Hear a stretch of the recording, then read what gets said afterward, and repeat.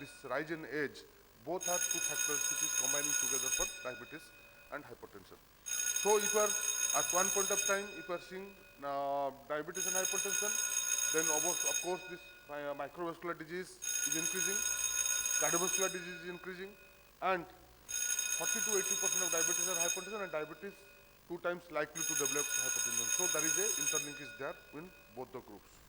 So what are the basic pathophysiology? You will see there is endothelial dysfunction, increased oxidative stress, inflammation, there is RAS system activation, dyslipidemia. All those combined together leads to actually cardiovascular system dramatically elevates the risk of heart attack, stroke, and peripheral vascular disease.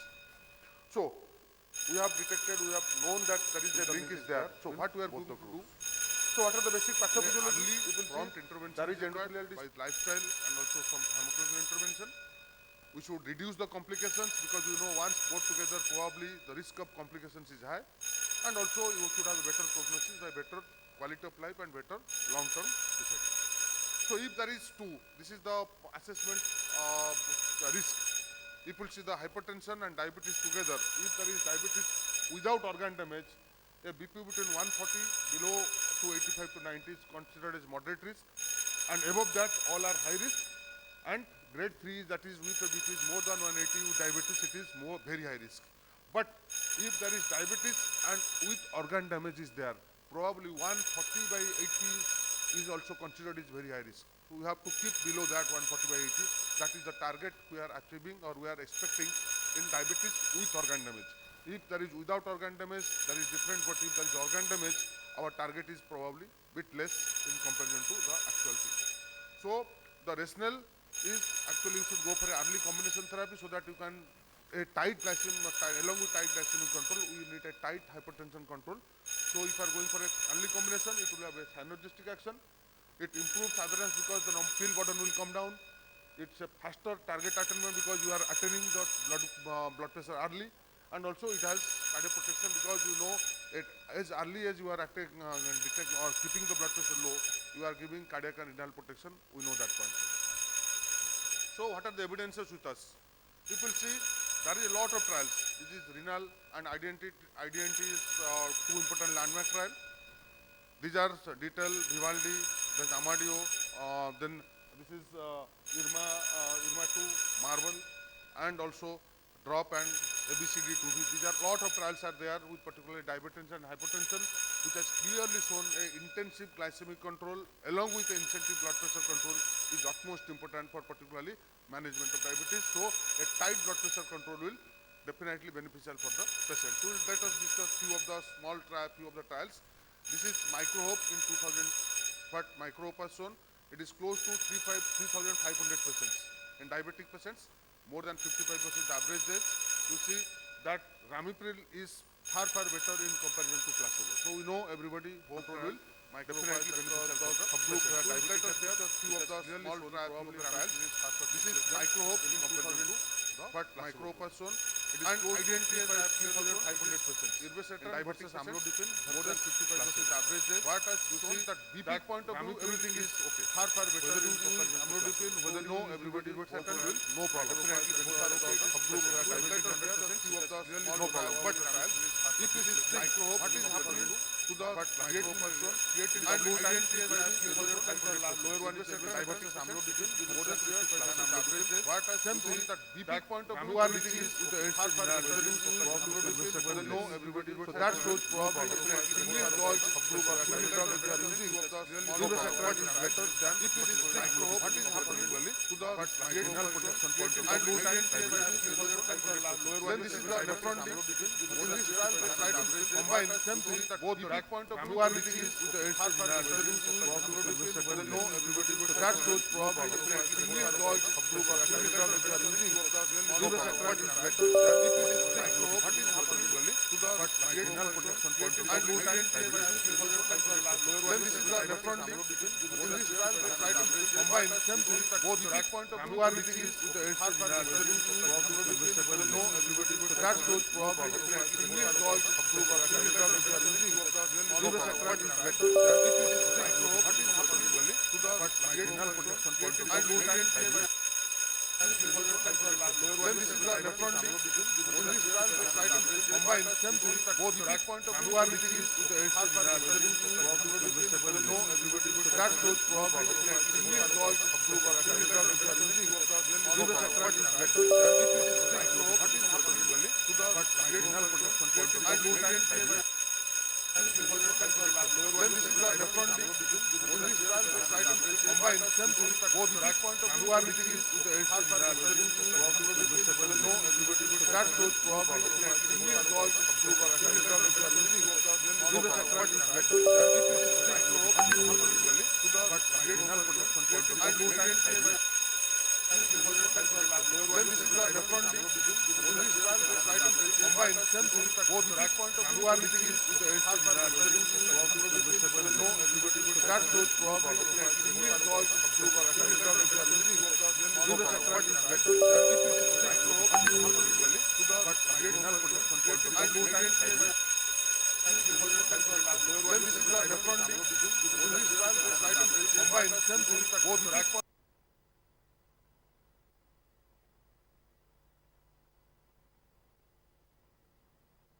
of view are reaching with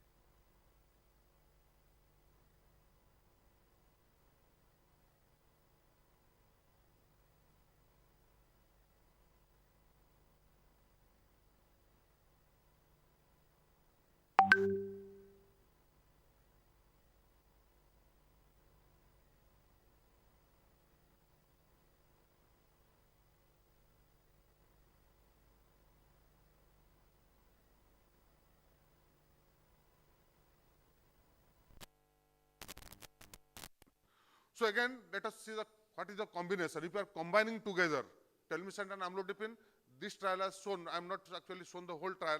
If you are combining together, probably the effect of amlodipine side effects like pedal edema is coming down. So if you are combining a S or ARB with amlodipine, the pedal edema is coming down, and this is the metabolic parameters from the view. If you see, the fasting glucose is coming down, insulin is coming down, triglyceride is coming down, and ACR is also very significant. So probably metabolically this is also giving significant benefit. So if you are going for an early combination, that is also giving some sort of benefit from that point of view.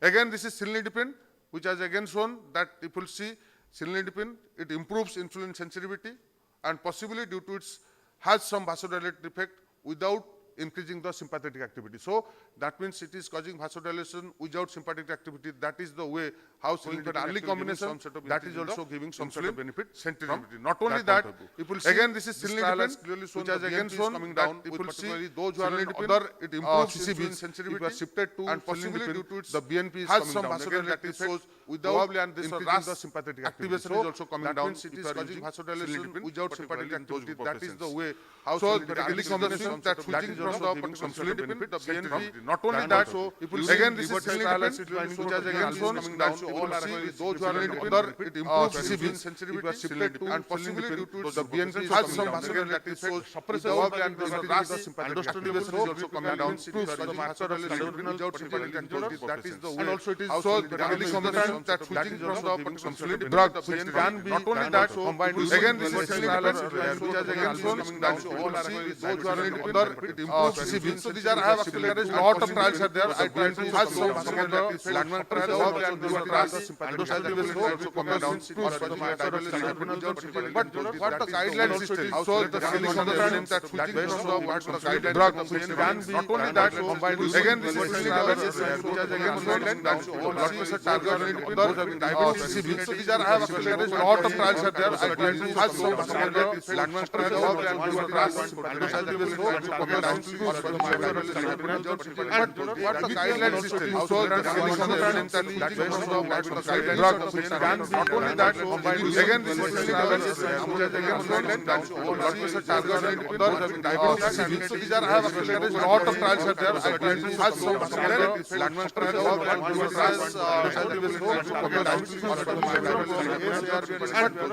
again this is these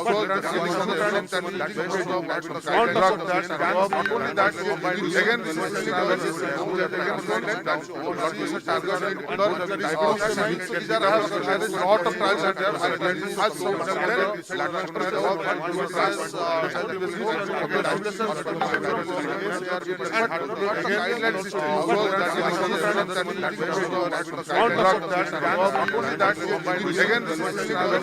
a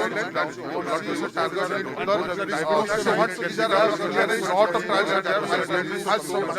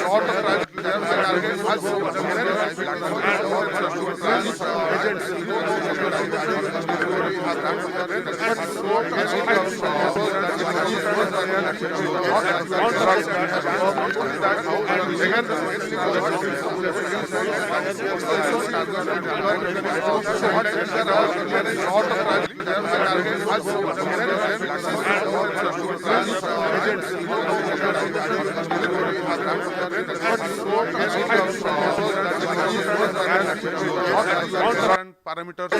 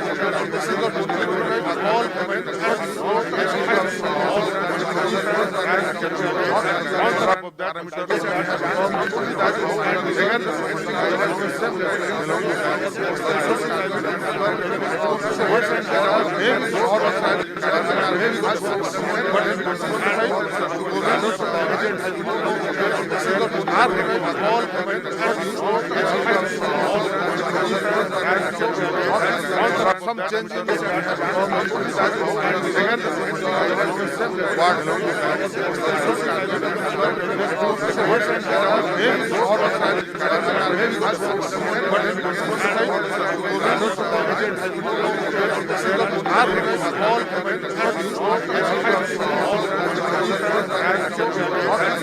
some change in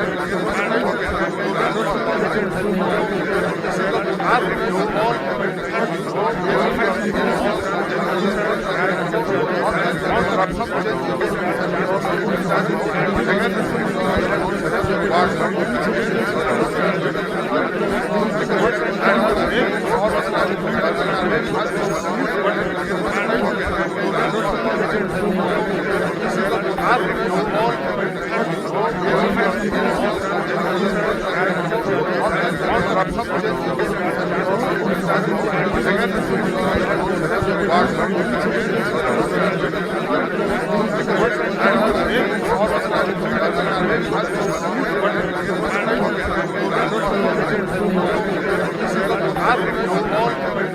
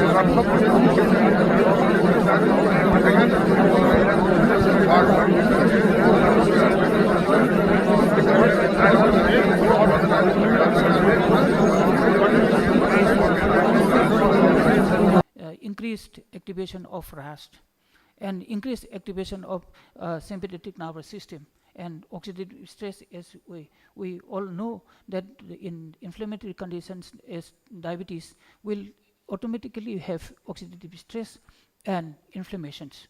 So all these parameters are dealt with effectively with SGLT2 inhibitors because it reduces RAS activation, it reduces activation of sympathetic nervous system and reducing oxidative stress. So it causes natriuresis, it improves endothelate function and decreases cardiac preload, and at the same time it reduces body mass and maybe people may not be aware that it reduces uric acid in the body. So it has an added advantage. So it was shown in 2016 that SGLT2 may be a promising new agent in type 2 diabetes with heart failure. That was in 2026. After empiric studies, it has been changed. The whole scenario has been changed. The novel mechanisms are that there is a fuel shift, NME-mediated effects, in interstitial volume reduction, cardiac remodeling is reversed, and hemoxygenase or increased hematocrit. So we have numerous landmark trials for SGLT2 inhibitors. I am clubbing together. I may not go for each and every studies. Empiric outcome study, people are well aware, it was published in 2015. After that, there is a huge discussion on the ability of SGLT2 inhibitor in terms with empagliflozin. So canvassed program was also there, declared TIMI, credenced, and Burtis. All are meta-analyzed. Taking together, there is a favorable outcome in terms of the all-cause mortality, then CV death, or a new onset heart failure with the use of SGLT2 inhibitors in the presence of ASCVD. Without ASCVD also, canvas program declared TIMI credence have already shown benefits with the use of SGLT2 inhibitors versus placebo. So there is some difference in the outcome of EMPA-REG outcome and declared TIMI, because EMPA-REG study shown that the all-cause mortality and reduction in mass, MACE, and cardiovascular death. However, in declared TIMI, it was not shown. Heart failure reduction, hospitalization was reduced, but mass reduction and CV death was not shown as benefit. Probably there was some difference in the inclusion of the patients. EMPA-REG study included patients with established ASCVD, whereas declared TIMI included patients, more than half of the patients were not having any established ASCVD. This could be the reason why the outcome, final outcome of the study was skewed a bit on either side. So canvas program canagliflozin has also been shown. Excuse me. Yes, DAPA-HF is study on reduced heart failure ejection fraction has shown that worsening heart failure or CV death, heart hospitalization for heart failure or CV death, and total hospitalization for heart failure and CV death events were all significantly reduced with the use of dapagliflozin compared to placebo. So another important thing of SGLT2 is EMPA, which is reduced ventricular arrhythmias and sudden cardiac death as compared to placebo. This has to be very important. And I'm coming to one ARNI group of medicines with certain combination in reduced ejection fraction has shown that the primary endpoint, death from cardiovascular death causes, and hospitalization for heart failure and death from any cause has been very markedly reduced with the use of secobitril and valsartan. And this is, I cannot go in detail. Secobitril is neutralization inhibition, and valsartan is AT1 receptor blocker. Both of them combined together, there is also shown to have increased insulin sensitivity and having added property of anti-glycemic effect. That's why it has been used in diabetes. It is recommended to be used in patients with diabetes to prevent occurrence of heart failure.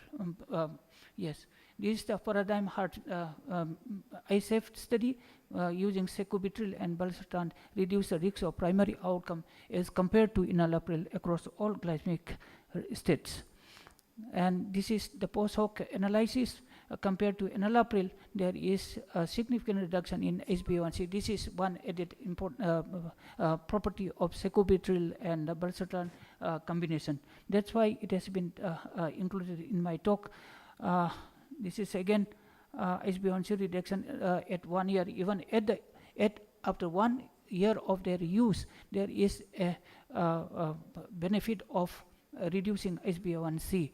It has been shown very clearly. This is insulin use necessary for insulin addition is also reduced with the use of these two molecules. That's why it is an important added advantage as far as HbA1c reduction and prevention of heart failure. So paradigm summary of efficacy results are that 20% reduction in CV death and 20% reduction in CV mortality and 21% reduction in heart failure hospitalization with this paradigm with sacubitril. And so patients with diabetes with heart failure with reduced ejection fraction enrolled in paradigm ISF who received sacubitril valsartan had a greater long-term reduction in HbA1c than those receiving enalapril. These data suggest that sacubitril and valsartan might enhance glycemic control in patients with diabetes with and heart failure with reduced ejection fraction. It has been again, the evidence was again strengthened with proof IHF study. So there is another paradigm IHF is in chronic heart failure, and even in acutely decompensated heart failure, pioneer IHF have shown that use of sacubitril and valsartan is beneficial. So ARNI is the one which I was talking about. In view of current evidence and guidelines recommendations, ARNI may be considered as first-line agent for blocking renin-angiotensin system in symptomatic heart failure with reduced ejection fraction. Sorry, I'm just. So DPP4 inhibitors are also used, but out of the available data, sebertimi only showed with saxagliptin having beneficial in the reduction in hospitalization for heart failure. We have GLP-1 receptor trials. We have SEMA, then LIRA, then lixisenatide. All have shown to have certain benefits in the prevention of heart failure and reduce all-cause mortality deaths. So to summarize my talk, heart failure is common complication of diabetes due to CAD and cardiomyopathy and carries high risk CV mortality and mortality as compared to non-diabetic heart failure patients. SGLT2 groups of drugs are more helpful in prevention and reduction. Recurrence of chronic heart failure. Medical management of heart failure is not different in diabetes versus non-diabetes. Care is needed in patients with diabetes with CKD and heart failure. RAS blockers and MRS need close monitoring of renal function to prevent hyperkalemia. ARNI group of drugs are more effective in diabetic heart failure with additional benefit of glycemic control. Thank you so much for your patient hearing. Thank you, Dr. Singh, for your nice insight to the heart failure. I think could have done justification if you described a little bit more about the mineralocorticoid receptor blockers. That is the most recent. Okay, we'll take up the question in the last. I hand over the mic. Our next speaker is Dr. Balram Sharma. He would be talking on primary and secondary prevention of CKD in diabetes. And he is a professor and senior consultant endocrinologist, SMS Medical College, Jaipur. And he has lot of others to his allocate.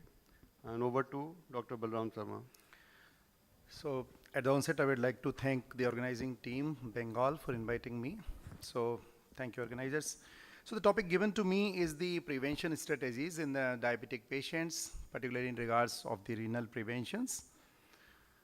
So this will be the overview of the presentation that we will be discussing about how we can prevent, what are the definitions, what are those available options, some guidelines in short, and the coming or the therapies in pipeline. So to start with, we know that the diabetes with kidney disease is one of the leading causes of end-stage kidney disease. So at some or other time in diabetic patient's life, almost 50%, almost 25 to 40% of the patient, they develop DKD in due course of time, and it is one of the leading cause of end-stage kidney disease. And the importance, why we are discussing importance of prevention, because prevention is very important. If we are able to prevent it early, either by the mean of primary prevention or either with the mean of secondary prevention, then definitely we can avoid various complications, even the mortalities. And there are guidelines also like available with the availability of lot of landmark trial data. So just to start, the primary prevention is the prevention when the disease itself has not developed. Means the diabetic patient is there, but there is no evidences of CKD. The evidences of CKD are either the GFR is less than 60 or the UACR is more than 30. So none of the parameter is there, then we can say that there is nothing, but at that moment we can intervene if we are able to intervene in various means. We will be discussing those also. then this is the primary prevention, means you are preventing the onset of disease. So we are avoiding the development of DKD by controlling various risk factors. Means risk factors are there, but disease has not developed, mean DKD has not developed. While in the secondary prevention, the disease has developed, means either the GFR is reduced or the UACR is more than 30, but we are trying to halt it, we are trying to slow down the progression, either in the form of reduction of microalbuminuria or reduction in the progression of eGFR reduction. And that's how we are trying to reduce the complications. So we are further declining the GFR, we are further declining the microalbuminuria, and that can be done by various means. We will be discussing those. So before doing that prevention, we should know that what are those risk factors. So we know that hyperglycemia is one of the very important factor, and poor glycemia, if that is there, then definitely that is one principal risk factor. And we have plethora of evidences, like I do not want to narrate all those evidences right from those days of UKPDS to the recent one, that if we are having HbA1c more than 7, then definitely various microvascular complications are going to increase, and if we are able to reduce it, or if we are able to maintain it below 7, then definitely we are able to reduce those microvascular complications, including the nephropathies. Hypertension, again, a very, very important part, as important or even more important than the glycemic control. So uncontrolled hypertension more than 140 to 90 is another major risk factor. And if you are able to prevent, or we are able to control, then definitely we are able to prevent the progression in the form of primary or secondary prevention. Dyslipidemia also, it is very important, not only to reduce the cardiovascular mortality or outcomes, but at the same time, there are some role in the microvascular injury in the kidney also. Smoking is one very important. Most of that time in the busy clinic, we used to forget about this particular important part. So we have to narrate to the patient, explain to the patient that this is very important factor, not only to stop the cardiovascular or reduce the mortality risk, cardiovascular risk, but at the same time to develop the microalbuminuria or to the CKD progression also. There are certain genetic categories, like they are non-modifiable factors, but in those group of the patient, like certain ethnicity group, or like the early age of onset of diabetes, longer duration of diabetes, but in those group of the patient, we can pay more attention, we can pay more focus.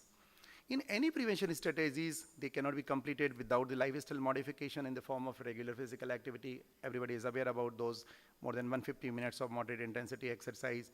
Dietary reduction, there are various recommendations like the dietary approaches to stop hypertension, or the classic Mediterranean diet, which is rich in the fruits, vegetable, lean protein. Regarding the protein in diabetic patients, the recommendations suggest that at least 0.8 grams per kg per day protein recommendations has to be there, even in the CKD patients with diabetes, while the United States National Kidney Foundation suggests that 0.6 to 0.8 gram per kg per day protein requirement are still required for any DKD patient in diabetic. If patient is overweight, then definitely we have to focus on the weight reduction strategies, and smoking cessation we have just discussed. So coming to the primary prevention strategies, the glycemic control below 7 we have just discussed. We are aware about those like UKPDS, Advanced, ACCORD, and recent trials, and depending upon those all parameters, ADA and KDIGO guidelines highlights that it is very important factor to provide primary prevention. Even when there is no UACR increment, or there is no reduction in GFR. Early use of metformin, early use of SGLT2, we have just discussed about the SGLT2 stories, and we know that with those all evidences, we will be discussing those also in short in coming few slides, that how they are important, even at the primary prevention in diabetic kidney disease. Blood pressure prevention below 130/80, again very important in primary prevention, even when the patient is like if hypertension is there, but no development of like UACR or GFR, you can use ACE inhibitor, ARV. Definitely they are the first line for nephroprotection. Lipid management is important, we have just discussed, although they have more role in the lowering of the cardiovascular risk. Patient education is very important. In busy clinics, we used to forget about this particular entity because of our busyness, but if we are able to empower the patient with the knowledge and self-management skills in the form of like repeated monitoring of glycemia, repeated monitoring of blood pressure, regular intake of various medication advice, and avoidance of the nephrotoxins, then they are definitely going to help you in prevention strategies. And that's why the the consensus of ADA KDIGO also suggests that a comprehensive management strategies must include patient education and patient participation, active participation. Coming to the secondary prevention, means now there is, the GFR is less than 60, the UACR is more than 30, and how we can do that. So the proactive screening is vital because we know that early CKD do not have any sign or symptomatology. The patient might behave a normal patient. So the active screening is of paramount importance, and that's why we suggest that annual UACR screening is mandatory for all diabetic who are under the treatment, and in type 2 patient, even at the diagnosis, we should screen. In type 1 patient, after 5 years of the diagnosis, we should do that. And timely detection of microalbuminuria is definitely a very important part. We have various trial data. I will be shortly discussing those also, but RAS inhibition is very important. Within any degree of albuminuria, if UACR is more than 30 to 300 to more than that also, like up to 5,000. ACE inhibitor or ARB, regardless of the blood pressure, even if the patient is not hypertensive, that should be used for the secondary prevention. They reduces the intragranular pressure, they decreases the albuminuria, and they slow down the progression. And the evidences are in the form of renal trial, IDNT trial, on-target trial, and various more. Regarding SGLT2, we have just discussed other aspects also, so I'm not going to repeat those, but they have the proven cardiovascular and renal benefits. Renal benefits in the form of EMPA-REG trial, in the form of CANVAS, CREDENCE, DAPA-CKD, even the EMPEROR trial. They have suggested that they consistently reduce or inhibit the risk of doubling of serum creatinine, end-stage kidney development and disease, or the cardiovascular events also in diabetic kidney disease. And now there are recommendations that you can use SGLT2 inhibitor anywhere above GFR more than 20. So, before, initially it was more than 30, then it was more than 25, and now it is more than 20. Coming to the recent molecules like Finerenone is non-steroidal MRA. It is a noble class, and they have a few more. This class has few more molecules also, like this Esaxerenone, that also has some evidences, although not much, not like the Finerenone. In Finerenone, we are aware about the Fidelio DKD, Figaro DKD, and the compilation of these data in the form of Fidelity. I will be discussing those also. So it is indicated in all those CKD patients where you are already using the ACE inhibitor ARB, and despite using maximum tolerable doses of ACE inhibitor ARB, when the potassium is below 4.8, you should start in any patient where the albuminuria UACR is more than 30. So it is indicated. Recently, we have the data in the form of like the FLOW trial with the semaglutide. Previously also we have the REWIND data with liraglutide, and they have shown that how the GLP-1, they are also beneficial in terms of renal protection. Initially, we were discussing about the diabetic benefits, then the cardiac benefits, but now the renal benefits are also evident with the GLP-1 receptors. And because of these evidences, the recent recommendations by ADA also narrate that probably they have the renal protection also. But whatever approaches we are trying, in any secondary prevention strategies has to be multifactorial because the problems are multiple, and we have to use the bundle approach. Means we should start with tight glycemic control, tight blood pressure control, albuminuria reduction. Then we should also focus on the weight, lipids, smoking, lifestyle also. And if we are able to combine those various options in the form of either the ACE inhibitor ARB, SGLT2, GLP, statin, then definitely the benefits are more. So whenever we are trying the secondary prevention, the pharmacological pillars are at least 4. So first and foremost is the RAS inhibition, diabetic glycemic control in the form SGLT2 we have just discussed, GLP-1, then the recent molecules like non-steroidal MRA in the form of Finerenone and GLP. There are various emerging medication options also I will be discussing in coming few slides. So what are those evidences? Because the topic is evidence-based, so time doesn't permit me to discuss each of the trial, but in short, we can discuss that IDNT with irbesartan, renal with losartan, on target with ramipril and telmisartan, CREDENCE with canagliflozin. They all have shown that there are the significant improvement in the renal outcomes. And we are aware about those all SGLT2 trials in the form of DEPA-CKD, EMPA-REG trial, EMPEROR trial, EMPA kidney disease, and then the Fidelio-Figaro trial, Fidelity trial, and FLOW. I just mentioned about the semaglutide. They also have shown that renal benefits are there if we are using those molecule, and the benefits are significantly better than the placebo. Because this particular part was not discussed in the previous presentation, so I will be discussing few words about the Fidelio and Figaro and Fidelity. So here in the Fidelio, the patient group was having the advanced CKD with type 2 diabetes, and here the Finrenon was compared with the placebo, and the primary outcome was measured like the kidney failure, significant decrease in kidney functions, or death from renal causes. And the key results are, like in conclusion, we can see that the Finrenon significantly reduced both the primary kidney outcome as well the secondary outcome in the form of cardiovascular outcomes. So this molecule proven its efficacy in reduction of various renal parameters, while in the Figaro DKD, it has less advanced CKD, while in the previous one, they have the advanced CKD, here less advanced, and the primary focus was on the cardiovascular outcomes. And here again, they found that there was improvement in the primary parameters like cardiovascular outcome, but they also improved the renal outcomes in the Figaro DKD trial. And this was the compilation of those two data in the form of Fidelity. So Figaro and Fidelio, the total patient pool was more than 13,000, and various stages right from first to fourth stage of CKD were included. 5 stages were excluded with diabetic patients, and they found that overall the Finrenon improves kidney outcome, including reducing the risk of end-stage kidney disease, and it is better tolerated in any molecule. Only 2%, 2.5% patients were not able to tolerate, and because of the hyperkalemia, the medication has to be stopped. Otherwise, all patients were able to tolerate this molecule, and this was able to prove its benefit.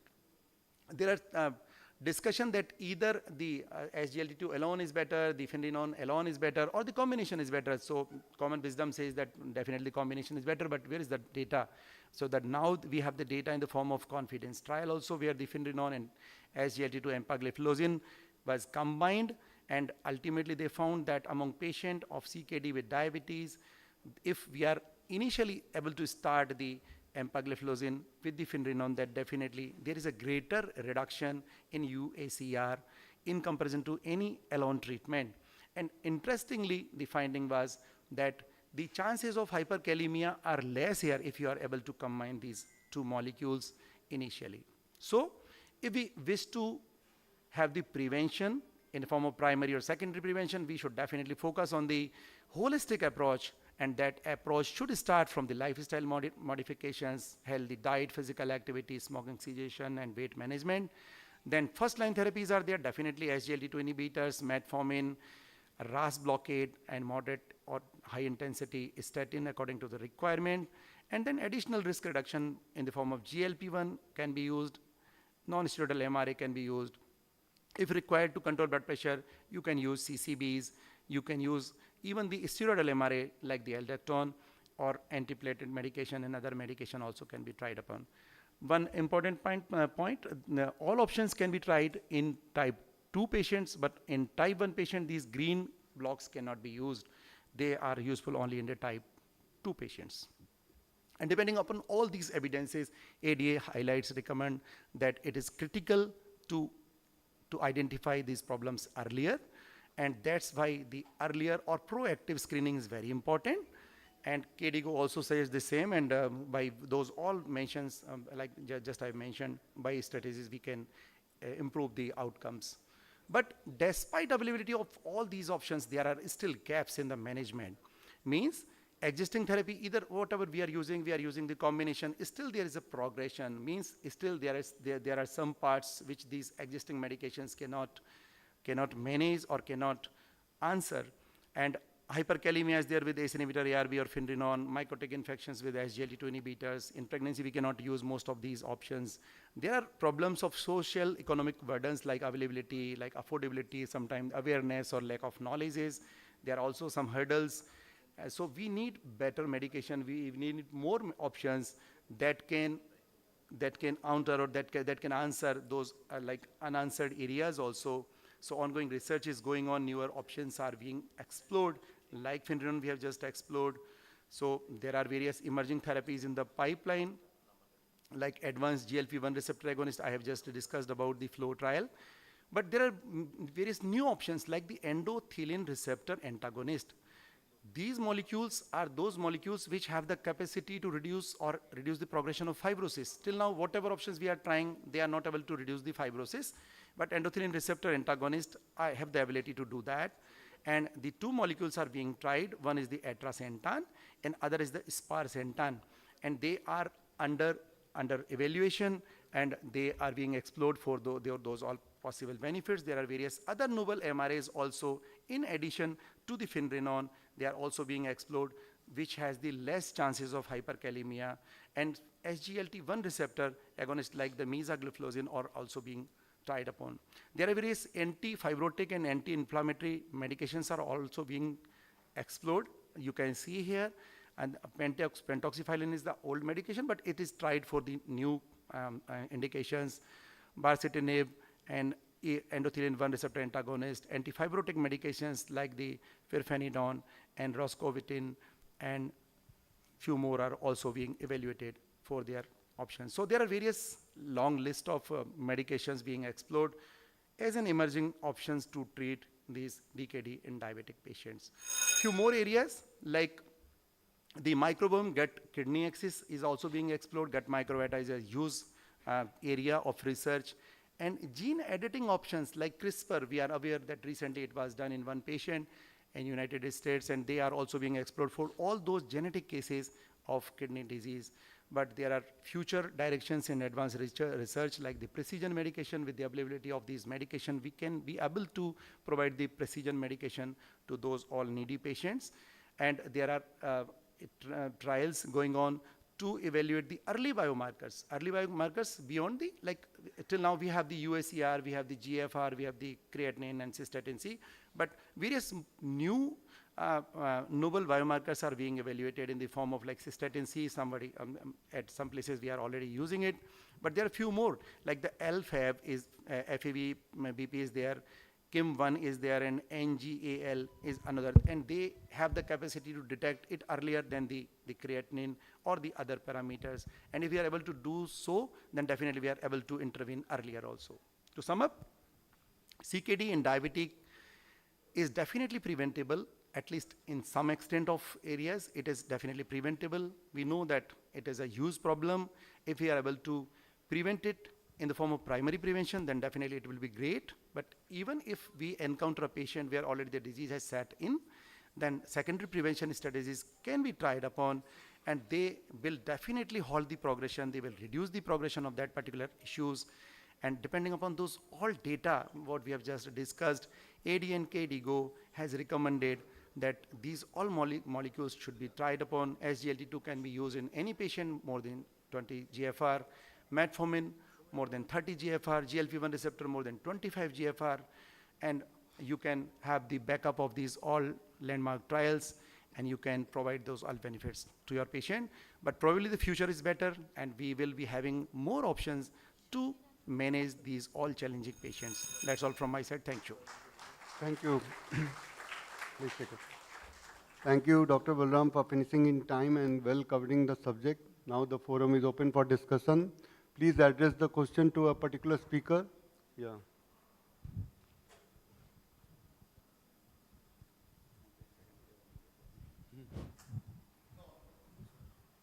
My question to Professor Abha, yes. You have mentioned that ACE inhibitors, ramipril, you have spoken about ramipril highly actually, and you are advocating ramipril. What is your experience and the experience as a whole as an antihypertensive drug of ACE inhibitors only rather than ARBs? My experience is that ACE inhibitor doesn't act to that extent in hypertension. No, actually, if you compare ramipril, ramipril is a very good antihypertensive you can use, but the only thing is that few people develop cough, that is quite common with particularly ramipril. But as antihypertensive, it's very good. It's of course, ARB is better for blood pressure control in comparison to ACE inhibitor, but ACE inhibitor again, it is very good. That is nothing, yeah. The second question is to any of the speakers, actually the low-grade inflammation goes on in diabetes, isn't it? Is there any chance of giving any anti-inflammatory drugs like colchicine or anything else? And if you go by the HSCRP, to see the HSCRP, whether the inflammation is going on or not, regarding the cardiovascular disease specifically. No, actually, no guideline has actually advocated use of colchicine for to reduce inflammation. But it's a very valid question. If you see SGLT2 specifically, now we have EMPA and DAPA, which has clearly shown it reducing HSCRP, and now semaglutide has clearly shown it is reducing HSCRP by almost 67%. So that is quite significant. So of course, low-grade inflammation is one of the important factors. Now we have available data that SGLT2 and GLP-1 receptor agonists are significant reducing HSCRP.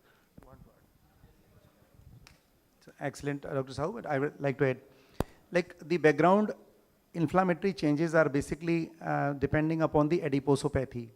So the inflammation is predominantly at the level of adipose tissue, and that can be reflected in the hepatic tissue, that can be reflected in the various organs also, but the basic crux is at the adipose tissue. So if you are able to control the blood, the weight, if it is required, or either you are using even the metformin, it is helping to reduce the background inflammation. As he rightly mentioned, GLP-1 and the SGLT2 are also any option, even the physical activity or the dietary modification, they are also going to help. There are no evidences which suggest that colchicine or any anti-inflammatory option on long term can help in this particular regard. But if you are able to cope up with those all challenges, then definitely these inflammatory changes are also reduced with due course of time. Also, finerenone reduces fibrosis also and inflammation also. Yeah. Actually, there is one study in rheumatoid arthritis with particularly hydroxychloroquine. What hydroxychloroquine in that study has shown that it is significantly reduces this inflammatory markers HSCRP, and also it reduces the risk of diabetes in those groups. But colchicine regarding diabetes, that is no studies there. Yeah, please.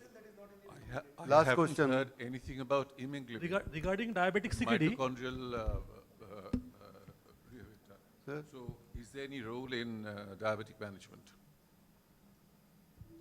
Sir is asking whether there is any role of immunoglobulin in diabetes management. Am I correct, sir? Yes, yes. It is, no, actually, okay, it's not the topic, it's outside the topic, but of course, if you see the guidelines, probably it is not the first line, not the second line, not the third line drug, but it's an add-on drug. If someone is on any sort of drugs, still not controlled, and don't want to go for insulin, probably in for short span of time, it can give some benefits. Otherwise, if you see all guidelines, probably not first line, not second line, not third line, but it is individualized. Now it is the management of diabetes is individualized and personalized. You can add anytime you want. one question. Regarding diabetic CKD, discussion is mainly done regarding albuminic CKD. What regarding the non-albuminic CKD? It is common in No, type 2 diabetes actually, mellitus, especially yeah. finerenone. No, if you see the trials of DAPA CKD and EMPA kidney, then empagliflozin is the only drug which has been tried in non-albuminic CKD. Because if you EMPA kidney, DAPA CKD, 100% people are having albuminuria. But in EMPA kidney, there are a subset of people there is no albuminuria. So if you ask, the only trial which has shown non-albuminuric CKD, it is EMPA kidney trial, and which has shown clearly benefit. So even if in non-albuminic CKD patients, SGLT2 you can use, there is no evidence, the clear-cut evidence is there. So there is no confusion. My question for One security minute, management. 1 minute. My question to Dr. Achuva, how to screen for heart failure in diabetes? How to screen? Yeah, screening, we have to screen at the earliest. Patient may be asymptomatic. Earliest is by biomarkers. We have to do BNP or maybe anti-pro-BNP or high sensitive cardiac troponin. So those should be measured biomarkers. Okay, if these are positive, then we should be. Rather than that, we can do echocardiography, and for fibrosis, we can go for cardiovascular MRI to find out fibrosis. I think this is what we can go for detection of cardiovascular disease asymptomatic. I think so. Yeah. Sir, my question for CKD management, sir, is there any, sir, is there any nephroprotective benefit of alpha keto analog or N-acetylcysteine with taurine? They are very costly medicine, but most of the nephrologists prescribing this, increasing the list of medicine They are like the trimetazidine of cardiology.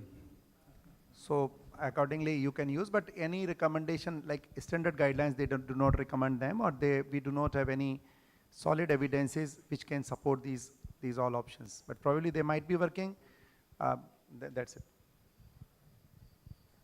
So on concluding, if you find the top three topics are there: hypertension, heart failure, and CKD. And these three conditions, you can use 3 drugs. One is SGLT, GLP analog, and phenylenedione. So these three should be vividly described in these 3 constitutions. Now you can take care of this heart failure, hypertension, and CKD kidney failure. Thank you all. Thank you. So, thank you, respected chairpersons and the respected speakers. That has been quite a fantastic start of our day with such an enlightenment. I sincerely express my solemn gratitude, our solemn gratitude to all of them. Thank you, sirs. Thank you, sir. So now we will gather in the Subhash Mukherjee Hall for the oration sessions, which are going to be conducted from 10:15. So, yes, sir. So we have just in time, we completed just in time. So we will regroup here again at 11:15 a.m., where further academic feast awaits for us. Thank you. So we will commence the next session here at 11:15 a.m. So we are still, the picture abhi baki hai mere dost.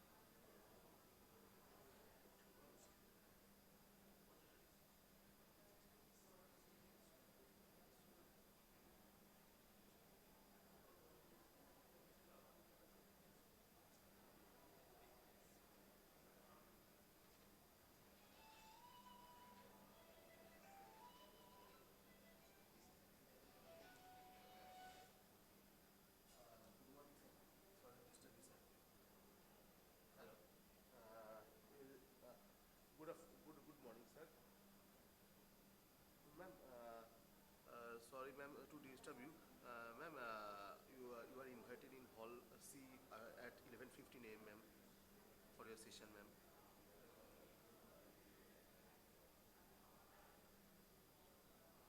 ना patient नहीं वो sir का वो sir है ना जो इसी कौन सर का मोबाइल की घर में है hello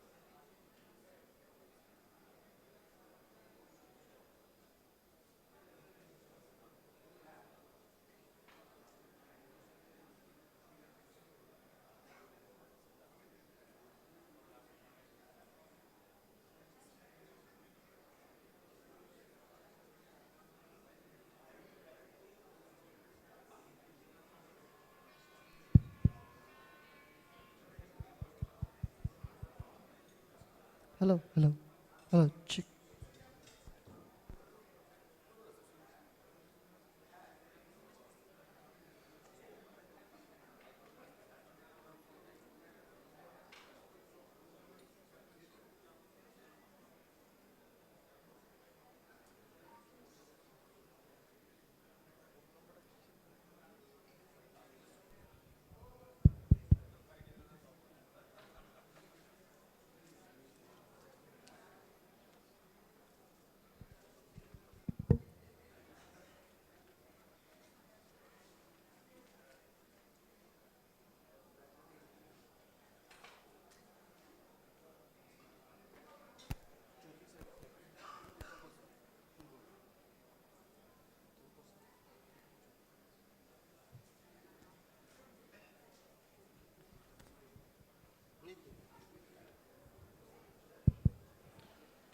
So, a very good morning to all of you. We are going to start our next session in another 4 minutes. So, those who are waiting outside, please be seated. We are going to start in 4 minutes. Thank you.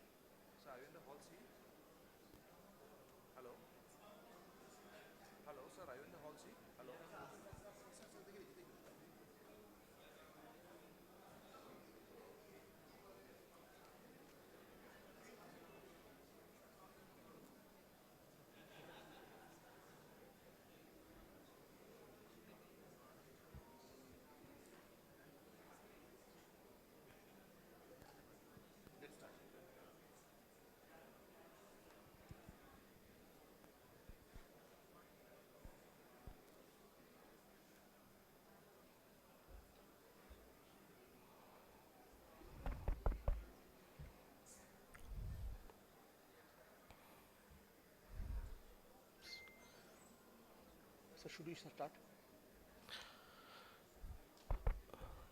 A very good morning to all of you.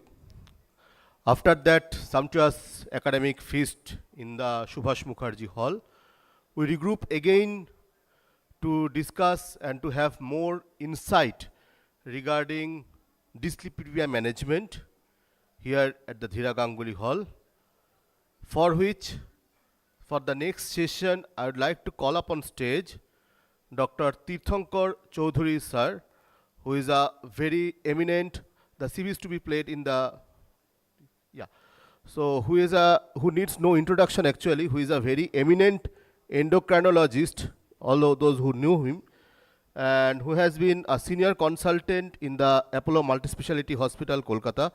Along with, I would like to also to call up on stage Dr. S. Murthy sir, who is the director at the Diabetes Care Center, Endocrine Diagnostic and Research Center, Chennai. Sir, please come. Sir. So he is a former associate professor of endocrinology and endocrinologist, Madras Medical College, Chennai. So I would like to request all the chairpersons to please sit on the dais and commence the next session and enlighten us. Thank you, sir.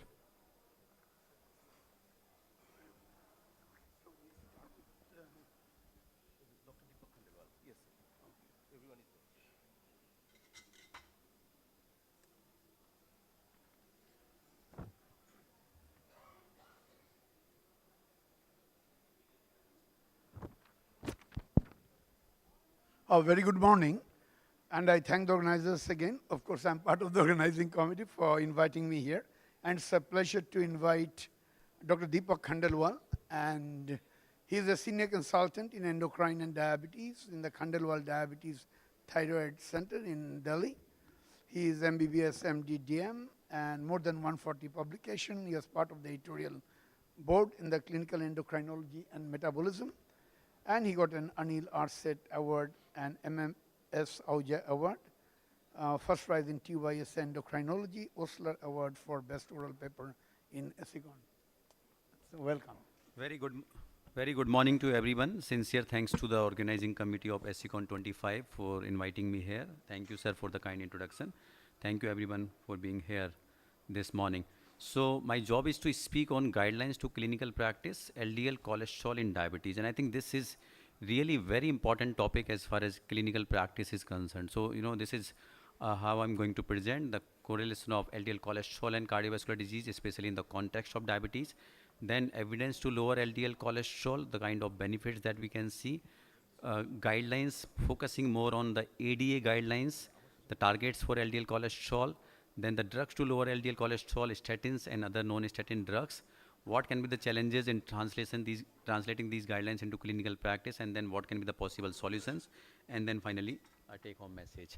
So I think all of us know the cardiovascular disease is the leading cause of morbidity and mortality among persons with diabetes. Dyslipidemia and especially elevated LDL, it plays a key role in atherosclerosis progression. Typical diabetic dyslipidemia is characterized by elevated TG, low HDL, and increase in small dense LDL particles. It contributes to increased cardiovascular risk even when LDL levels appear so-called within the normal range. So we all know the statins, they are the cornerstone of lipid-lowering therapy, and statins across the trials, they have shown consistent benefits in reducing cardiovascular events. There is a large meta-analysis published in 2008 by CTT collaborators, cholesterol treatment trialist collaborators, more than 18,000 persons with diabetes, 14 randomized controlled trials, mean follow-up 4.3 years, and there was 9% decrease in all-cause mortality and 13% decrease in vascular mortality for each millimole per liter, that is 39 milligram per deciliter, decrease in LDL cholesterol. So when you reduce LDL cholesterol by 39 milligram per deciliter, there was 9% decrease in all-cause mortality and 13% decrease in vascular mortality, and this benefits it continued. So what was important in this particular meta-analysis, that the cardiovascular benefits did not depend on the baseline HbA1c. They were linear. As you keep on lowering the LDL, the benefits continued without a low threshold beyond which there was no benefit observed. Also, the benefits did not differ between males and females. So accordingly, the statins, they're the drug of choice, not just to lower LDL, but primarily for cardioprotection. And overall benefits for statin therapy in diabetic persons, even when sometimes you calculate their risk, even if they are like low or sort of medium risk for cardiovascular disease, even in those subpopulation, the cardiovascular benefits of statins, they're clearly convincing, clearly demonstrated. Of course, the pharmacotherapy is important. We always must talk about lifestyle changes with our patients. Couple of lifestyle changes which are being recommended, not just to lower LDL cholesterol, but primarily to decrease the risk of cardiovascular disease. Weight loss if they are overweight or obese. Some specific diets like Mediterranean or less eating pattern. Decrease in saturated fat and trans fat. Increase in omega-3 fatty acids, viscous fiber, plant stenol and sterol intake, and physical activity. So these are a couple of lifestyle changes which are very important, not just to lower LDL cholesterol, but to decrease the risk of atherosclerotic cardiovascular disease. Also, when you see these patients, it is very important that you look at other major risk factors. Diabetes itself is a major risk factor for cardiovascular disease, but other risk factors, they must be counted. And these are like family history of premature cardiovascular disease, less than 55 years in the first degree relative in males and less than 65 years in the females. Hypertension, dyslipidemia, smoking, target organ damage like CKD or albuminuria, and obesity. So when you see any patients of diabetes, these risk factors, they must always be looked for, because a lot of your decisions to start pharmacotherapy as well as your targets may depend on these risk factors as well. Now, when we talk about statin therapy, there are two important terminologies: high intensity statin therapy and medium intensity statin therapy. High intensity statin therapy means your drugs will be able to lower LDL cholesterol by more than 50% from baseline. And in this category, you have two molecules, atorva in the dose of 40 to 80 and rosuvastatin in the dose of 20 to 40 milligram. You have another category, that is moderate intensity statin therapy, when your pharmacotherapy will reduce LDL cholesterol somewhere between 30 to 49% from baseline. Here, atorva dose is between 10 to 20, rosuva dose is between 5 to 10, and other statins, they simply fall into the category of moderate intensity statin. So when you have to use high intensity statin, you can use only either atorvastatin or rosuvastatin. So when we talk about lipid management, we talk about two different subpopulations or two settings. One is the primary prevention setting. These patients do not have baseline atherosclerotic cardiovascular disease. These patients, again, you divide into three groups based on their age: 40 to 75 years, less than 40 years, and more than 75 years. So 40 to 75 years, these patients must be started on statin irrespective of baseline LDL cholesterol. They are at least candidate for medium intensity statin. If they have additional risk factor, the table I showed you, family history of premature CAD, obesity, hypertension, dyslipidemia, smoking or target organ damage. So if they have additional risk factor, then they are the candidates for high intensity statin. Otherwise, diabetes patients 40 to 75 years of age, all of them, they are candidate for statin therapy irrespective of the baseline LDL cholesterol.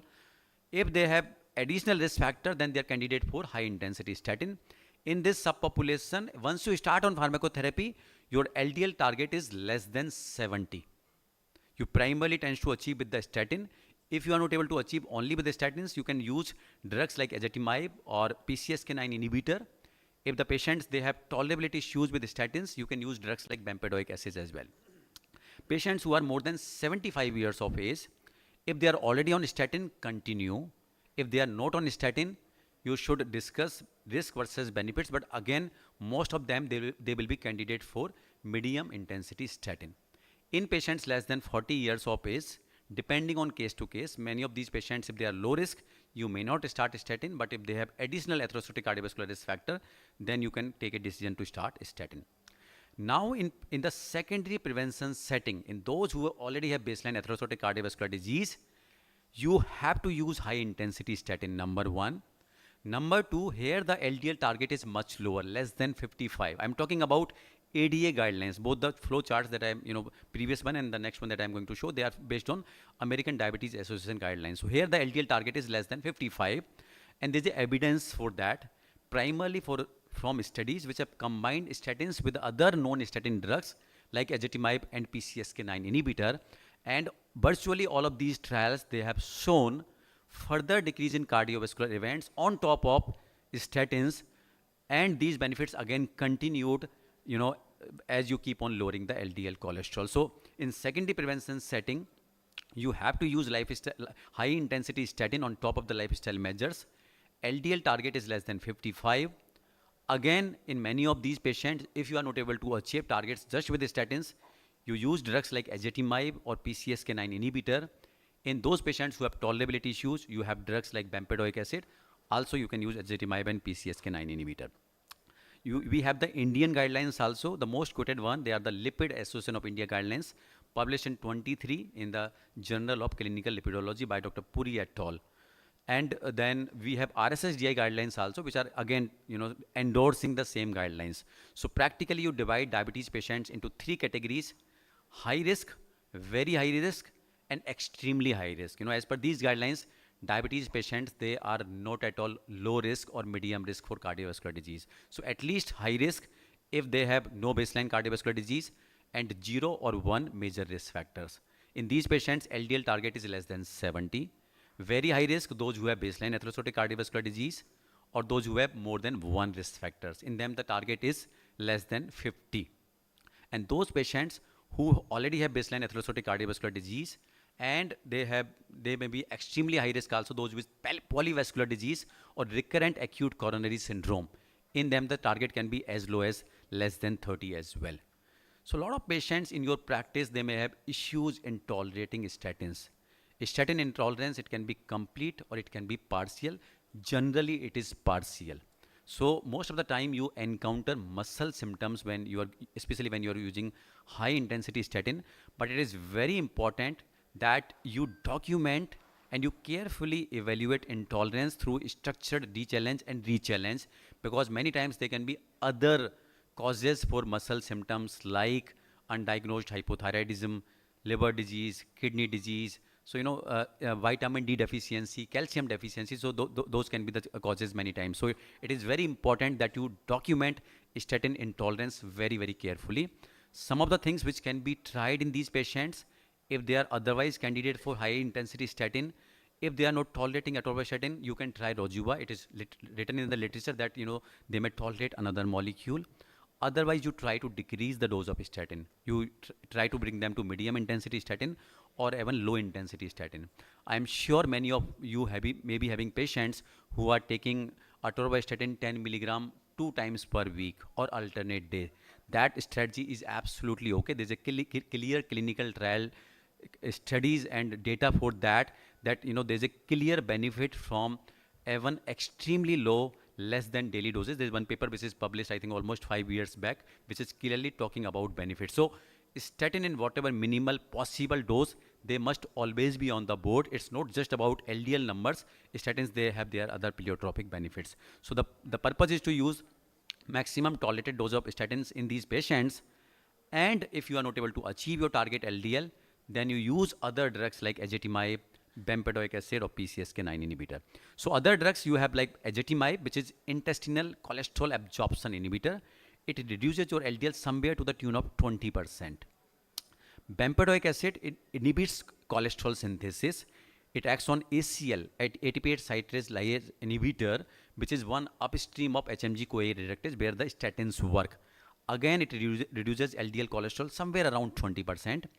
PCSK9 inhibitors, they are much more potent. They reduces LDL cholesterol almost to the tune of 50 to 60%. And they are very safe. The only side effects which are generally reported, they are mild injection site reactions.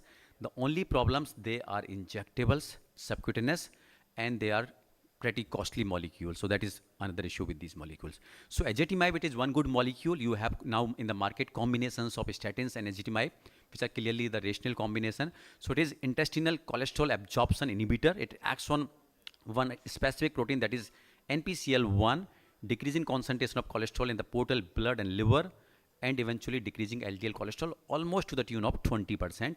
Only contraindication is you have to avoid in patients with moderate to severe liver disease. There's a clear, I think the most talked about trial is the IMPROVE-IT trial, where it was combined on top of the moderate intensity statin, and there were clear benefits, 6.4% relative decrease and 2% absolute decrease in the major adverse cardiovascular events, and that was directly proportional to the LDL cholesterol lowering.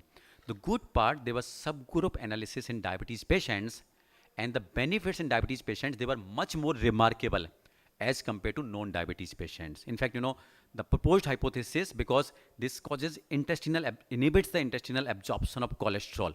So it acts more on the postprandial lipemia. And the postprandial lipemia is something which is more in diabetic patients as compared to patients without diabetes. So there's a clear subgroup analysis in diabetes patients, which is clearly talking that significantly more benefit of ezetimibe in diabetes patients as compared to those without diabetes. Another important agent in the today's era is bempedoic acid. It is cholesterol synthesis inhibitor, but it is working, at a different enzyme. Also, this is working specifically in the liver. It is activated in the liver only, so no muscle-related side effect. So this is the enzyme ACL inhibitor, and it again reduces cholesterol, LDL cholesterol to somewhere around 20%. Side effects, hyperuricemia, gout, and cholelithiasis, which is actually reported with this molecule. Again, we have clear outcome data with the bempedoic acid in the secondary prevention setting and also in the primary prevention setting. And this molecule has clearly shown further decrease in cardiovascular events on top of statins in various trials as well. So And also there are trials in patients who are statin intolerant also. In some of these patients, the low doses of statins, they were also used. So this has clearly proven cardiovascular benefits both in secondary prevention setting as well as the primary prevention setting. Another important class of molecule is PCSK9 inhibitor. They are very potent in terms of LDL lowering, more than 50 to 60% of LDL lowering. You have two human monoclonal antibodies, evolocumab and alirocumab. One of this molecule, evolocumab, is available in India.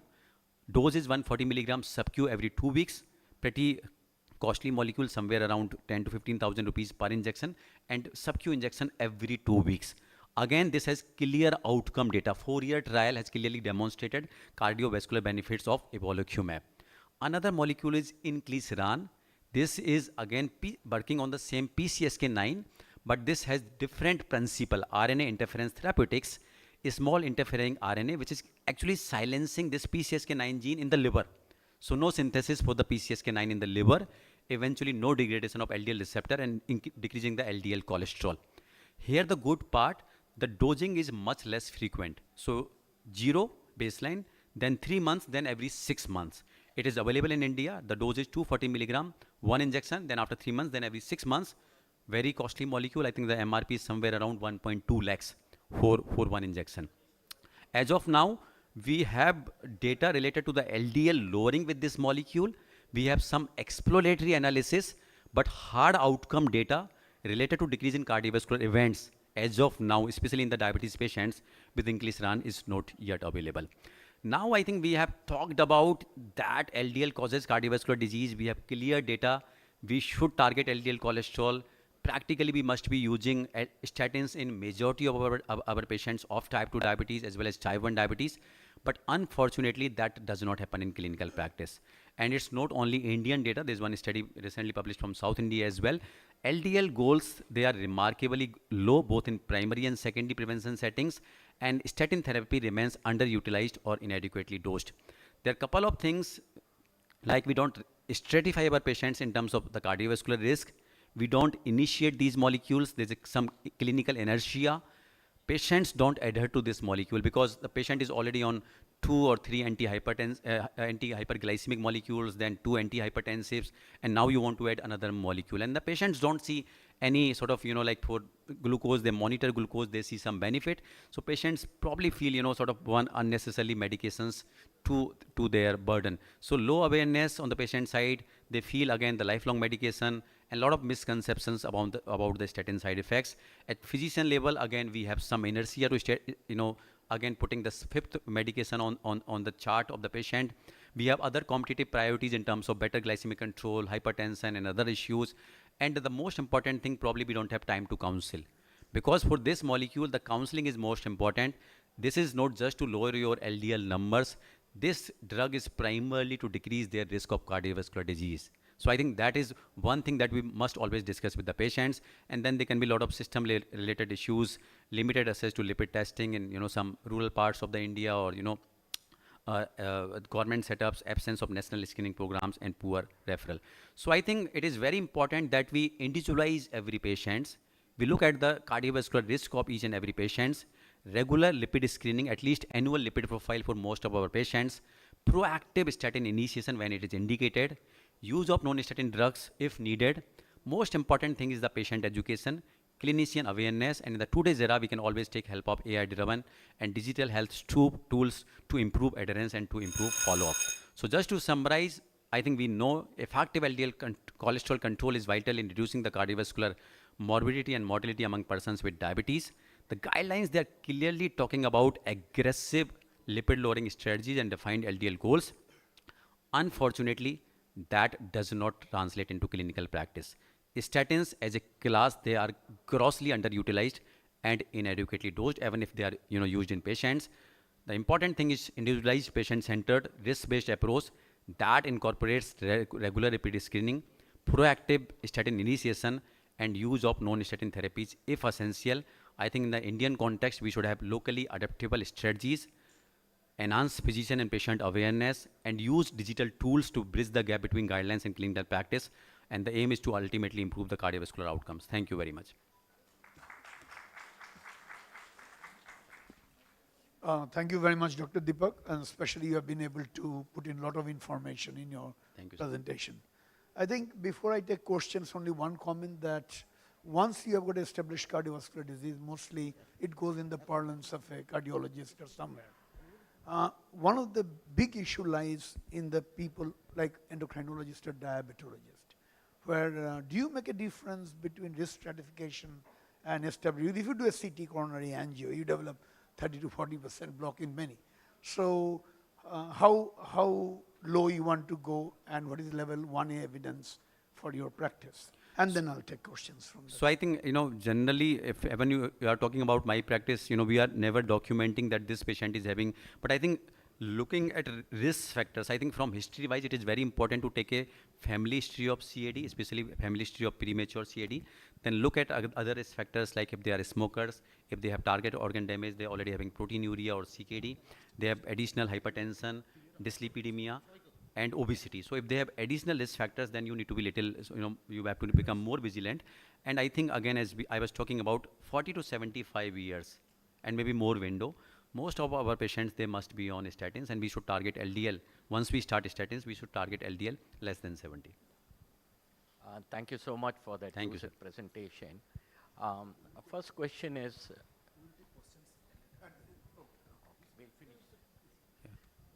so the first question is, usually atorvastatin and rosuvastatin are the usually tried and preferred statins. In which situation would you use the other statin? Only in tolerability issues. So many patients, they are not able to tolerate atorva or rosuvastatin. So some of these patients, I try pitavastatin, which is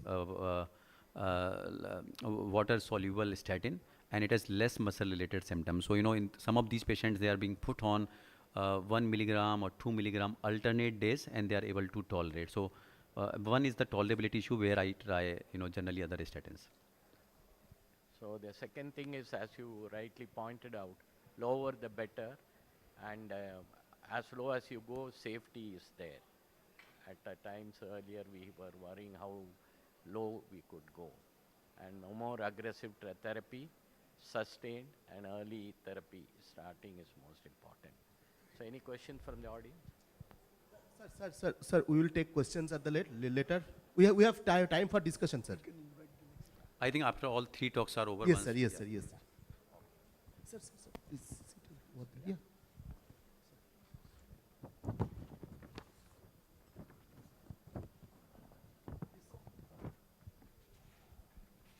We will now go on to the second talk, and that is on guidelines to clinical practice, triglycerides in diabetes. And the speaker is Dr. Jayabhanu Kanwar, Professor Head of Department in Endocrinology, IMS and SAM Hospital, Bhubaneswar, Odisha. Publication, 18 articles in peer-reviewed journals, chapters in 4 books. He's got achievements and awards, reviewer of several journals, including IJEM, Founder Secretary, Odisha Endocrine Society, Organizing Secretary, ESICON 2018, Bhubaneswar, and Organizing and Scientific Endocrine Society of Odisha, 2016 and 2010. Over to you, Dr. Kanwar. Thank you, Chairperson, sir. At the outset, I am thankful to the organizing team for having me here. Now, my talk is to address the triglyceride management in type 2 diabetes. I hope everybody understands there is a 2 reasons of treating triglyceride in diabetes or even in non-diabetic: to reduce the risk of pancreatitis, and another is to reduce the risk of cardiovascular disease. So reducing the pancreatitis part, that is more clearer. So if somebody is having triglyceride is more than 500, is likely to increase the risk of pancreatitis, then you reduce triglyceride in those patients. Now the other aspect of reducing associated cardiovascular disease with the triglyceride level of maybe 150 to 400 or 500, that is not very clear and very controversial. I will try to address that component. As Dr. Deepak Khandal was saying, you reduce the LDL cholesterol to get the ASCVD risk reduction, But there are still, if you control optimally with LDL, with different statins or other medications, still there is some residual risk for development of cardiovascular risk. As shown in the PROVE-IT trial, which was published in 2005 and published in NEJM, that shows that if you use high-dose statin or intensively lower the LDL, that is going to reduce the ASCVD. In the same PROVE-IT study also showed that in these patients, while you intensively reducing the LDL, the benefit is more where the triglyceride level was less than 150 as compared to those who had triglyceride more than 150. So that is the first study which showed us that if somebody is having good LDL control, also keeps the LDL, triglyceride less than 150, that is going to reduce the cardiovascular outcome. And we do understand that LDL is not the only atherogenic thing. There are other things which would address the non-HDL or lipoprotein, which lipoprotein will be discussed later on. And this is primarily, this risk is primarily given by the high triglyceride level and low HDL level and small dense LDL level. Now, how the triglyceride increases the cardiovascular risk? So if you look at this picture, the most of the triglyceride in the body is carried by these triglyceride-rich lipoproteins. These are either chylomicrons or VLDL. So whatever fat you take, that is incorporated into the chylomicrons that goes to the lymphatic and then comes to the circulation. And similarly, the liver is de novo synthesis of VLDL, either de novo synthesis from the liver or the liver gets non-steroid fatty acid from adipose tissue, so it produces the VLDL. So majority of the triglyceride, these are carried by these two lipoproteins. So, and these are also, when these triglyceride-rich lipoprotein comes to the blood, they get metabolized further to produce free fatty acids for either for energy production or in the deposition in the adipose tissue. By the process of, while producing this free fatty acid, they also produce the remnant chylomicrons and remnant VLDLs. And the triglyceride in these remnant complex that get exchanged with the LDL and VLDL by the CETP enzyme. In the process, these remnants become more atherogenic because they contains higher cholesterol level, even 40 times higher cholesterol level as compared to the LDL. So if there is increased production of these triglyceride-rich remnant protein or decreased clearance, that leads to more increase in the triglyceride pool. This mostly increases the triglyceride level, that increases the remnant protein, lipoprotein, that increases the postprandial lipid level and the small density LDL and reduces the HDL. So this is the basic pathophysiology, how it causes. If you look at the pathophysiology, how this remnant triglyceride level causing atherosclerosis, if you look at when these are metabolized by the triglyceride remnants to the remnant lipoprotein or oxidized free fatty acid or oxidized LDL, they causes increases oxidative stress and decreases the nitric oxide production and also causes endothelial dysfunction, insulin resistance, and increase in the vascular inflammation, increase in the interleukins and cytokines. And these increase and also increases the adhesion molecules. So increase inflammatory cytokines, and these adhesion molecules, they attract the monocyte towards the intima of the vessel, and the monocytes that's converted to the macrophages. And because of the increased triglyceride-rich lipoprotein in the circulation, that comes to the intima of the vessel, and these macrophages engulf these remnant lipoproteins, they become the foam cells. So now the milieu is become more atherogenic. Now, if you look at whether actually the triglyceride level increases the cardiovascular risk, this is the epidemiological cohort study from Danish population. They looked into the new onset diabetes from 2005 to 2017, and they followed for almost 4 years of time, duration till 2021, till the patient develop any cardiovascular event, or if the patient dies or patient have some immigration to other countries. So they followed for almost 4 years. But if you can look at the picture on your right-hand panel, that as the triglyceride level is increasing, there is a linear increase in the major adverse cardiovascular event. And this is primarily driven by increase in the myocardial infarction as well as by the cardiac death. Even in this study, when they try to adjust the LDL level, still the triglyceride remains significant factor for the cardiovascular event. And this is another study from the epidemiological study from the atherosclerotic risk community study from US and Framing of Offspring study.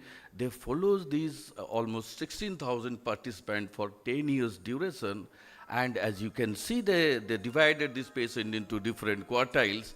But you can see once the triglyceride would almost even after 100 milligram per deciliter, there is increase in the atherosclerotic cardiovascular disease. And this is a data from the empathy study where in the new ones, the diabetic patient with hypercholesteremia and retinopathy were intensively treated with statin. In these empathy subgroup, they wanted to see whether the triglyceride increases the risk of the first cardiovascular event. And you can see in the different quantiles. So if they compare the topmost quantile of more than 185 as compared to the lowest quantile of less than 79, the hazard ratio for the cardiovascular event is almost 1.9. And also in this study, they tried to adjust the factor which can increase risk of cardiovascular event in patients with hypertriglycemia like age, sex, or hypertension, current smoking, BMI, and LDL level. So these are all expected to increase the cardiovascular risk. In this study, after adjusting all these factors, still triglyceride remains an important risk factor for the cardiovascular disease. And they said with 10 milligram increase in the triglyceride level, there is 2% increase in the ASCVD risk. And the cutoff, what cutoff the triglyceride level increases, you can see the quantile for after 135, the triglyceride level 135, the hazard ratio become 1.6, and that is the probably cutoff where there is increase in the cardiovascular risk occurring. Now, this is a small presentation about the pancreatitis. We do understand that once the triglyceride becomes more than 500 even base, there is increased risk of pancreatitis. Even if somebody had pancreatitis, you can have pancreatitis with even 200 and 250 milligram per deciliter. And mostly in those patients already had pancreatitis, suppose with 600 milligram per deciliter with triglyceride level pancreatitis, in the second attack can have even with the 200 and 250 milligram of triglyceride level. So how does chylomicrons or triglyceridemia causing pancreatitis? When there is increased level of chylomicrons that block the capillaries near the and the pancreas, so that is called capillary ischemia and acidosis that activates the lipoprotein lipase that releases the toxic fatty acid and lysolecithin that cause local inflammation of the pancreas and necrosis of the axillary cells. So this is the pathophysiology how it causes pancreatitis, but it can occur from 200, more than 200, 250 to any level, and the severity is the more the triglyceride level, the more likely to have increased risk of pancreatitis. Now, how to define hypertriglyceridemia? All these guidelines, they are clear about the low level of triglycerides less than 150. And ACE and NCEP, they characterize as borderline high, high and very high, depending on 150 to 199 or 200 to 500, and very high is 500. But how the endocrine society says it is mild if it is 150 to 190, and 200 to 1000 it is moderate, and more than 1000 to 2000 is severe. And if it is more than 2000 and very severe, and they classified it depending on the risk of having pancreatitis. The more the triglyceride level, more the triglyceride more than 2000 or very severe, then the risk of pancreatitis is very high and intensively treated with the lifestyle and other medications. Now, how to manage these patients? So the first, this is an Indian guideline, and most of the guidelines also says that if it is more than 500, you treat for the prevention of pancreatitis. If it is between 150 to 500, now the goal is to address the atherosclerotic prevention. If somebody is already having ASCVD or patient or some having diabetes with more than one risk factor, then you intensify the lifestyle, you reduce refined sugar, you reduce the free fatty acid, trans fat acid, and you alcohol abstinence, abstinence from the tobacco, and increase physical activity, that is the prime modality of treatment of hypertriglyceridemia with 150 to 4, or any hypertriglyceridemia. Then if it is between 150 to 500, you start with the treatment with the statin. If we were not getting control, then there are two options. You use omega-3 fatty acid or a fibrate. Now, and there is good data with the omega-3 fatty acid with particular ethyl. So that's a good option in this patient. And all the guidelines also say that, include the ADA or AHA guidelines. And if it is more than 500, then you look for the fibrate and omega-3 fatty acid after the statin therapy. Now, if you look at the non-statin drugs, what are the non-statin drugs which is available? These are fenofibrate, these are PPR alpha activator, and the data has shown there is there is no reduction in the cardiovascular event with the use of fibrate. I will show that. And niacin, it's supposed to be a very good drug. If you can see, it reduces LDL, it reduces triglyceride, it increases the HDL by 20%, it reduces lipoprotein A. But unfortunately, the data from the niacin of AIM high study and SRB2 STRIPE study that clearly shows that there is no cardiovascular benefit, and because of the side effect profile, flushing, and other side effect profile, they has been removed from the market.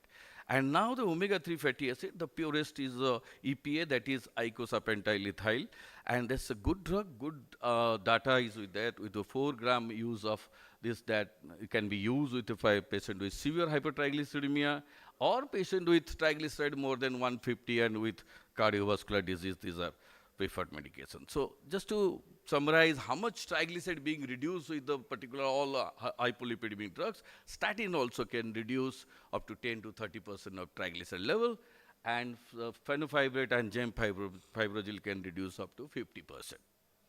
And omega-3 almost 20 to 45% reduction in the triglyceride level. Now, if you look at the data regarding the initial studies with the all the fibrate from in 90s or from gemfibrozil, it was available at that time. This was very cardiovascular reduction. This was very rewarding. They showed that both VA-HIT and a Helsinki heart study, they clearly shows that coronary heart disease is reduced by 22%. And major coronary heart disease is reduced with the Helsinki heart study by 34%. But because of these, they cannot be used with the statins because of the myopathy and side effect profile. And now the fenofibrate being more commonly used. But if you look at the cardiovascular data with the fenofibrate, the field study, which is primarily done in the diabetic patients. Earlier, gemfibrozil, there are less number of diabetic patients, but field study was done with the primarily with the diabetic patient. But there is no significant reduction in the coronary heart disease and myocardial infarction. Similar, the ECHORD study, those patients were already treated with statin. One arm was given statin with fenofibrate, and other was given continue with the statin.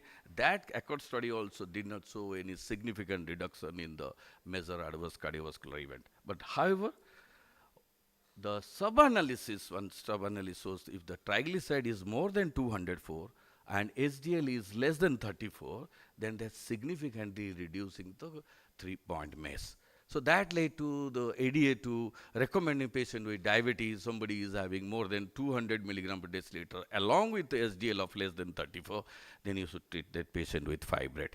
And pemafibrate is a newer fibrate and supposed to be more potent. There's a prominent trial also done with the pemafibrate that also didn't show any significant cardiovascular risk. And these recent trials of just a couple of years back that shows the fenofibrate and the impact on the cardiovascular risk and the retinopathy. So fenofibrate showed that these studies which is done in diabetic with ASCVD with high triglyceride level, and you can see if the triglyceride level is more than 150 with diabetic without any history of previous ASCVD, those who was given with the statin or fenofibrate and the control group was continued with statin, this study found that the myocardial infarction stroke is significantly reduced by about 12 to 10%, and all-cause death is being reduced with the 28%. Similarly, the last year, the lens studies published in NEJM that showed fenofibrate can reduce the risk of retinopathy by 27%. Now coming to the DHA and EPA combination, which earlier studies, Italian studies, Gitsi studies, shows that is significantly reduced in cardiovascular risk. However, other studies like Omega, Vitals, and Ascent study was done in the diabetic, Omega for the secondary prevention and Vital for the primary prevention. Both combination of DHA and EPA did not show any reduction of the cardiovascular mortality. However, only EPA study, the only eicosapentaenoic acid studies like jelly studies from Japan that shows that there is almost 19% reduction in the major coronary events, and reduced study which they used about icosapent of 4 gram, and that reduced study clearly shows that there is almost 25% reduction in the major cardiovascular events. So the benefit comes from the only from eicosapentaenoic acid. So just to summarize, that this clearly shows that the cardiovascular benefit doesn't come with the combination of DHA and EPA. It's primarily all the studies done in the EPA that shows the reduction in the cardiovascular benefit. And ADA says, that's just a summary of the ADA that says if it is more than triglyceride level is more than 500, you treat, and if it's between 150 to 500, you treat with the statin along with the icosapent and treat all the risk factors, secondary causes of hypertriglyceridemia. And this is a slide which how to approach in the clinical practice, how to approach hypertriglyceridemia in type 2 diabetes. Of course, the lifestyle intervention is more important, your diet is more important, reducing refined starch, weight loss and glycemic control, and address other causes of secondary, commonly hypothyroid is associated in diabetes causing this hypertriglyceridemia. So you start with the statin treatment. Once the LDL goal is achieved, then you look at the triglyceride level. If triglyceride level is more than 200 and HDL is less than 35 or 40, then you consider using adding omega-3 fatty acid first, then the fibrate. And you monitor the patient. If it is you achieve the triglyceride goal of 200, then you continue treatment. If you are not able to achieve that, you intensify the lifestyle management and the medications. So there are also new medications are coming to the market after the statins, omega-3 fatty acid and fibrates. So the newer like the LDL PCSK9 inhibitor, like in for newer medications like ApoC3 inhibitor or angiopoietin like 3 inhibitors and fibroblast growth 21 analog. These can reduce triglyceride level of almost 77%. This ApoC3 inhibitor can reduce triglyceride almost 77%, and angiopoietin 3 can reduce up to 55%. So these are new medications, and already angiopoietin C3 is available, and other ApoC3 inhibitors are available, and angiopoietin 3, the stage 3 trials are being undergone. And just to summarize that hypertriglyceridemia is common, and being remnant lipoproteins are highly atherogenic that contribute to the residual SAVD risk after the LDL. And severe hypertriglyceridemia can cause pancreatitis. The lifestyle measure will be the first line of therapy for reducing triglyceride level, and statin remains the cornerstone for reducing ACVD. And fibrates, particularly icosapent ethyl, that reduces triglyceride level and can be given in the patient who is having triglyceride more than 150 and having cardiovascular risk. And fenofibrate, the recent studies have shown they have shown a reduction in the ASCVD risk and progression of retinopathy, which is also seen in the field trial. Thank you.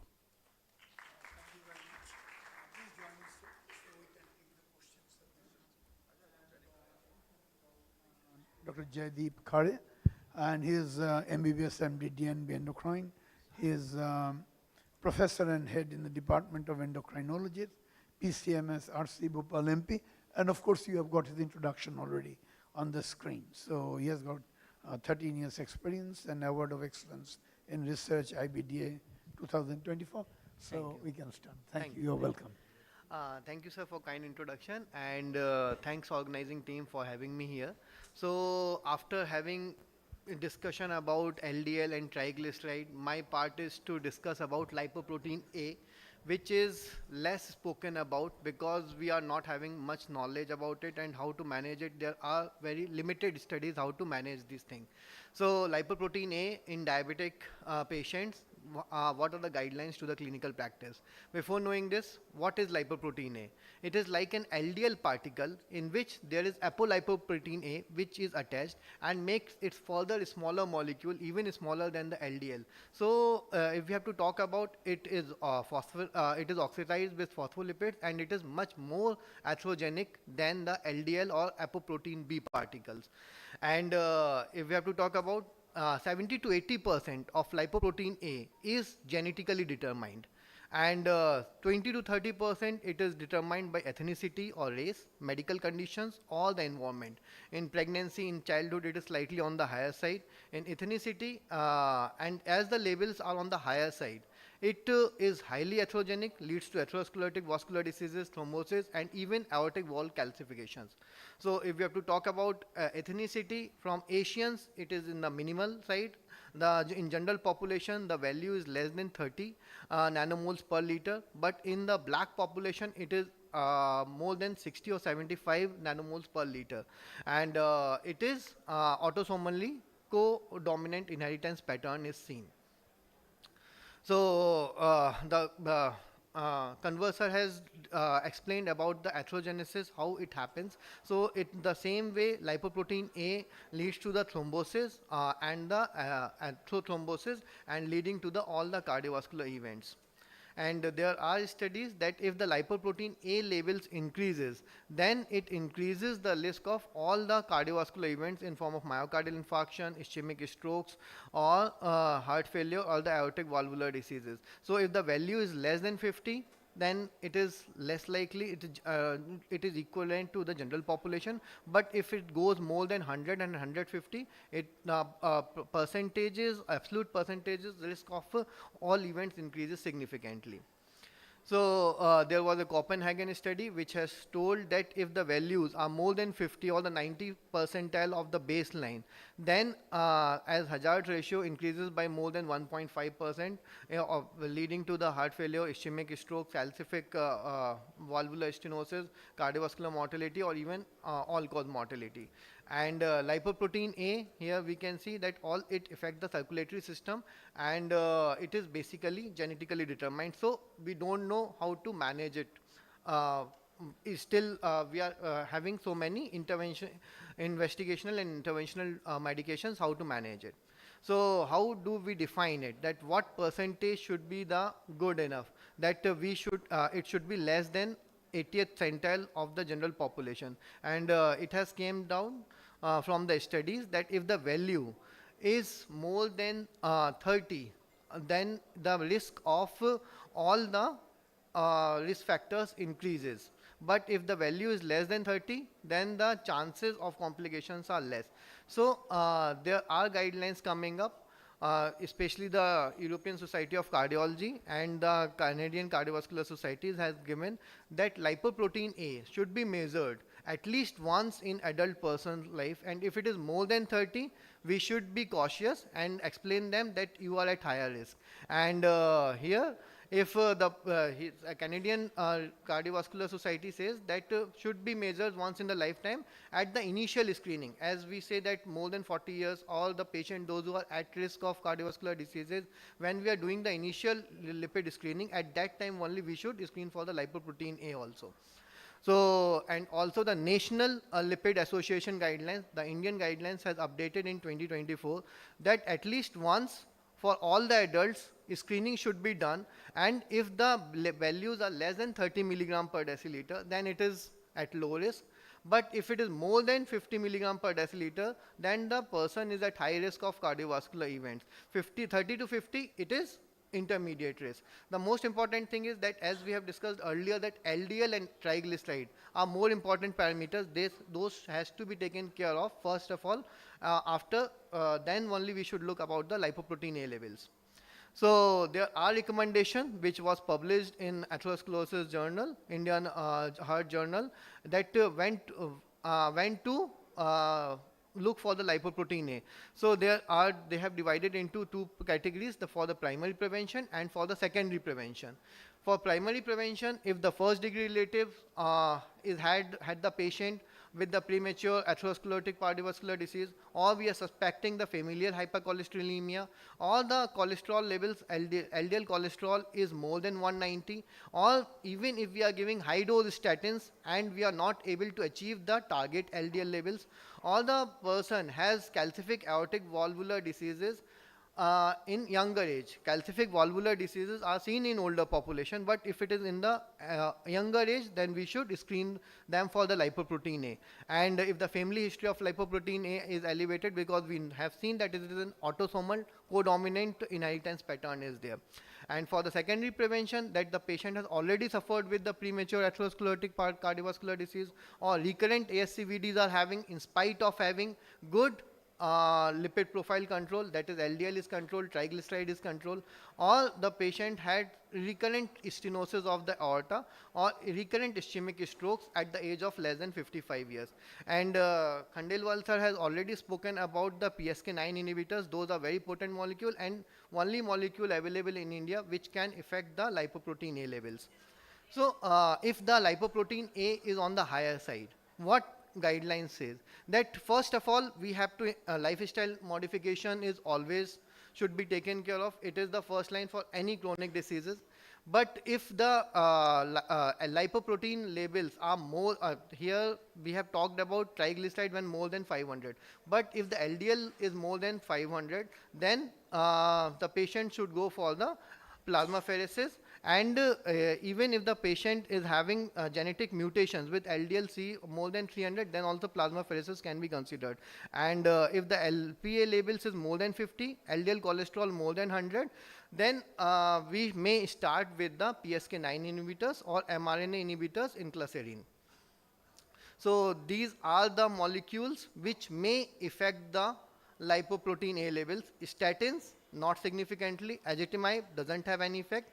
Niacin may have effect, but as discussed by converser, that in AIM-HIGH trial, they have shown that it in fact increases the risk of cardiovascular diseases. It may be lowering the lipoprotein A, but doesn't have much effect. Fibrate doesn't have any much effect. Bempedoic acid doesn't have effects.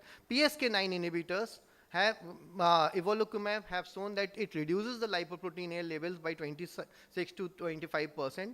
Inclisiran, which is an missense mRNA messenger which inhibits the synthesis of PCSK9, reduces by approximately 20%. Other molecules are also in pipeline which may be able to reduce it by 30 to 40%. So in lipid management, as discussed, LDL is the first line in diabetic patient, triglyceride, then lipoprotein A levels should be taken care of if we are not able to achieve, the patient is at higher risk. So we know lipoprotein A is a cardiovascular risk factor for diabetic patients, but there are studies that in diabetic patients, lipoprotein A levels is on the lower side.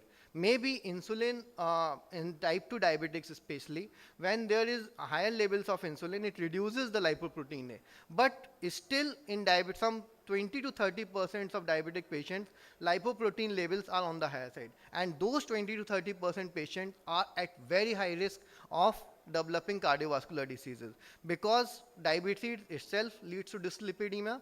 It may increase the risk of cardiovascular diseases, and those 20 to 30% patients, those who are having high LPA levels, further aggravate the things. So both if in type 2 diabetic patients, if LPA levels are on the higher side, it increases the risk of micro and macrovascular complications. And there was a meta-analysis with the multi-ethnic studies which was published in Atherosclerosis Journal. They have divided the persons if the LPA levels is less than 50 with diabetes or without diabetes, LPA levels more than 50 with diabetes and without diabetes, and 7,000 person was approximately included.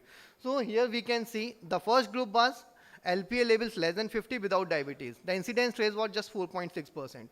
LPA levels more than 50 without diabetes, it slightly increased by 5.4%.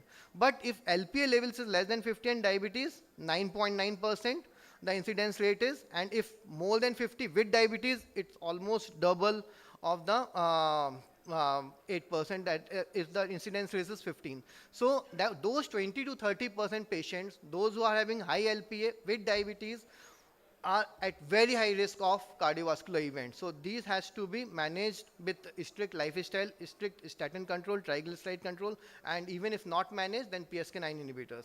So if we have to talk about that, what I was talking about, just 20 to 30% patient of diabetic population have high LPA, because in type 2 diabetes, insulin reduces the LPA levels. And there are studies that if the LPA levels are on the lower side, it may increase the risk of diabetes. And LPA on the higher side may reduce the risk of diabetes, but it doesn't have effect on the cardiovascular events. And till now, what risk stratification tools we are using? We try to manage the weight, smoking, lifestyle, glycemic control, blood pressure, and LDL management along with the triglyceride. But now we should also look into the LPA therapies, because not all the patients get controlled by just managing these 6 things. So what are the practical points here?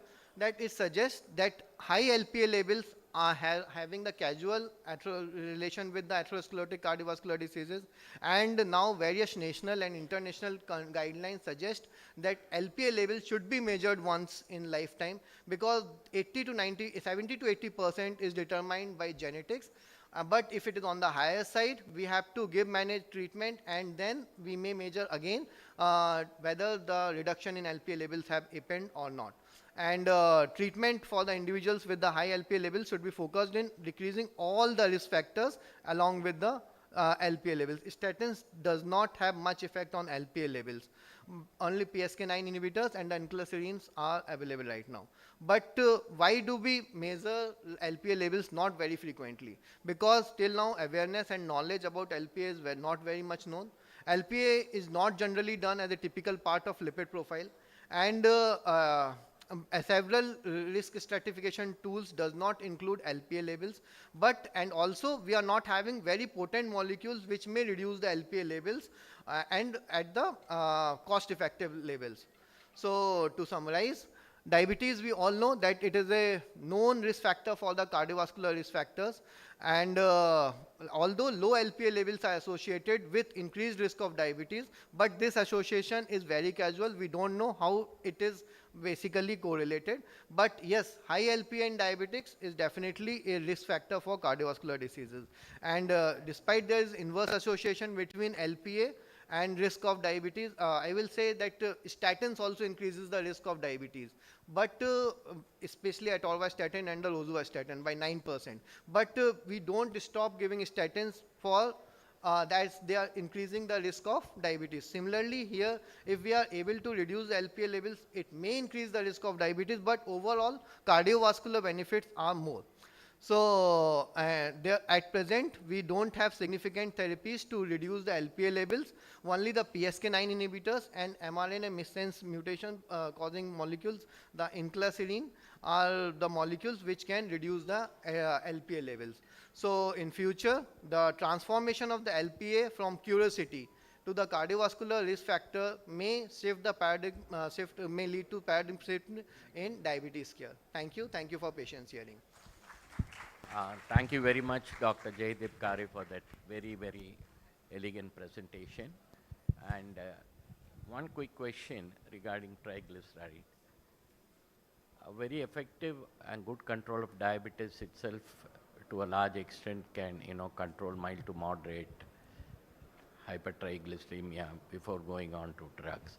Second, how much of significance would you give for postprandial hypertriglyceridemia compared to fasting? I would start with the second one.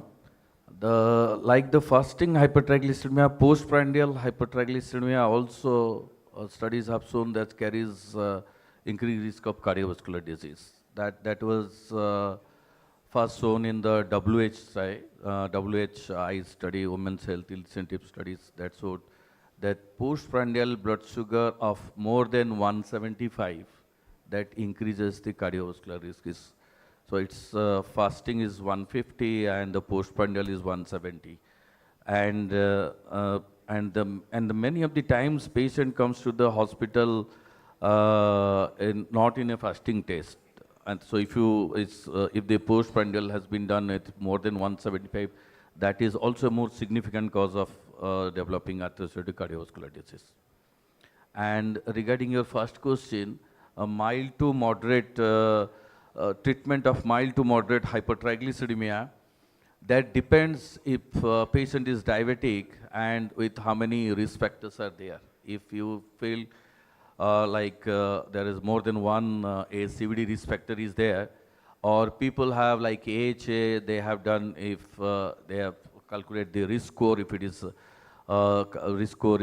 future risk score is more than 5%, then it should be treated first with the statin, then with the icosapent which is a more purer form of the EPA, and then still uncontrolled, then you can add the fibrate. Thank you. Thank you very much. Before we call on the audience, I also use my discretion to ask one. Considering the statement of care ADA 2025, and most of the evidence are established cardiovascular disease and some for epidemiological. So where do you put your targets for triglyceride in primary prevention in diabetics? What are your targets? How aggressive are you? And then we can take questions from the audience. Yeah, if you look at the primary prevention studies, as I showed those epidemiological studies, even after the triglyceride increases after 100, that also starts increasing the cardiovascular risk linearly. So, but the present target is to reduce to less than 150 as far as the ADA is concerned. But the other guidelines says also that if you can at least reduce less than 200, that is also acceptable till the present knowledge goes. Thank you. I think we have got some. Yeah. The three talks are open, and kindly introduce yourself and address the speaker. Sir, now I, Dr. Professor Tushar Mondal of Bardhaman. Now one question. Suppose a diabetes patient with ACR 50 and another diabetes patient ACR 200. Atorvastatin or rosuvastatin, to whom you give? Atorvastatin ACR 40 and ACR 200. Atorvastatin and rosuvastatin, which we prefer in these two cases? So what essentially sir is asking, that two patients with a very different ACR levels, one is at ACR level of 50, another is ACR level of 200. Which of the two statins will you prefer, sir? Atorvastatin So or I think to best of my knowledge does not matter. You can use either both atorvastatin as well as rosuvastatin. Because I have prescribed rosuvastatin in a case of 200 ACR, there is a hematuria. All investigation is okay. Hematuria is not mentioned as one of the side effects of statins. I doubt if the patient is also on aspirin, or you have to evaluate for other causes like renal calculi or UTI, everything something like that. Clear, but not such. Unlikely so to be related, but if you doubt, then you can always change. So, I think based on proteinuria grading, atorva versus rosuvastatin, I don't see any difference. A patient only having triglycerides, no risk factor, triglyceride 450, no risk factor, routine examination, it has been found. Would you treat him or leave it? As per present knowledge goes, no need to treat that. If you think no risk factor is there, and then you look at the risk factor assessment tool, if still it's not there, you don't need to treat that. But if someone having earlier history of pancreatitis, and for it is 400, then you have to have treated to prevent pancreatitis. Thank you so much. My question to Dr. Khandelwal, sir. Sir, while the recommendations, the guidelines, they recommend broad use of statin in diabetic patients, especially after age of 40. I'm just curious to know, do we risk overtreating the patient with low risk, with good glycemic control, but only with mildly elevated level of LDL or triglyceride? In those cases, is there any scope of individualizing the treatment along with measurement of like LPA or ApoB or some imaging studies like coronary artery calcium scoring rather than blanket prescribing? And my last question is to Joydeep sir or Jayabhanu sir, anyone can take the call. Sir, as the pathophysiology differs in type 1 and type 2 diabetes, is there any difference in the oxidative modification of these phospholipid or remnant molecules? So coming to the first part, sometimes we believe that, some of these patients, are we really over-treating? But if you look at the data, and I think we need to all understand, because the overall treatment for diabetes, they're becoming better. But eventually, all of these patients, they primarily die of cardiovascular disease. So when you are looking for increasing the longevity in patients with diabetes, then reducing the cardiovascular risk is very, very important. In fact, the newer molecules for diabetes which are coming, which are causing weight loss, we talk about cardioprotection. But I think one of the best molecules for cardioprotection, they are statins. So there are a lot of meta-analysis. They have done all sort of subgroup analysis and everything. And what they have clearly found, even if you believe they are sort of low risk or medium risk for cardiovascular disease, even in those subpopulations, the benefits of statins, they are clearly convincing. So I think in practice, the statins, they are grossly underused, and probably we need to use more frequently in our patients. And I think it's more of counseling. You have to tell your patients that, this is not just for numbers, it's primarily for cardioprotection. So this is, what I see. But of course, as you rightly said, in future, we may have sort of better individualization of therapy, maybe, looking at whether we will be doing lipoprotein A for all of our patients, some, AI software that can give you the exact calculations. But as of now, as per the understanding, as per the guidelines, majority of patients, at least in the window of 40 to 75 years, yes. Continuing with your explanation, why this 40 years cutoff? Because in India, we are having... Because, sir, this is based on the... no, this is based on Western literature. Yes, you are right. We are having 10 years earlier coronary artery disease. And but as part of the clinical trials, the majority of data is there in this subpopulation. If you see a 35-year-old patient with type 2 diabetes who's already type 2 diabetes for last 10 years, other risk factors you have to consider for statin therapy. So, guidelines, they are for generalized recommendations. Each and every patient is different. You have to make your own clinical judgment. Because in clinical setting, it is not always possible to... Guidelines, they come from evidence. So, because in most of the trials, the population that is included, one of the study where the youngest population they were included, it was the heart protection study. There, even the lower cutoff was the 40 years. So as part of the trials, larger trials, the younger populations, they were not included. But you are right, because we have so many young patients of diabetes in India, especially if their diabetes duration is more than 10 years, they have other risk factors, the statins, they should be considered. Why not to give statin to all diabetic patients where there is no contraindication? Because ultimately 70-80% patients are going to die of cardiovascular disease. So we don't have data for someone who is 17 years and type 1 diabetes for last 4 years. So no, I am talking about type 2 diabetes. Because more than 2.5 lakh, it is data that people are dying of acute myocardial infarction in India below 40 years. 2.5 lakh, so quite a good large number of patients. So, and every time it is not possible to do risk stratification. Even if you do CT, this calcium score may be 0, but 8 to 10% patient may have soft plaque, advanced plaque. So every person we cannot rule out silent myocardial ischemia by doing CT scan, CT coronary angiography. Sir, what Deepak sir is suggesting, that until and unless we have a solid or hard documentary evidence in form of guidelines or something like that, we still lack that in Indian database, as far as I understood. So I think that explains the answer, sir. I think we understand that diabetes itself is a risk factor for cardiovascular problem. Do we know that? Second is what Dr. Khandelwal is saying, that it is easy to demonstrate outcome if you have got a problem in inclusion criteria.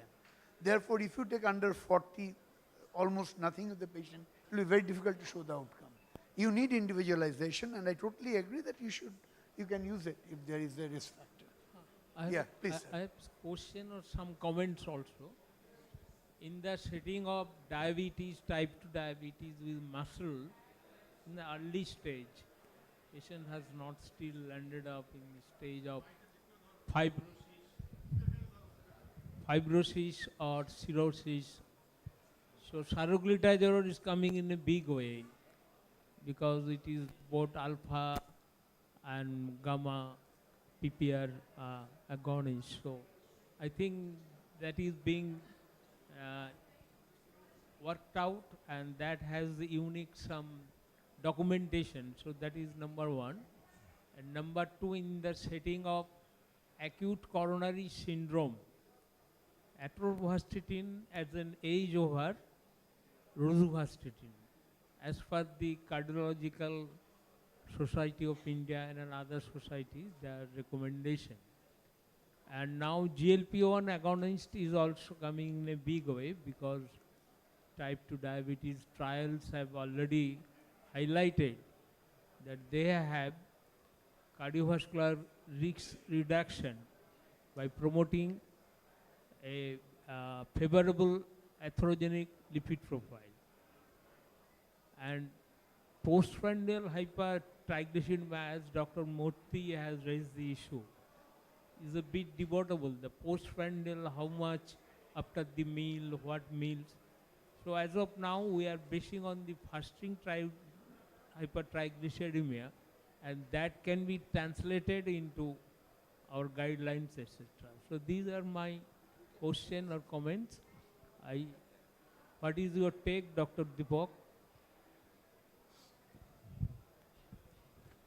Sir, I think you are right. In certain settings, we have more data with specific statins. Atorvastatin is the older molecule. In fact, in the primary prevention setting also, we have more data with atorva than rosuvastatin. And you are right that in acute coronary syndrome, maybe we have better data with atorvastatin as compared to rosuvastatin. Just elaborating on the previous question which you asked about all type 2 diabetes being started on statins. Actually, if you see, more often than not, you are not able to reach the goal on diet alone for diabetics, 70 and so. So invariably, they'll have to be also started on statin, and has been also addressed by the colleagues. They are all guidelines. You have to individualize this 40 and 30 and thing. They are all general guidelines, and you have to individualize according to the patients and the risk factors involved. Sir, I need your comment about moderate hypertriglyceridemia in the range of 200 to 400 or 500, and they are already on the statin. Their glycemic control is well in the target range. Now, most of these patients are given these fibrates rather than giving them omega-3 fatty acid. So what is your comment about that? Yeah, correct. That has been the practicing, that how we practice before the reduced trial and jellies came in 2018. So that's a normal practice. If it is uncontrolled with the statin, you start with the fenofibrate. And now with the evidences are there, because we are treating not to just to reduce the triglyceride level, not to satisfy the patients that my triglyceride level is high. Why we are treating? We are treating to reduce the ASCVD. Now the data is there, not there with the fibrates. Only now with the fibrate, with the icosapentaethyl and EPA, we do have the trials. And the DHA, EPA combination, whatever the omega-3 is available in the market, whether you take from the marines omega-3 product or the omega-3 capsules, those studies were all done with the 1 gram of doses. So they said that the adequate dose is 4 gram to reduce the cardiovascular. So you use those omega-3 fatty acid if icosapent is costly, is not available, then can be used before the fenofibrate. And then if still not able to control, then just to put in the fenofibrate, the field trial that some sub-analysis benefit was there with the high triglyceride and low SDL. If still the SDL is low, then you can add the fenofibrate. So this is the sequence you treat if it is between 200 to 500 milligrams. Good afternoon. My question is, can I just add one line? I think numbers are important, but the individualization of the patient and the risk factor analysis is also very, very important when targeting therapy. Triglyceride is very high, 700, 800.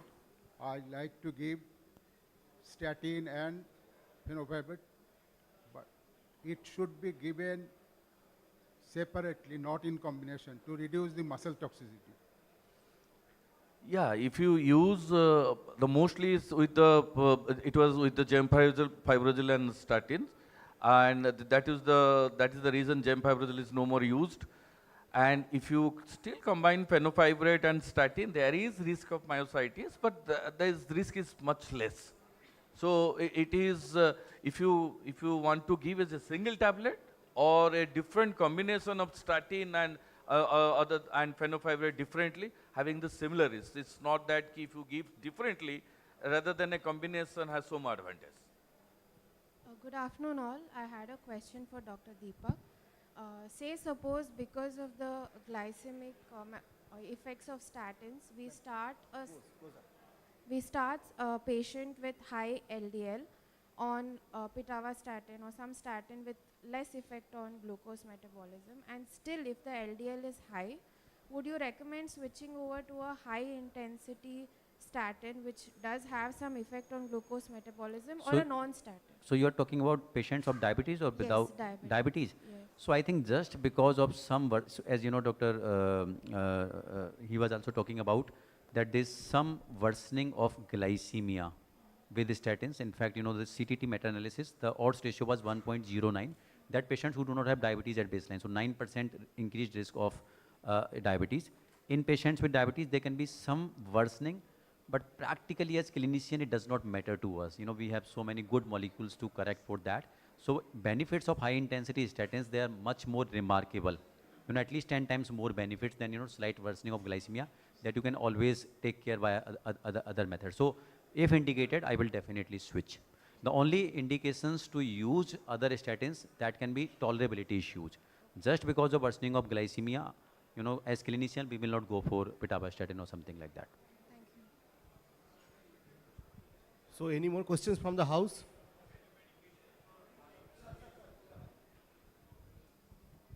Sir, what do you suggest, like, if any medication for reducing lipoprotein little a? Sir, we have discussed that PSK9 inhibitors are the only proven molecules which have shown, and the molecules which inhibit the PSK9 synthesis, that is the mRNA missense, which causes mRNA missense mutations in claserine. Others have effect, but not that significant. And lipoprotein A should be at the last. First, as we have discussed, LDL should be under control, then TG should be under control, good glycemic control should be there, and still the patient is at higher risk and has developed event. Then we may target for lipoprotein A in Indian settings especially. Thank you, sir. Any comment about niacin? It is Niacin definitely reduces by 15 to 20%, but as discussed in earlier trial, that it may worsen the cardiovascular event if given in the higher doses. So at present, I will say PSK9 inhibitors, evolocumab is available in India, and it should be the choice after getting all these three parameters are under control. Thank you. Thank you. Dr. Kanwar, any mention about seroglitazar in any of the guidelines for TG lowering? Cardiological Society guidelines, Indian guidelines, they have mentioned to be used if more than 500, particularly in patient diabetes and with NFLD or MSLD is there, then the saroglitazar is used. And the alloglitazar data have shown there is increased risk of bleeding, and the cardiovascular outcome has not been consistently shown with the saroglitazar or alloglitazar. So that is the reason the other guidelines they do not recommend. But the Indian guidelines says more than 500, diabetes, MSLD is there, obviously this is an option. Do you think that when we talk of LPA, lipoprotein A, anyway it affects only 20-25% of the patients, and it is more for risk assessment rather than a targeting for treatment. Am I right? 30% patient only. So in coming up time, we may use it for the risk assessment, and if the patient is on the higher risk, we may risk assessment. Yes, sir.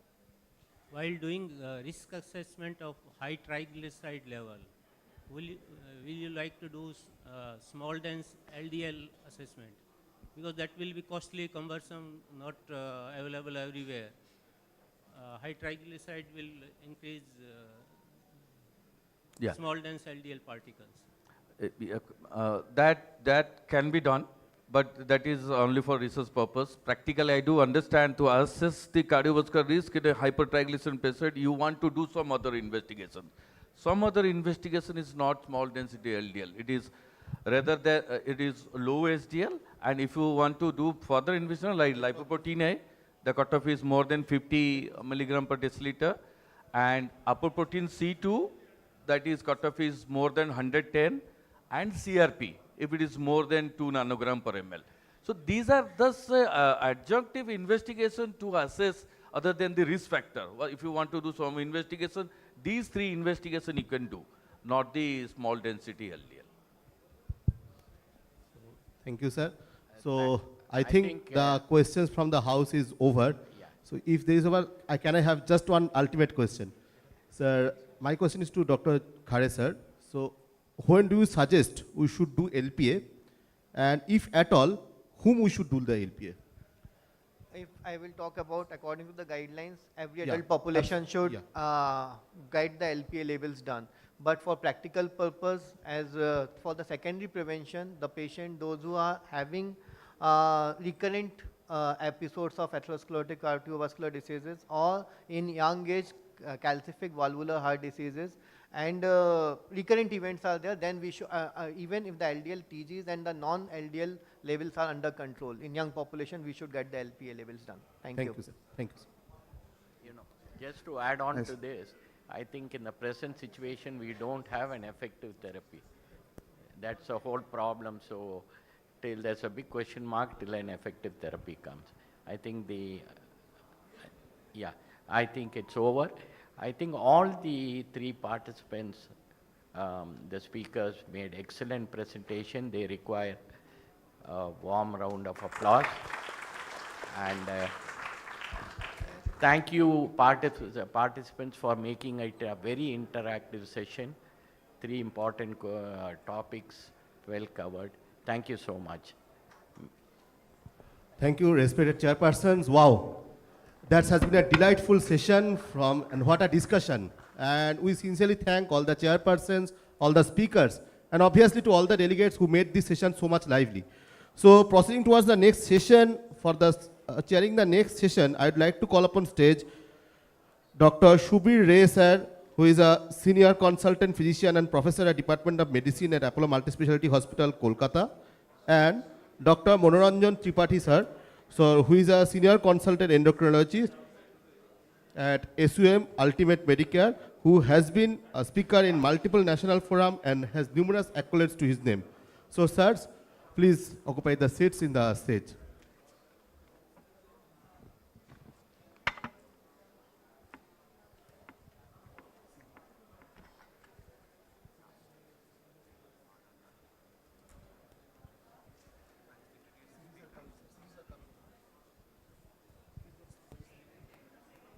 Thank you very much. Good afternoon.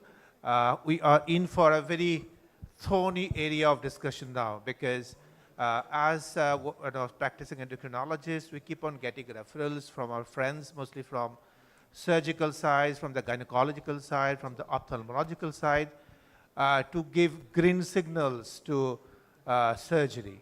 And the patients, they come with a lot of hope that doctor will not delay surgery because the date of surgery is already fixed.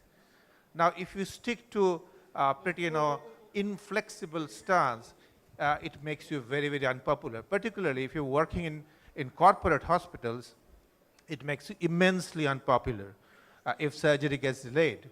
So to talk about the first most important topic, surgical fitness in persons with diabetes, I will request Dr. Prem Prakash Patidar to come on the stage. You can see his credentials on the screen. Dr. Patidar. Yeah. Good afternoon, everyone, and thanks for kind introduction. I would like to thank organizing team to having me here. So as sir was saying, it is very important topic. We all get the references from various departments for the surgical fitness in diabetic patients. And it is very important to assess various aspects of diabetic patient, not only hyperglycemia, but other factors like metabolic balances, macrovascular complications patient might be having. So why it is important? Because hyperglycemia elevates the morbidity and mortality risk, and there is increased chances of delayed wound healing, prolonged hospital stay, and increased risk of infection and higher mortality. Why higher mortality?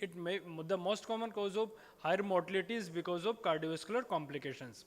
And if you see the data, around 20% of the patient undergoing any kind of surgery might be having diabetes, and it is increasing day by day because diabetes is now a very, very common disease.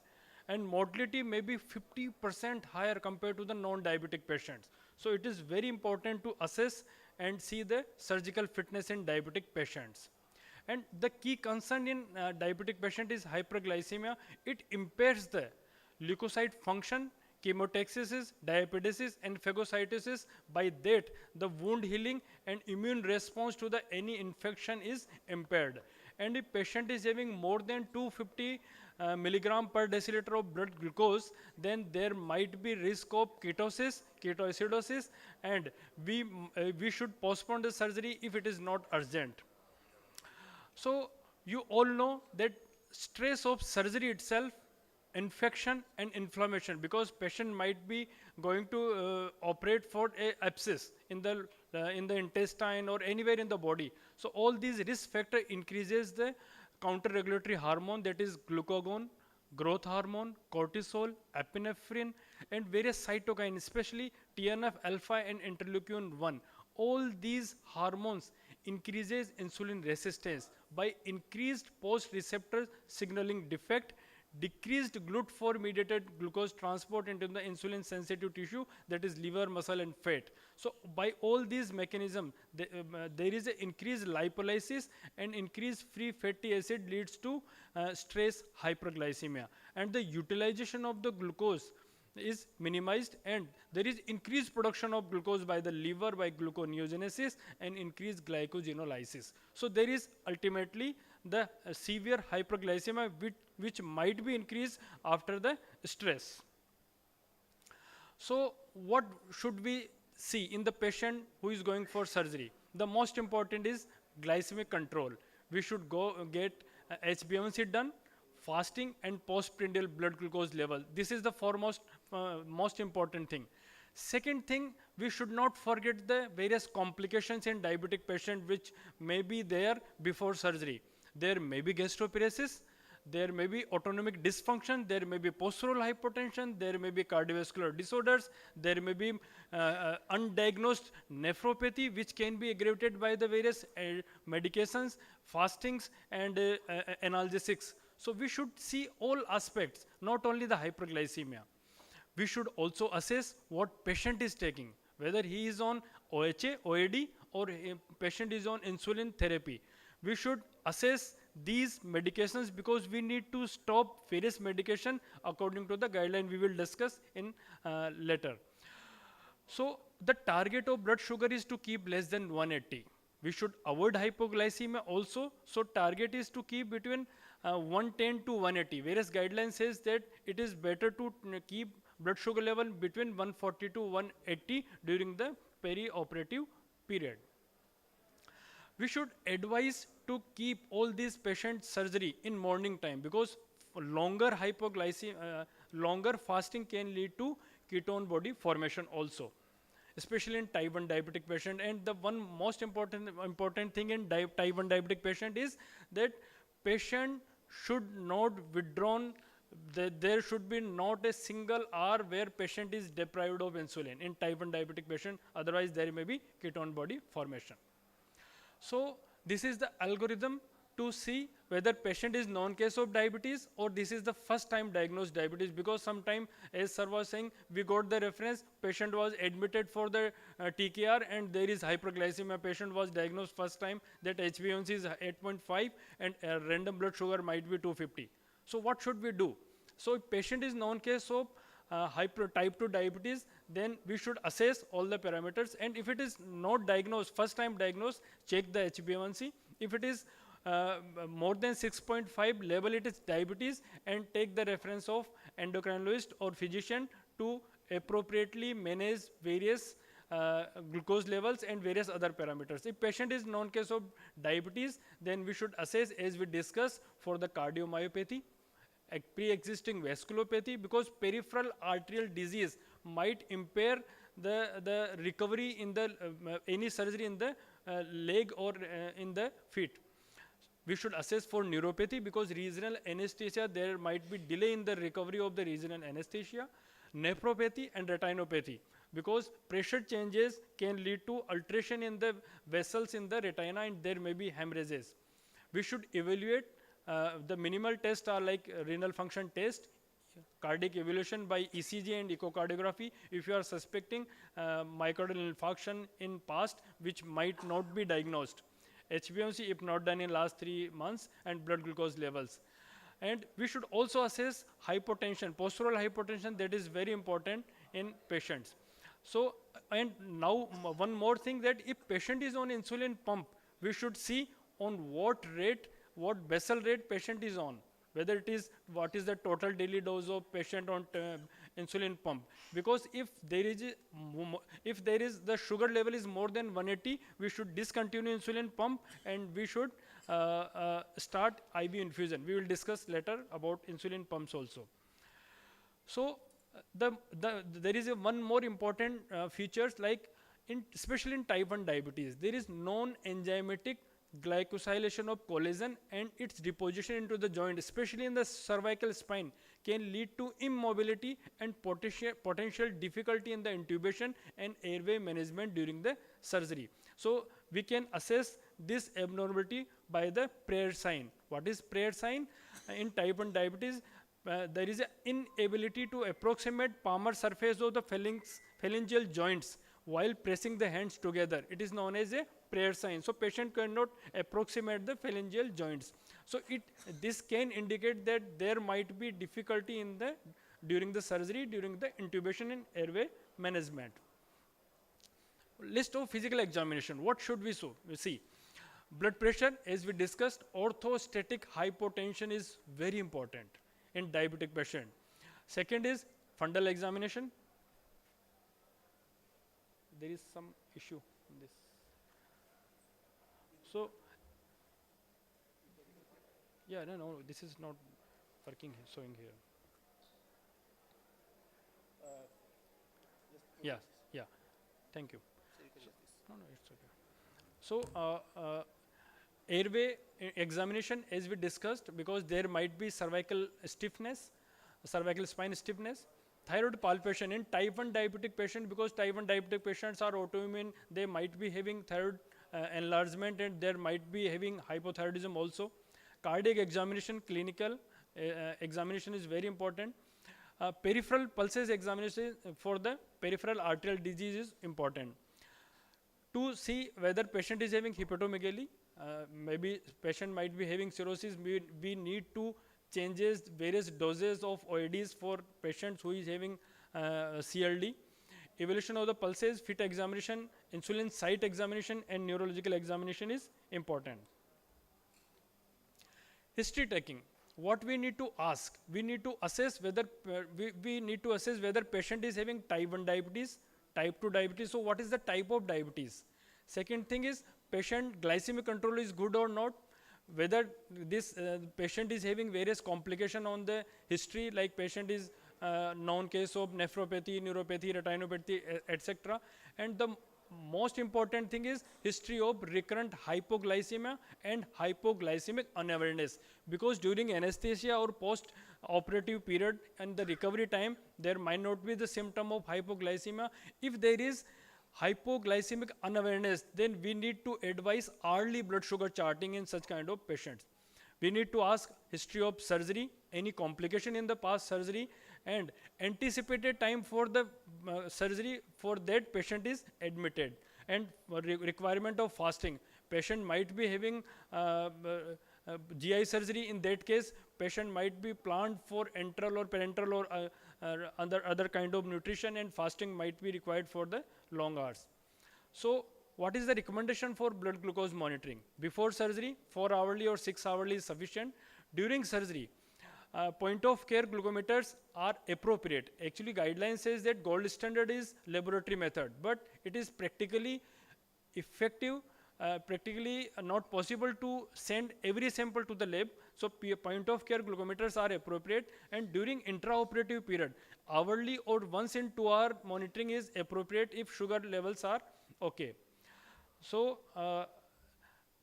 what we can divide surgery into two types: emergency surgery and elective surgery. In emergency surgery, most of the time patient might be landing in the emergency, like in RTA or in some ectopic pregnancy or any emergency. In that case, we cannot postpone the surgery.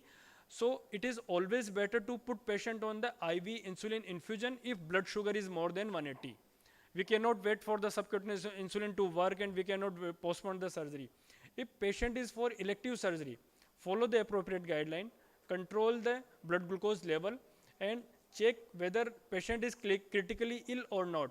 If duration of surgery or operation room time is more than 4 hours, then we can put patients on the IV infusion. That is better, because if there is a plan of long surgery, then subcutaneous insulin might not be good option.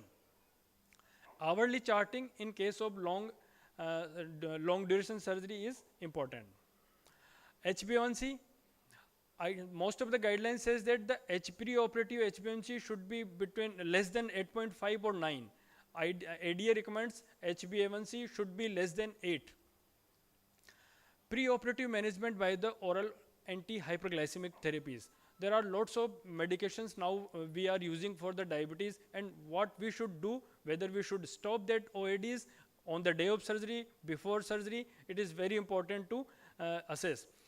Endocrine guideline says that SGLT2 inhibitor is the most notorious. We should stop at least 48 hour to 72 hour, because this can lead, this use of SGLT2 inhibitor during perioperative period can lead to euglycemic diabetic ketoacidosis. So this is the most important molecule we should stop. For other medications, like this is the list of medication what we are using in most of the diabetic patients. You can see here metformin can continue even a day before surgery, even on the day of surgery. If surgery is posted in afternoon, you can give morning metformin if patient is taking light breakfast. So in most of the OADs, you can continue regular use of OADs except SGLT2 inhibitor day before surgery. So one day before surgery, you can use all kind of OADs. There is no need to stop any OAD except SGLT2 inhibitor. And in case of renal dysfunction or liver dysfunction, we have to think about that, like if patient is having eGFR less than 60, then we cannot give metformin. Otherwise, there is no contraindication as far as surgery is concerned. And DPP4 inhibitor, there is a CETA hospital guideline which says that we can use, we can continue DPP4 inhibitor even on the day of surgery. For insulin, if patient is on basal insulin less than 60 unit, you can give 75 to 80% of long-acting basal insulin at day before even surgery. Like in evening before the surgery, you can give 75% of long-acting insulin. We will discuss insulin later in detail. So preoperative glycemic control, most of the guidelines suggest that we should try to keep blood sugar level between 110 to 180, but most of the guideline cutoff is 180. We should try to keep less than 180 in most of the guidelines. So preoperative management of insulin therapy. This is the protocol what we should do for the insulin if patient is already on insulin. Long-acting insulin, evening before surgery, you can give 75 to 80% of the usual dose. In morning of the surgery, 75 to 80% of the usual dose you can give. But remember, if total daily dose of insulin is more than 60 and you are using higher doses of basal insulin, you should reduce to 50% of the basal insulin, because it can lead to hypoglycemia during the fasting time. In intermediate and premix insulin, you can give usual dose evening before surgery. On morning of the surgery, reduce the dose to 50%, right? So if, yeah, so correctional insulin, we need to stop nutritional insulin because patient is NBM, so you cannot give nutritional or prandial insulin. We can use correctional insulin according to this chart. Like if patient is having 200 to 250 milligram per deciliter of sugar, you can use usual dose like 2 to 4 unit of insulin subcutaneously. This is the protocol for correctional insulin, not for the prandial insulin when patient is on fasting. But it depends on the insulin sensitivity factor. Like if total daily dose is less than 40, you can use the first line, that is insulin sensitive scale. But if patient is obese, patient total daily requirement is more than 80, then you have to give higher doses, that is 3, 6, 9, that is third column, and nighttime dosing you can use accordingly.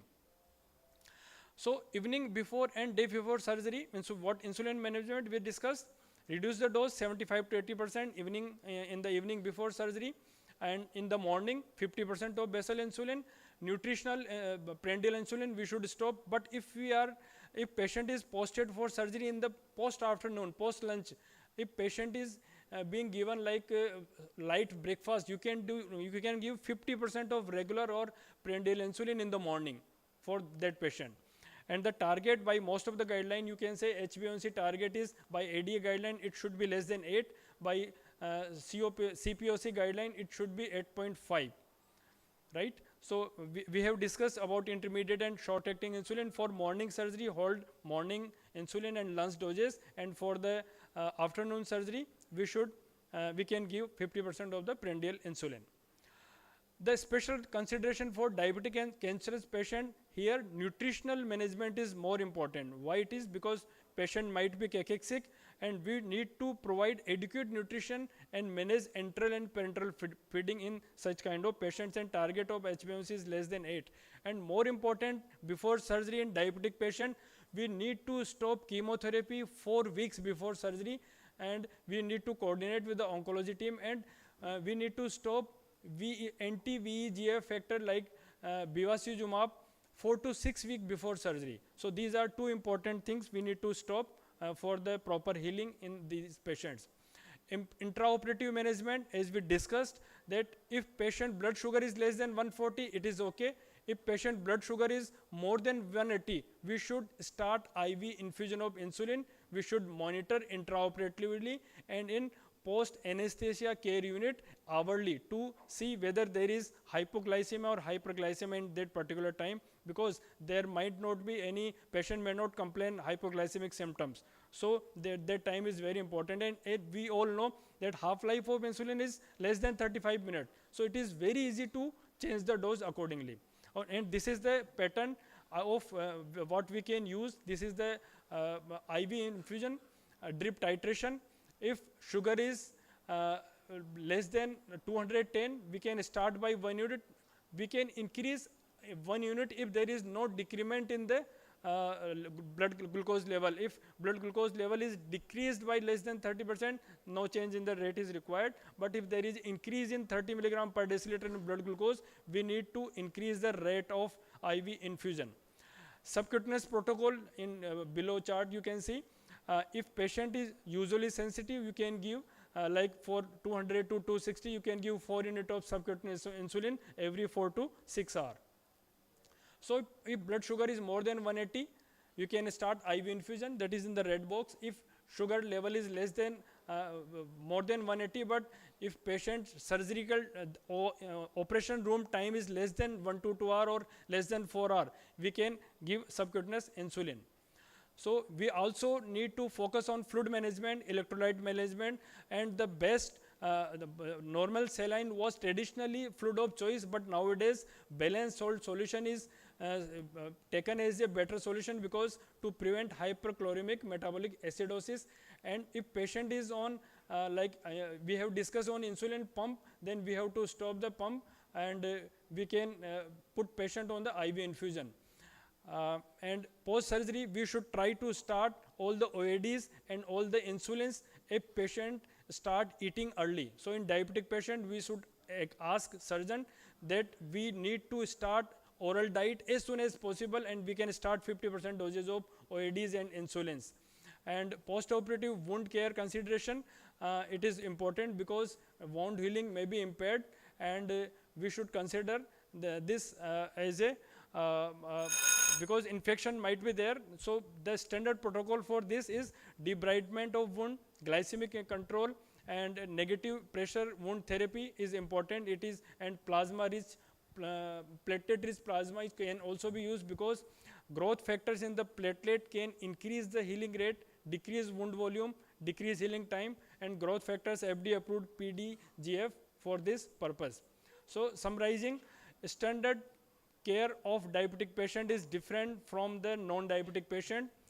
We should get HbA1c done. Target should be less than 8.5 for most of the elective surgeries. We should assess effectively, and we should check whether patient is having any pre-existing micro and macrovascular complications.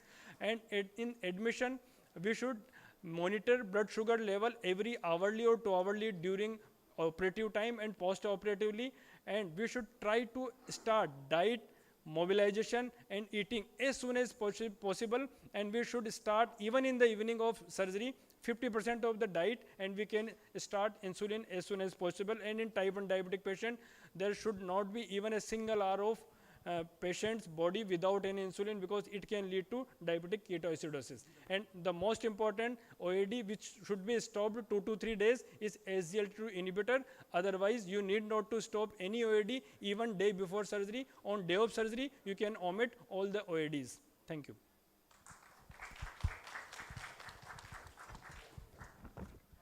Thank you very much, Dr. Patel. Please come and have a seat. You'll have a lot of questions coming after that. So, good afternoon, everyone. So, after diabetes, thyroid disorders are the second most common endocrine problems for which we get commonly referrals to our OPD and IPD. So, to help us navigate through abnormal thyroid disorders, we have our second speaker, Dr. Saptarshi Bhattacharya, who is an eminent endocrinologist and very good speaker, and he will guide us through the common thyroid problems that we encounter in perioperative patients and how to manage those patients. He will tell us. Over to you, sir. Thank you, Dr. Tripathi. Thank you, Dr. Ray. So, and special thanks to the organizing committee of ASICON for arranging it so well and also giving me an opportunity to speak in front of you regarding a very common topic. So, this is what is happening day in and day out. So, somebody is admitted, TSH is 16, TSH is 26, whether, so and they will ask for a endocrine clearance for this condition. So, how do we go about it? So, as we all know, so there are two main derangement in thyroid function. So, it can be hypothyroidism or it can be thyrotoxicosis, and part of it can be like all thyrotoxicosis is not hyperthyroidism, but somebody having thyroiditis, that can also be there. So, that can be thyrotoxicosis, but since the gland is not intrinsically hyperfunctioning, so in that case we might not call it as hyperthyroidism. So, both we know how to manage each of these conditions. The conditions are very well defined, but if it comes to surgery and if you try to do a literature search, you will see that there are not many guidelines or RCTs or recommendations about how to exactly go about it. So, so you might feel that technically or legally sometimes also there can be issues. So, because if somebody, you say that the person is having, say, thyrotoxicosis, and you give a clearance, and there is an arrhythmia or in the OT, the whole blame is going to shift on you. So, and we have to take the decision on the background of information which is not that much there if you do a literature search. And just to summarize the part of the pathophysiological aspects which can alter can get altered in the setting of hyperthyroidism or hypothyroidism. So, if you look into hyperthyroidism, so obviously we know there is a increased cardiac output state, so that can increase the risk of heart failure. Arrhythmia is a genuine concern, so atrial fibrillation and ventricular ectopic, sometimes progressing to a VT also can happen. Myocardial, so it's a high demand situation, so there can be myocardial ischemia. If you look into respiratory muscles, there is actually respiratory muscle weakness. So overall there is cachexia in thyrotoxicosis or hyperthyroidism. So, and there can be delayed recovery from ventilator because of that problem. And sometimes the person might also be sensitive or hypersensitive to sedatives, so they can remain drowsier for a longer time. Also, hyperthyroidism is a we know that frequency of bowel movements is one of the manifestations. So there is increased gastrointestinal motility, and that can lead to hypoalbuminemia and malnutrition. On the other hand, in hypothyroidism, there is decreased cardiac output. There is a susceptibility to hypotension, and also there is reduced baroreceptor responsiveness at the time of anesthesia. So the normal baroreceptor mediated recovery might not take place if the person goes into hypotension. In the lungs, there can be multiple problems like pleural effusion, ventilation defect, decreased alveolar surfactant. There can be post-operative lung collapse and even infection. The gastric motility is in fact slowed, becomes particularly relevant in case of a GI related surgery. So it can cause problems. So there can be residual food because of delayed gastric emptying, and overall also the recovery related to GI surgery can be an issue. There can be also normochromic normocytic anemia. So with that background, if we first we need to understand, do we actually need to get a TFT in all? So in my personal practice, it's better if the person comes to you as a known case of thyroid disorder, so always get it done before the person gets admitted.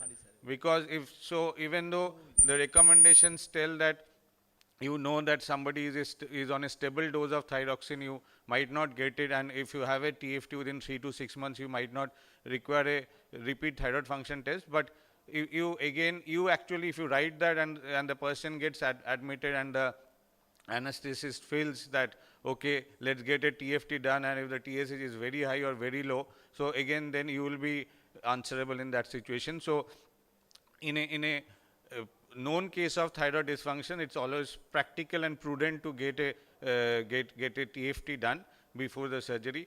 Try to get a thyroid function test rather than only TSH, because if the free T4 is normal, then also you are, and the TSH is slightly elevated, then also you are on a safer ground to give a clearance for surgery.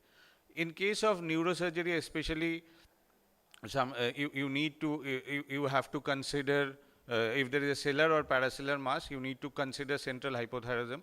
Also consider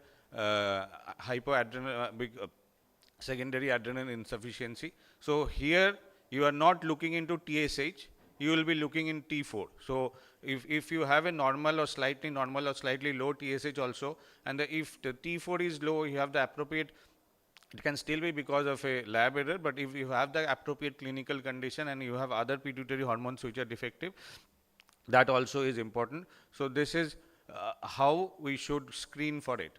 So if you are looking into hypothyroidism, so there are multiple aspects which will decide how to go about the surgery, whether it's safe to go ahead or not. So whether it's subclinical versus overt versus severe, whether it's an elective surgery or an emergency surgery, age, comorbidities, and even the type of surgery can be a concern. So let's take opinion from all of you. So it's very standard situation. 35-year-old woman, no comorbidities, admitted for lab chole.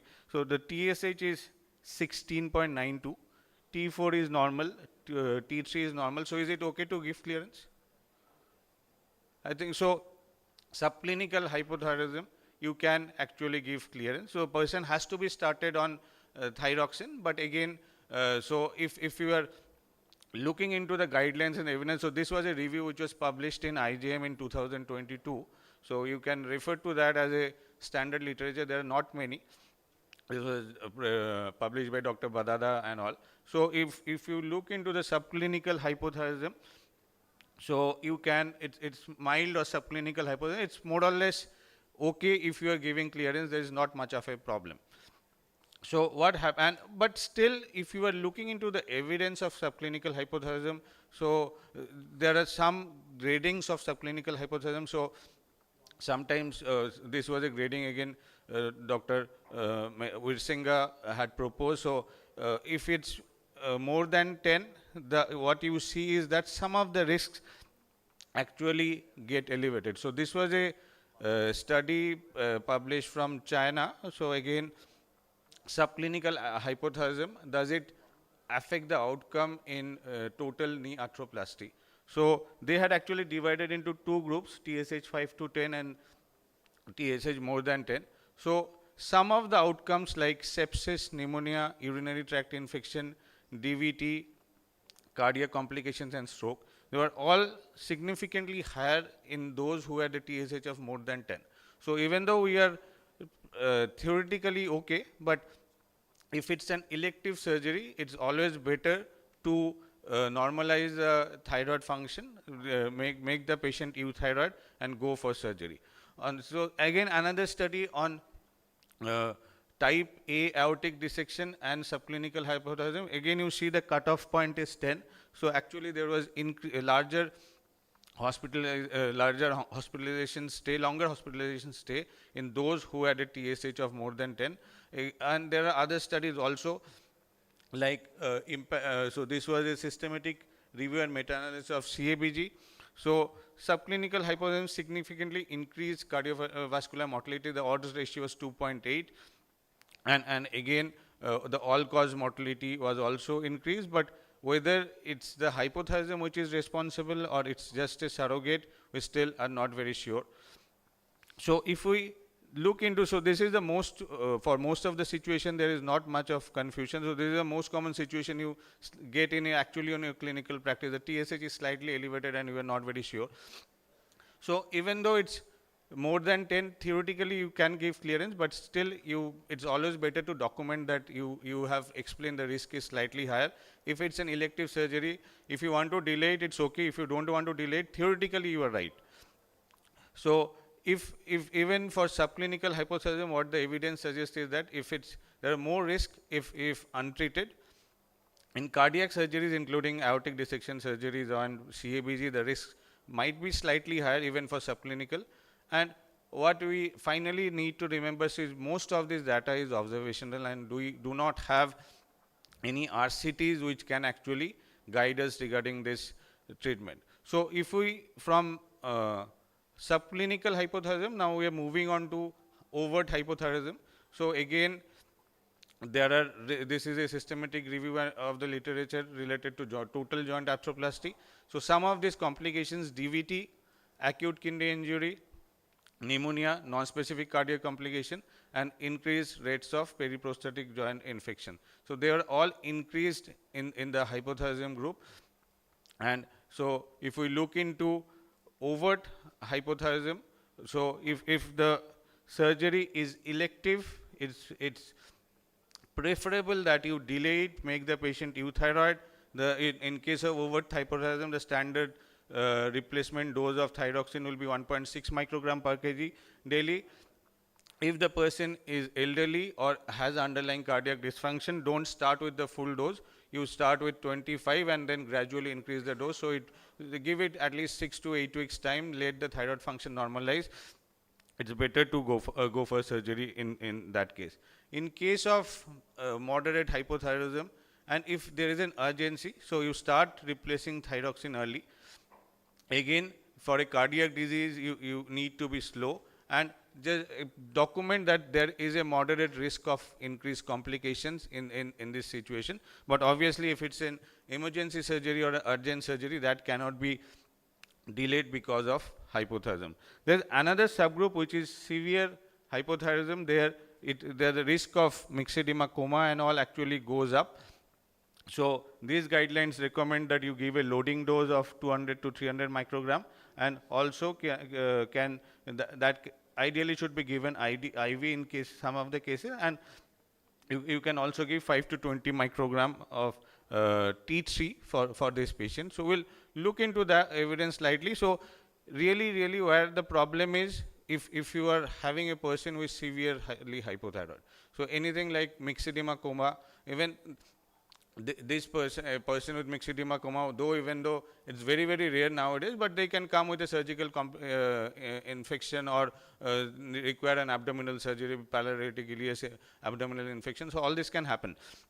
So if there is myxedema coma or severe clinical symptoms of chronic hypothyroidism like altered mentation, pericardial effusion or heart failure, and also if you have very low levels of total T4, which is like less than 1 microgram per deciliter, the normal, most of the labs will give a cutoff around say 5 to 14 will be normal. So in these cases you really need to be careful. So if we have a case like this, 62-year-old male having diabetes for 12 years, CAD, LVD dysfunction, ejection fraction is 45%, planned for hernia repair, TSH is 45, the T4 is also low. So in this case, again, there is no confusion. You cannot, hernia repair is an elective surgery. You cannot go ahead with the surgery right now. You need to start thyroxine. Because of LV dysfunction, again, do not start full dose of thyroxine in that case.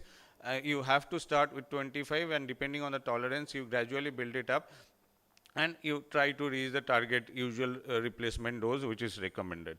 So if there is a myxedema coma risk, so there are recommendations of giving IV levothyroxine, but if it's not followed, you can give oral levothyroxine also. Also T3 is 2.5 to 10 microgram every 8 hours is recommended in such cases of myxedema coma. So we have T3 now orally available. India does not have any IV thyroxine preparation or IV T3 preparation. So there are some, so again, you need to assess the risk. If there is a myxedema coma, actually the patient is in myxedema coma. So some centers still do not believe that we need to give a loading dose because most of these patients are hemodynamically compromised. But again, most of the Western guidelines will actually suggest that you give a loading dose, preferably IV. So the one situation which can sometimes be confusing is that many of these patients will have low free T4 and a borderline TSH, sometimes a low TSH that mimics central hypothyroidism. So if you are not very sure whether the person is actually having central hypothyroidism or it's a CQ thyroid syndrome. So that also can sometime happen. So if it's elective, again delay the surgery. So reassess after 4 to 6 or 8 weeks.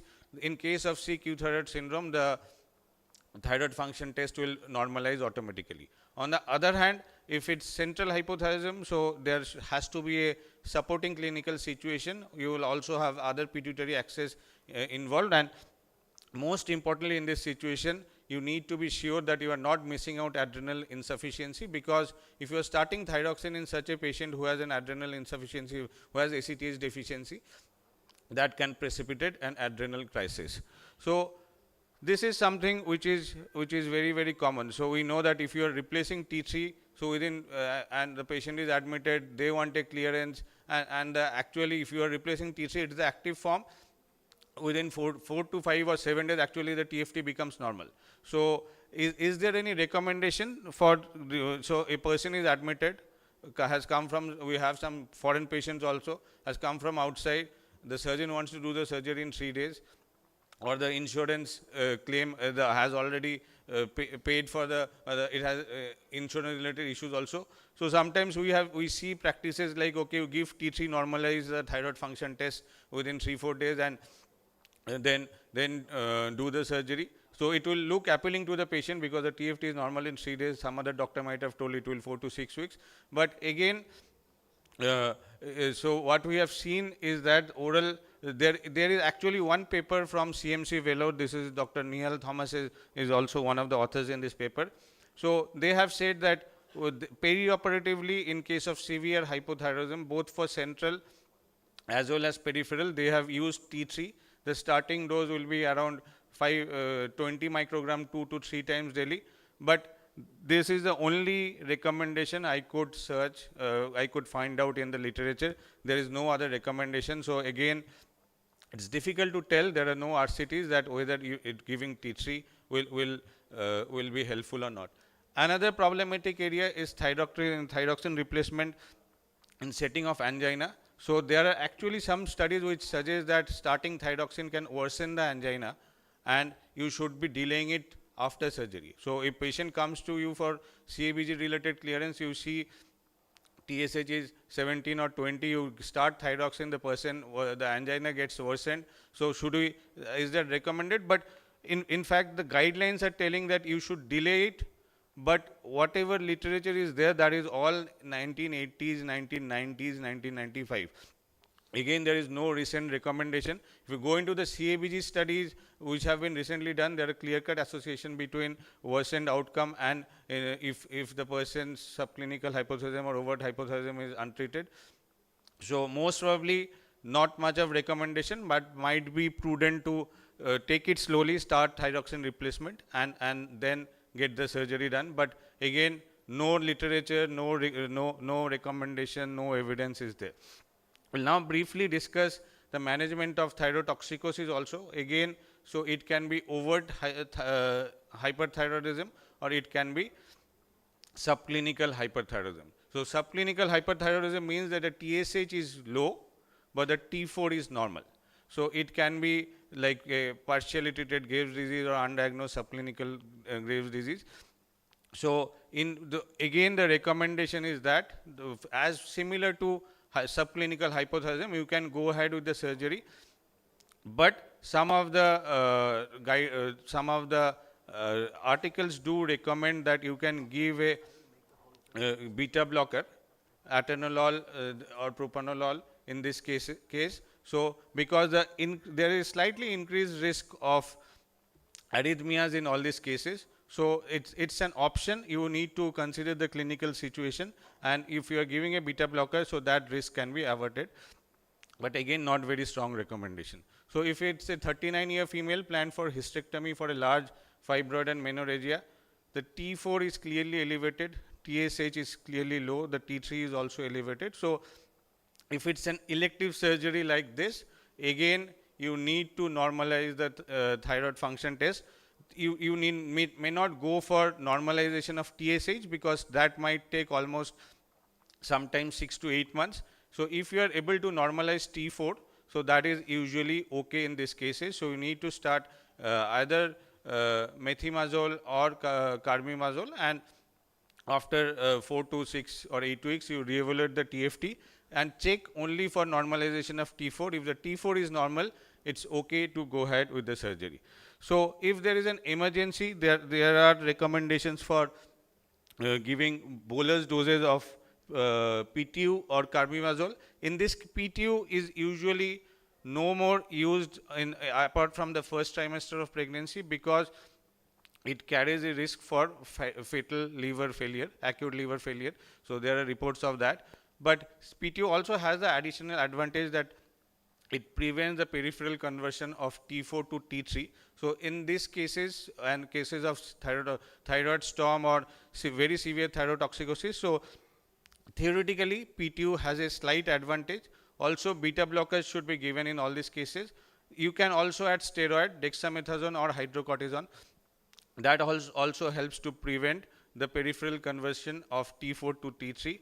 Sometimes you need to give a sedative, and there are some stimulant anesthetic agent that should be preferably avoided. So you can use fentanyl, thiopental or propofol, lidocaine. So these are the recommended safe agents for anesthesia. And also even for post-operative care, you need to be careful. In case of very severe hyperthyroidism, you additionally need to give beta blockers. There is also a role of iodine in this case. So if you have a toxic MNG, so you can, so in that case you should not be giving. But if it's a Graves' disease, because in case of toxic MNG, there is a phenomenon called Jod-based effect. If there is underlying iodine deficiency, that hyperthyroidism can get actually worsened. And in case of starting iodine, which is a very rapid inhibitor, but it gets desensitized, there is no point in giving it beyond 10 or 14 days. And in case of starting iodine, you should always make sure first you should give methimazole or carbimazole or propylthiouracil. Then after that you should give iodine. Otherwise, that iodine will get there will be iodine uptake and worsening of thyrotoxicosis. So this is a situation we sometimes get. Actually, say there is severe hyperthyroidism and the person has developed a liver-related side effect or severe skin disease or WBC has gone down. So in these cases also, if surgery is required and urgent surgery is required, you give beta blockers, you give glucocorticoids. Cholestyramine has also been recommended, which is not available.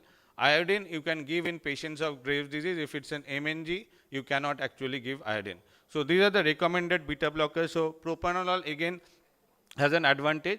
Atenolol, metoprolol. If it's very severe, you can consider IV esmolol also.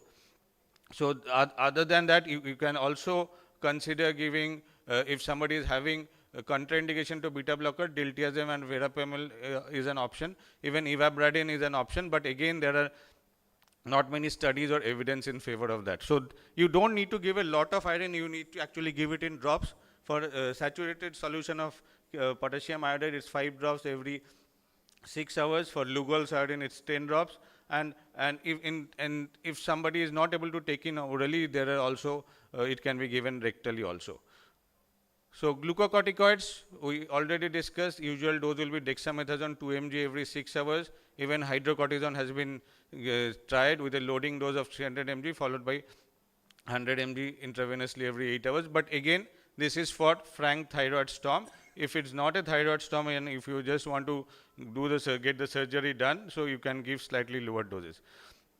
So there are also reports that you can do plasmapheresis, therapeutic plasmapheresis. If nothing else is working, the patient needs to undergo an emergency surgery. So that is another option that you can consider of therapeutic plasmapheresis. So thyroid storm has to be managed in the setting of ICU. We have mostly discussed it. And and most of the cases of thyroid storm, if you look into this systematic literature review, happened in the setting where there was the undiagnosed cases of thyrotoxicosis land up in the OT with severe manifestations related to thyroid storm. So undiagnosed, so sometimes if there is a clinical suspicion, thyroid function test is a simple test, you can do it. So this I will summarize right now. So hypothyroidism subclinical, it's okay to theoretically give clearance. Moderate for elective surgery, delayed for urgent surgery, start slowly in cases of cardiac disease. Severe, you might have to, other than correcting, you can if there is a mixed edema coma, you can also consider T3, and also you might consider glucocorticoids if there is suspicion of adrenal insufficiency. Hyperthyroidism subclinical, you can give a clearance, but you can consider beta blocker in appropriate situation. If there is overt, if it's elective, has to be delayed. If it's urgent, so you start treatment. And sometimes if it's very severe, there is a risk of thyroid storm, you can give steroids and loading dose also. So thank you once again for a patient listening. I can hand it over back to the chairpersons. Thank you very much, Dr. Shi. Wonderful talk. Please come and have a seat. I believe that we will have plenty of questions of very practical, real-time topics. So I'll request the audience to come up to the mic and ask questions. Thank you. So, okay, I'm audible, I hope. So I think, so comment question for both Dr. Patidar and Saptarshi. So Dr. Patidar, you see, it is practically speaking, see in theory, when we are sitting for MD DM exam, we said if sugar, OT, from the ward call comes, blood sugar is 210. What to do? MD exam, IV insulin. But in real practice, that does not happen. But we have to be medically legally safe as well. So I tried to dig up, and the best guideline which is there, which is very practical, is Joint British Society guideline. So there what they say, if the blood sugar is more than 220, you give subcut rapid acting insulin 6 units, check it after 1 hour, still more than 220, give another dose, after 1 hour, still more than 220, now you give IV insulin. So I've got something to, medico-legally to back me up. Otherwise, somebody having 210 blood sugar level in the ward, IV insulin is unsafe in the general ward. The other area is cataract surgery. In India, we have 20,000 cataract surgeries per day. And so many operations are cancelled unnecessarily. If you look at the guidelines tell us about all the surgeries. They don't segregate cataract surgery as something different. In USA and UK, in UK particularly, as I rang them up, my friends in UK, ophthalmologists, they don't check the blood sugar before surgery. It is not done. I said, okay, somebody has got 300 blood sugar, 350. We will tell the general practitioner, please look after the blood sugar after we have done the surgery. They will go ahead and do the surgery. So USA, UK, there is no mention of checking blood sugar before cataract surgery. Japan mentions HbA1c of 10% and above. If it's more than 10, then you intervene. Otherwise, go ahead and do it. So this is something for cataract surgery. We have to realize that it's an avascular surgery, and good tight glycemic control is not necessary. We deprive patients of this. And Swapnarshi, there is no, as you rightly said, very little evidence with the TSH, and we are always stuck with this every day, day in, day out. But one thing which I wanted to ask from your practice, because there's no evidence, so what is your practice? And I'll tell you what I do. Is somebody has got, say, TSH of, say, more than 40, and T3, T4 is suppressed. It's overt hypothyroidism. So I'll say, okay, given the, thyroxine, 100 micrograms, check after 4 weeks. Surgeon will ring me. Patient is in pain. Are you a doctor or a human being? So what is the earliest we can do? I said the earliest we can do is 4 weeks, because that's the TSH will come down by 4 weeks. No, what is the earliest? So what I do, and I'll want to know what you do is, so I segregate into 2 groups. Is it a general surgery procedure, or is it a regional, local anesthesia, local? So that I'm safe if it's regional. General surgery procedure, I made up my own theory. I just put earliest is 2 weeks, because the T3, T4 will normalize by 2 weeks. TSH won't be. So I will look at T3 and T4 and say 2 weeks, T3, T4 is normal, so you're now into subclinical hypothyroidism, go ahead with surgery. Although I would like it for 4 weeks, because that's when the TSH will normalize. So again, so that is, for most of us, it's only personal practice only. So Dr. Wangnu is there, we are practicing together in Apollo. So it has to be individualized in each and every case. So your point is totally rational. And if the T4 is normal, we are medico-legally safe. At least we can hold on to something and tell the T4 is normal. If the surgeon is very keen, so I write a statement which is like from which at least will save me. So as of it's recommended that the person should undergo an elective surgery in an euthyroid state. But if there is a strong surgical indication, the surgery can be considered, but with increased risk clearly explained to the patient and the surgeon and the anesthetist. Good. So let them do what, the risk should not be on me, correct, the risk should be on them. So what I write is, ideally the surgery should be done when the TSH is normal, but if the risks outweigh the benefits, then please you may go ahead and with due monitoring. Right. So 2 lines. So can I just take this forward? So if I take this forward, what I have done is, I've given T3 to patients if my surgeon wants to do it in 5 days' time. So you just give T3, okay? And then clinically, if you basically assess them, you can ask them to go ahead. I mean, it's not the TSH which is functional. Right. It is the T4 and T3 which is functional in the circulation. And that is the reason why you can take that call and go forward. That's so how it is. Again, the same thing I want you to tell you, the addition of T3 will help to quickly normalize the function, and the patient can go for the surgery. So totally, we see in practice also, you give T3, the TFT everything becomes normal in 4, 5, 7 days. So, but if you try to dig up the literature, there is nothing. So apart from that single paper from CMC Velour, which was like 15 years back, I think Dr. Nihal Thamas I was seeing outside only. So he is one of the authors. So if you, the only problem is that if it's like an elderly person and you're giving T3, so and suddenly you, some angina gets precipitated or an arrhythmia gets precipitated, since there is nothing to save you, so that becomes a challenge. So maybe if you're for a young person, you want to make the patient happy or the anesthetist happy, people do give, but again, if you look into the evidence, it's not there. Can I just ask you the same question, other spectrum?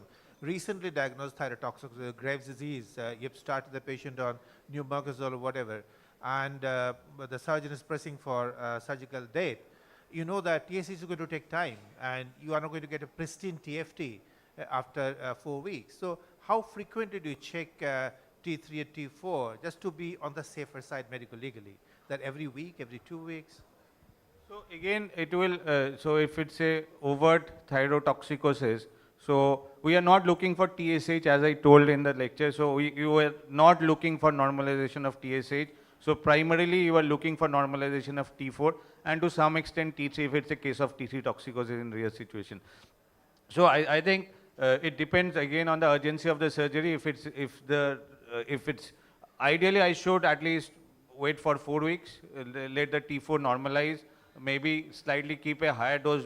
In a normal situation, I would have started with maybe 30 mg total dose of say carbimazole per day. In that case, maybe I will go slightly more aggressive because you have to get the surgery done earlier. But 4 weeks, if there is a pressing indication, 1 to 2 weeks, but again,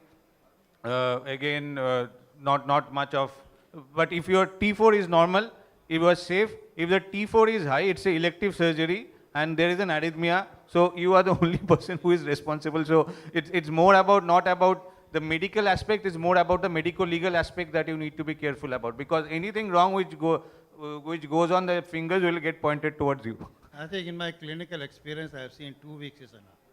In my clinical experience, when I start my treatment, the 2 weeks, it takes minimum time to normalize it. And I usually tell my patient to come after 2 weeks. Exactly. I do it as well. It's just check it after 2 weeks. Keep checking after 2 weeks. Earlier you get the better result, you go ahead for surgery. Yeah. I just want to ask one question to Dr. So how to Patidar. manage thyrotoxic with thyroiditis?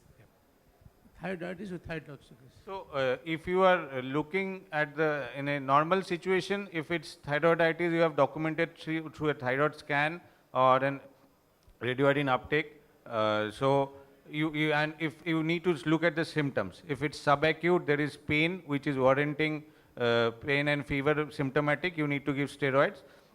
If it's silent, you don't need to do anything, just reassure the patient. If there is more of thyrotoxic symptoms like palpitation and all, you can consider a short dose of beta blocker for 10, 20, 30 days. This is usually a self-limiting condition which might progress to hypothyroidism in 20 to 30% of cases, but again, you can't much do about it. The disease will take its own course. So, but if you have to consider in the setting of surgery, again, it's better to, because it's a thyrotoxic state, if there is an urgent surgery requirement, no role of methimazole or carbimazole in this case. You can consider beta blockers. You can go up the dose of propranolol, you can go up to 80, 120, 160 if you want. You can also consider giving, if there are thyrotoxicosis is not a very severe condition in most of the cases, so you don't get the frank or frank features of thyrotoxin. It's a subtle, because the amount of thyroxine which is stored in the thyroid gland, that is only getting secreted. So it's not going to cause major symptoms. So if there is a need for surgery, beta blockers, in some cases steroids, that's what all you need.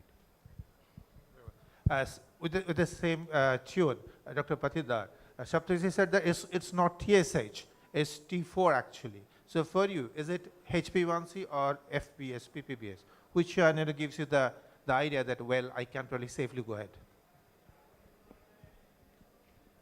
Yes, sir. The effect, why we do HbA1c, because the effect of hyperglycemia is on the immune system, that is on chemotaxis, phagocytosis and diabetes of the neutrophils. So if it is not controlled in last 2 to 4 weeks, then there might be poor immune response, poor wound healing, prolonged hospital stay. So recovery might be affected. So HbA1c is important, but as sir was telling, the guidelines are different. ADA says that HbA1c should be less than 8 for elective surgery. Australian guidelines says that it can be, we can ask patient to go for surgery if it is less than 9. So that is okay. And for Center for Preoperative CPOC guidelines says that 8.5 is the better. So HbA1c should be as far as we can get it down, it is okay. But the current sugar level is also important. And if it is an emergency surgery, we can reduce the sugar level in 24 hours and we can go for surgery. We need to see the risk-benefit ratio. If risk of not operating is high, then it is better to operate. And it is with the written consent that it is high risk for surgery, but it is important. Yeah. That's great. I mean, it's not the fitness for surgery, but the question of keeping the patient fit during surgery and after surgery. That's the most important. Dr. Tripathi.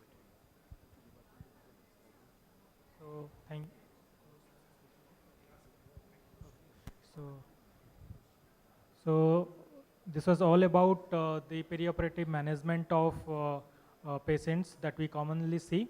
So it's important to maintain euglycemia and as far as possible to maintain euthyroidism before going ahead with surgery. And it is also important to consider the urgency of surgery. If it is an emergency surgery, then we should go ahead with surgery. Even if there is some amount of hyperglycemia, we try to control that within 24 hours, as has said. And if it is hyperthyroidism, we have to look at what type of hyperthyroidism we are dealing with. So depending on that, we can decide from patient to patient basis, we can decide whether the patient need a urgent surgery or we can postpone the surgery to some safe distance so that the patient can be managed effectively without any complications. So if there are any further queries from the audience, you can ask the... So I have to ask a question. Suppose, sir, we often get a referral for a patient who is diabetic, who got admitted with acute pancreatitis, who has been advised to stay for NPO. And suppose, sir, his blood glucose level is around 200, 250, around something like that. And suddenly the patient is diagnosed with a cholelithiasis, and the patient, and often in the corporate sector, that they want to do an urgent surgery. So what will be your take on the glycemic management of this patient? So as patient is having acute pancreatitis, patient might be NPO for sure. So the best way to treat such kind of patient is IV infusion of insulin, either by the drip or by the infusion set. Most of the corporate hospitals having infusion pumps, so you can start with the 0.5 or 1 unit per hour of insulin, and you can control sugar level. And it depends again on the risk benefit. If surgeon wants to operate, you can write that it is high risk for surgery, but blood sugar need to be controlled at least 24 to 48 hours, because it might be pre-existing diabetes or it might be because of acute pancreatitis. Because of massive damage on the beta cells in the pancreatitis can lead to acute onset pancreatitis. So it depends on the urgency of surgery, but we should write in our notes, as Dr. Saptarshi was saying, that it is high risk for surgery. And HbA1c might be normal in such kind of patient because it is acute onset diabetes. So it depends. We should keep in mind the medical legal factor also. Sir was telling that even in UK and some countries, they are going for surgery, even in cataract surgery on 300 sugar. But we should not advise such kind of practice. It is not advisable because it can lead to medical action against you. If anything happens, any infection happens, then the finger will be towards you. So we should advise appropriately. HbA1c target should be at least below 8.5, and current blood sugar level, fasting PP, should be less than at least 180 to 200. Absolutely, sir. So in tune of that, another question to Saptarshi, sir. So, sir, suppose for a patient with overt hyperthyroidism, we have given a thionamide, and obviously the patient had developed a rash, and we cannot give any further or rash any hepatitis. Suppose the patient has developed any hepatitis, so the administration of PTU is out of question. So what other agents that can pose as effective as thionamides without having that hyperpathia side effect? So again, so I partly discussed, so if you are setting in the you need to take into consideration two aspects. So the long-term management, the immediate management. If it's for surgery, it will be beta blockers, steroids if required, and in very severe cases, there are also reports of therapeutic plasmapheresis also. Lithium in the acute surgical setting has electrolyte abnormalities as side effect, even cardiac and nephrotoxicity. So, so again, at the time of acute surgery might not be the best agent. Cholestyramine, not usually available in India, has been used for, because it decreases the hepatic circulation, enterohepatic circulation of thyroxine. If you are planning a definitive treatment for this condition, so radioiodine will be one of the options if there are no contraindications for that. Unless the patient is hemodynamically compromised, or has cardiac dysfunction and the risk of thyroid storm is very high after the surgery, you can go ahead. If it's severe and or if there is a possibility of cardiac compromise, so you can either give lithium, which will partially control it, but again, not in a in some cases beta blockers and steroids also might be needed. Cholestyramine, if it's available, you can use it. Sir, if the lady is pregnant at 14 weeks and with jaundice and needs some surgery, second trimester, so what are the options? Lady is pregnant 14, 15 weeks. Second trimester, 15 weeks. For which purpose? For surgery. For surgery Suppose there is a gallbladder disease and the patient is pregnant lady at 15 weeks. Having thyroid or diabetes or hyperthyroid. Hyperthyroid. So again, so second trimester usually the window which is safe if there is need for surgery, but if it's hyperthyroid, then you will have to give, if after second trimester, jaundice, you need to evaluate the cause of jaundice, so you might not be considering, so in fact, if it's severe hyperthyroidism, so only surgery remains a choice. You can give. So to control the hyperthyroid before. Hyperthyroidism, see, if it's. In pregnant lady with jaundice. Jaundice, you cannot, if it's a ATD-induced jaundice, you cannot give antithyroid drugs anymore. You cannot give radioiodine in a pregnant lady. So the only option for control of hyperthyroidism, if it's severe, is actually surgery. There is nothing else you can do. Thank you, sir. So, sir. Thank you very much. I believe that there are a lot of questions coming to your minds, but unfortunately we have run out of time. You can always interact with the speakers later. So thank you very much, both the speakers, for a wonderful deliberation. We can proceed to the next session. Thank you. Thank you, sir. Thank you to the chairpersons and to the excellent speakers, and thank you to the audience for having a nice, so much lively discussion. So, but we have to stick to time, and that's why I have to play the role of the arbiter person. So for that reason, I would like to call upon stage for the next session, Dr. Devarchan Jena, who is an assistant professor in the Department of Endocrinology at SC Medical College, Cuttack, Odisha, to take his place in the dais, as well as Dr. Monikant Shingla, who is a director consultant endocrinologist at MKS Endoconsultant, Ludhiana, who has worked as associate professor at DMC and H, Ludhiana for 9 years, and who has numerous accolades to his name. So I would request both the chairpersons to please occupy their seats in the dais and to commence the next session. Thank you.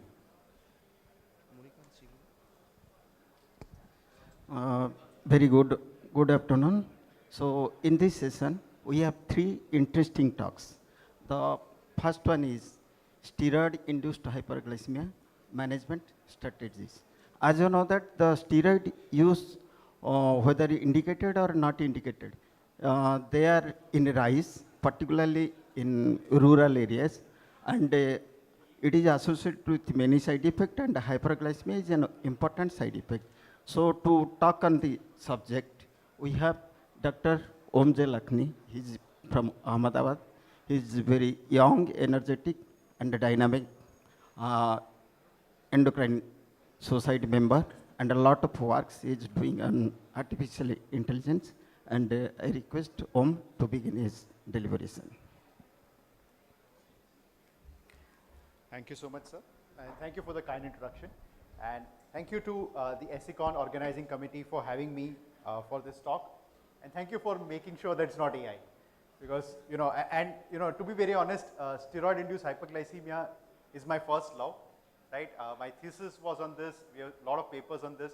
And the only randomized controlled trial on this topic is done by us. So like I said, this came before AI, and I think really a privilege to talk on one of my favorite topics. So what we're going to do is we're going to discuss practical aspects of managing steroid-induced hyperglycemia. We'll be mainly focusing on in-hospital management, but we'll take a little bit look at the outpatient management also. Okay, so let's take a case scenario. So this is a 60-year-old male patient. He's a smoker, known case of COPD, has been on inhaled glucocorticoids, has been on oral glucocorticoids time and off, right? So you have patients like COPD just coming for steroid short courses often. Now he develops COVID, this is a recent patient, COVID-19 infection, and is admitted to the hospital for the same. Now his vitals are stable, hence he was admitted to the isolation ward, not in the ICU, but needs supplementary oxygen therapy. And his random glucose when he first was admitted was 180.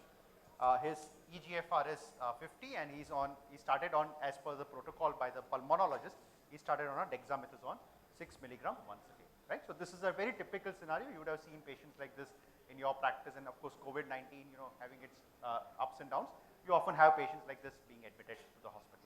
So patient is admitted under a pulmonologist, and you have been called as an endocrinologist to look at the glycemia. So when you deal with such a scenario, there are a lot of things. So steroid-induced hyperglycemia has a lot of complexities layered, built into it. So first and foremost, you need to see the patient's baseline glycemic control. There will be a lot of patients whose baseline, HbA1c is high. The patient is not going to, already has poor glycemic control. You already had a session on, in-hospital hyperglycemia earlier. And then you are going to give a glucocorticoid, right? So if the patient's, depending on what the baseline situation is, you are adding fuel to fire, right? So if the patient's HbA1c was already 11, then you are adding dexamethasone, you are going to only make it worse, right? The other important thing is, and this is again, remember we are endocrinologists, so you are also bothered about looking at the adrenal, right? Now this patient, for example, the patient like this, he was already given glucocorticoids on and off. So what is the status of his baseline HPA axis, right? Does he have a HPA axis suppression? Are we going to make it worse? Are we going to kind of correct it? So what happens is some patients tend to have some baseline, a little bit of adrenal insufficiency which gets worsened, so patient may develop hypoglycemia, so that's often an issue, and we'll see how it pans out. We also know that COVID-19 infection itself had impact on glycemia, right? So we also know that, so that also, sometimes, you have de novo hyperglycemia developing in these patients. Then of course, the other problem is a practical problem, right? So the pulmonologist or a lot of the residents will change the dose of steroids depending on the requirement, right? They'll change the steroid itself. So they'll give dexamethasone, then they'll give methylprednisolone, then they'll give, discharge, they'll give another steroids. So a lot of things change. It's a very dynamic situation, right? It's, the steroids will be tapered, steroids may be up titrated, so on and so forth. And very importantly, sometimes, combination of all this, the patient already has infection. So infection also leads to a situation called glucotoxicity. In fact, again, when I was a resident, we wanted to do a study. One of the other studies after we finished the thesis was that let's look at how infection contributes to hyperglycemia, right? And that is what we wanted to study. Unfortunately, we didn't get fund for that at that time, but that's again an idea which we need to think about. So these are all issues which you will be dealing with when you see a patient. This is, though on paper looks very simple, there are a lot of complexities built into it when you see a patient like this. So what are the things as an endocrinologist you already know, right? What are the things, what are the wisdom that you already know? Now we all know that the poor glycemic control will impact the patient's recovery from the underlying disease, right? So if the patient has COVID, patient has infection, all that thing will be impacted by that. The glucocorticoids, depending on the glucocorticoid which you are going to give, each of them has a different pattern on the hyperglycemia, right? We'll see some images of that, we'll see some CGMs also for that. You also know that HP axis of such patients may be compromised. And what sometimes happens is that, for example, if you give a morning dose of, Visolon or a prednisolone, what typically happens is patient's HP axis is compromised, then he has a severe hyperglycemia in the evening, but in the morning time he has hypoglycemia. It's a very typical pattern because the patient is having a compromised HP axis. So that's often an issue which happens. The infection also, has an impact on the glycemia. You also know that the glucocorticoid dosing change may be, may not be very static, right? The doctor may change it, may not even inform you. The medical officer may not inform you, right? So there might be challenges. So it's always a good idea to anticipate that this could happen. And then you will be blamed for the poor glycemic control. That patient developed hypoglycemia. Then in the morning they change the dose of steroid, that they didn't tell you, right? But then patient developed hypoglycemia is your problem, right? So that's often a challenge, right? And of course, different glucocorticoids will have different effect on the glycemic pattern and other things also, right? So broadly, if you see current scenario, there are two definitions. Of course, this is very theoretical, does not have a lot of meaning, but you need to understand this again from a sort of a broad framework. So there is something called steroid-induced hyperglycemia, and then there is steroid-induced diabetes. So again, short-term, glucocorticoid use can develop hyperglycemia, but sometimes patient is on glucocorticoid for a long time, or sometimes even sort of a medium period of time when glucocorticoid is given, it can lead to permanent changes in the system, weight gain and other things which can lead to permanent diabetes. So it can be steroid-induced diabetes also. We have seen a lot of these. Another area where you do see this being used very often is your transplant patients, right? Post-transplant patients is a common scenario, and a lot of them develop permanent diabetes also after transplant. So this could be issues which could be there. Now, why does steroid produce hyperglycemia? Now there are, in an acute situation things are different, in a chronic situation things are different. So in an acute situation, there is an acute insulin resistance, there is increased hepatic glucose production and reduced insulin secretion. So, and often, especially again a tip I'll give you, if your patient is on, especially patients who have undergone transplant, tacrolimus also suppresses the insulin production, right? So that's another sort of equation, especially in such scenario, right? On a chronic basis, tacrolimus doesn't have much impact, but on an acute basis, and tacrolimus doses are also changed by the hepatologist or your nephrologist, when they are seeing such patients. Again, on a chronic basis, obviously the patient gains weight, there is sustained insulin resistance which worsens, right? There could be chronic beta cell dysfunction which develops because of steroids, and there is literally metabolic remodeling, just like your Cushingoid patient, right? So the patient on steroid for a long time literally is an iatrogenic Cushing which you are developing, and then that also has impact on the patient's glycemia. Now, to tell you our story of this, right, my primary thesis for DNB endocrine was on steroid-induced hyperglycemia, and we actually did a randomized control trial for this. Is the only one from India. The basic idea of this study was we took patients who were hospitalized and we gave a standardized hospital hyperglycemia management as per the current guidelines, and we developed a new protocol, and we compared these two and we saw what is better. What we really found was that the glycemic variability, I'll show you an illustrative case, glycemic variability was much lower with the new protocol which we developed, and then subsequently there are other publications which we had on this. We had a specific publication on steroid-induced on post-transplant diabetes also. So this is our RCT which was published long time back, right, many years back, but still relevant. In fact, this was kind of a very important paper during the COVID time, because a lot of people actually saw this, and we got a lot of citations during post-COVID period. Suddenly steroid-induced hyperglycemia was in vogue, right? So that was the thing. Now, when we did this publication, this is exactly the problem which we faced, and I got trained in a center which was, sort of a center of excellence for transplants, and steroid was used off and on, left, right, and center.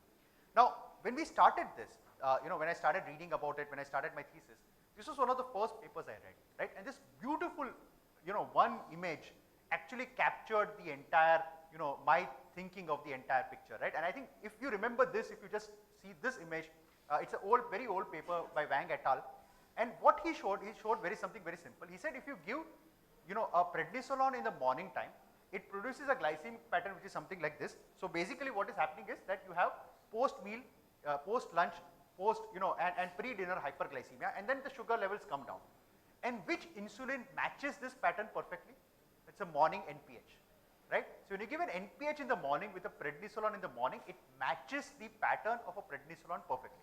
So his thesis was very simple. When you are giving a once a day glucocorticoid prednisolone in the morning, which is of course the most popular glucocorticoid, then you add a NPH along with that, and that solves the problem, right? So this was the thing. Now when we saw this, my thesis guide told me that, but is it prednisolone is it the only one that we use, or do we only use prednisolone once a day in a hospitalized setting? So there are more nuances to this, right? Then we realized that a lot of the time pulmonologists often use methylprednisolone twice a day. So it's a very common pattern, right? Now, of course, we could always argue that, whether this is the right way or wrong way. That's not for me to debate, right? That is what the pulmonologist or a rheumatologist is using, and we are just kind of, bearing the brunt of it. So what we saw, and this is an image which I draw from my own hand, I couldn't find anything like this here anywhere else. What we realize is that when you give methylprednisolone twice a day, then you have an addition of these effects. So what happens is, you have the first steroid which is given here, and the second dose which is given somewhere in the evening, and then so you have one peak, there is a sustained hyperglycemia, and then there is a second peak which typically happens, right? So the solution we actually gave for this was, you give NPH in the morning, but to correct the baseline issue, you give a small dose of glargine, right? And a lot of the times, we often get saying that this doctor doesn't know anything because he's giving 2 types of different basal insulins, but the idea is this. So you cover the morning prednisolone with the NPH and you give to cover the base and the glucotoxicity you give a glargine. So this was the idea of when you have it twice a week. A good way of also is doing twice a day NPH also, so that's perfectly fine. But NPH has its own issue in terms of nocturnal hypoglycemia and other things, so glargine is something which we are kind of more comfortable on a long run basis. Then the other very popular glucocorticoid which is used especially, and you would have seen a lot of oncology patients, right? A lot of your patients who undergo breast cancer surgery and all that, they are on chemotherapy. And whenever they are admitted for chemotherapy as a treatment, they are given dexamethasone. Very, very common pattern that we see. So patient's glycemia is otherwise fine, but the patient is given dexamethasone and suddenly the patient's blood sugars go up to 200, right? So again, there's a paper by Zhang who actually who did a CGM of patients who were, like this on chemotherapy, who were given IV dexamethasone. And what he found was that there are couple of peaks. So there's one peak, right? So initially, at about 72 hours, patients develop a peak, and then they develop a second small peak at about 120 hours, and then there is then it plateaus out, right? So it remains slightly higher than the base, right? So this is what typically happens and then about 5 to 7 days later, the things go back to baseline, and by that time the patient has the next cycle of chemotherapy. Right? So this kind of cycle becomes a permanent issue. So there is one peak which often happens immediately when the glucocorticoid is given, and this we have to anticipate. We actually did, this is Zhang's study, right? We actually showed one case scenario, right, where he did some CGMs also and found this typical pattern. So he says this pattern is very typical, that you start with, there is one peak, then there is a second peak, and there is a plateauing, right? So that typically happens after a single dose of dexamethasone. So we also, took some CGMs of our own patients, and we found a similar pattern. So you see this patient, right, the CGM data, patient is actually non-diabetic, right, and you're giving dexamethasone over here, so you're seeing that first peak happen here, and then, it kind of plateaus, and then, by that time, there are certain, trailing sort of second peaks also, which kind of go on, right. So this is a very typical situation that we see.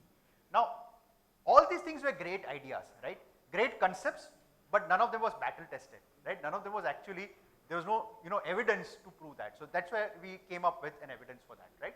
So what we did, we actually came up with a very simple solution. The solution looks very intuitive but simple, but at the same time very effective. So first, there are two things. One, you match the insulin which you are going to give with the steroid which you are going to give, and the pattern of glycemia should match with that. So if you are giving prednisolone, you go with what Wang had originally said. Along with the prednisolone, you give an NPH, right? If you are going to give short-acting steroids, right, like a hydrocortisone, then you give a short-acting insulin along with that. That is a regular human insulin. And the third is if you are going to give a dexamethasone, which you saw has a more prolonged action, then you give a longer-acting insulin. Now at that time, Degludec was just coming in the market. We were still, but we had glargine, so we gave glargine. But in current scenario, I would rather say a Degludec is a great choice for this situation. So if we are giving dexamethasone, it's a good idea to give Degludec along with that, right? That matches the thing. The second innovation which we did in this paper was that along with the steroid, right, remember the pulmonologist or whatever, doctor who is controlling the glucocorticoid is going to change the dose of that. So once you achieve that, correct NPH dose, then depending on the dose of the prednisolone which they are changing, you change the NPH dose, right? Don't change anything else in the equation, which makes it very simple. So my patient is on, insulin, on a glargine, and maybe short-acting insulin, and I'm giving NPH in the morning with a 30 milligram of prednisolone, and after 1 week the patient has been told to reduce the dose to 25 milligram. I proportionately just change the dose of the morning NPH, and I don't change anything else, right? So it becomes very easy for the patient also to understand that, when the dose of steroid is changed, you change the dose of the insulin that matches the steroid, right? And my, diabetes educator, she always explains that this insulin is for the steroid, right? So when steroid dose is changed, this insulin changes, right? And the patient clearly understands. And when the steroid is discontinued, the insulin is discontinued, right? So that's an easy, intuitive way of working with it. So this is the thing. So we have this entire paper is available for free download. I'm not going to go to the details of that, but the idea is that this is how you basically, structure it out and take it out. So there could be non-diabetic patients who will develop hyperglycemia, where you just give a single dose of NPH with a prednisolone, it works. And there could be patients with more complicated, poorly controlled diabetes, where you look at it in a more nuanced manner. All right. So again, we matched all this and we came up with this solution. And what we found was that when you compare all these things, the glycemic variability, even though the glycemic control was very similar in both the groups, the glycemic variability which our patients had was much lower because of the fact that, so remember, variability also means hyper and hypoglycemia. And we had much lower hypoglycemia in our group compared to the patients who were given standard of care, which was basically standard basal bolus therapy. Right? So this is the thing. Now we actually published another illustrative case in the the International Journal for Diabetes in Developing Countries, where we gave a case report to show the example. Now this is the patient who basically was given a prednisolone. She had some rheumatological condition. She was given prednisolone. This is before. So this was our patient on standard basal bolus therapy.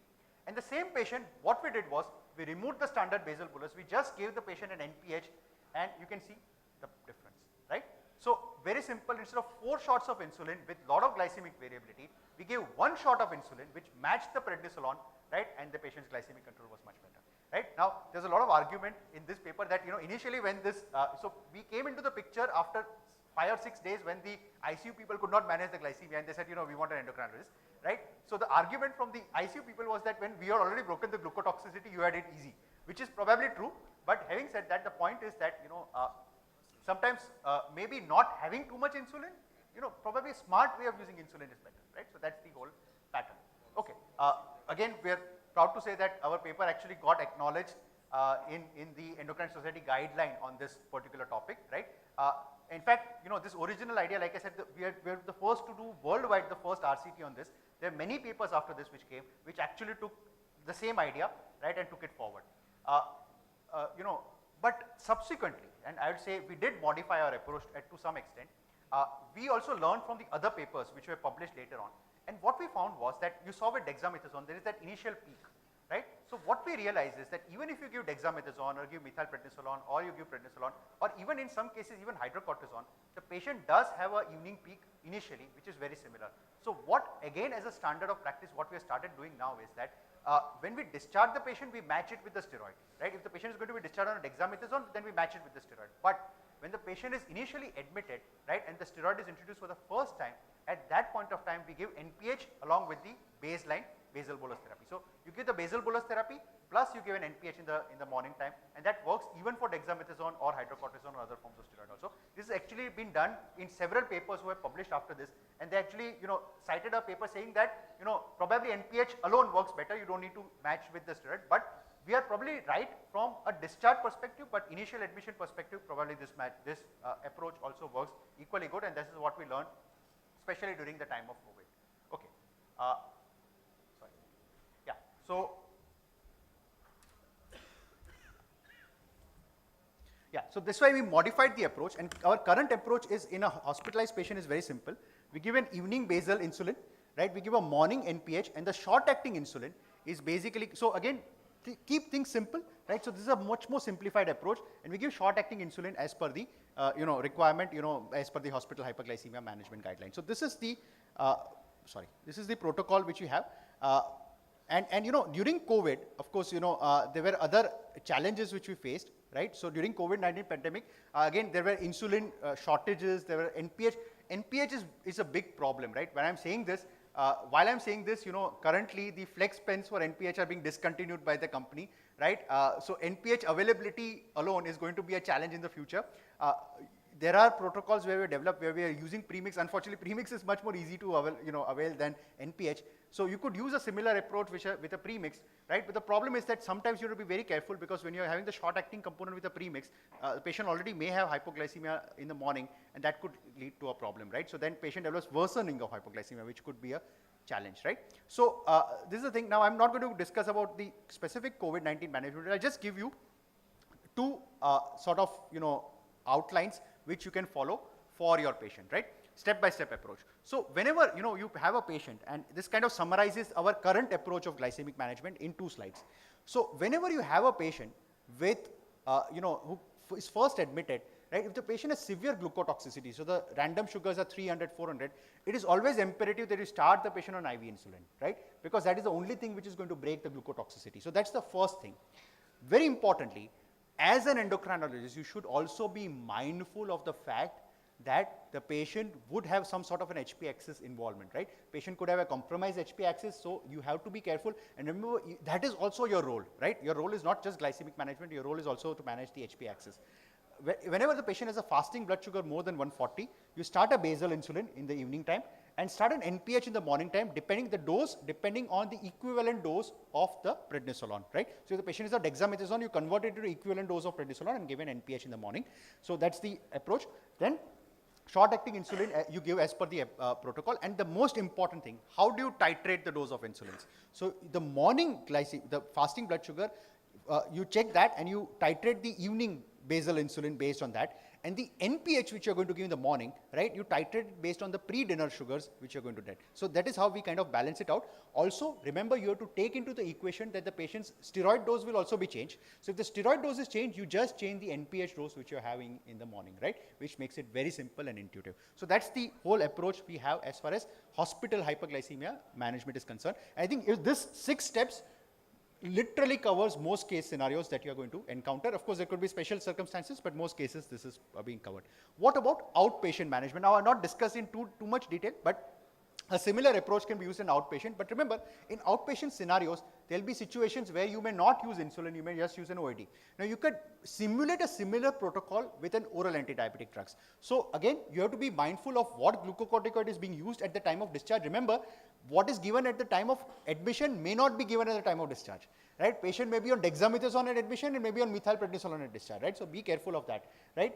Again, wherever possible, it's a good idea for your learning also to use CGM in such cases, because at short duration period, steroids will be given for 15-20 days. You can use CGM. It also helps you and your patient, right? So these patients, also learn the process.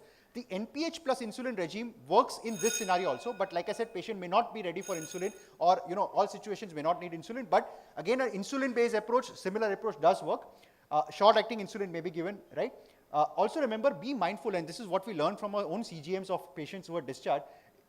When you give the bedtime glucose value has a very strong impact on the morning glucose value, right? So if the patient's bedtime glucose is a little bit lower, patient is likely to develop morning hypoglycemia. So be careful of that scenario.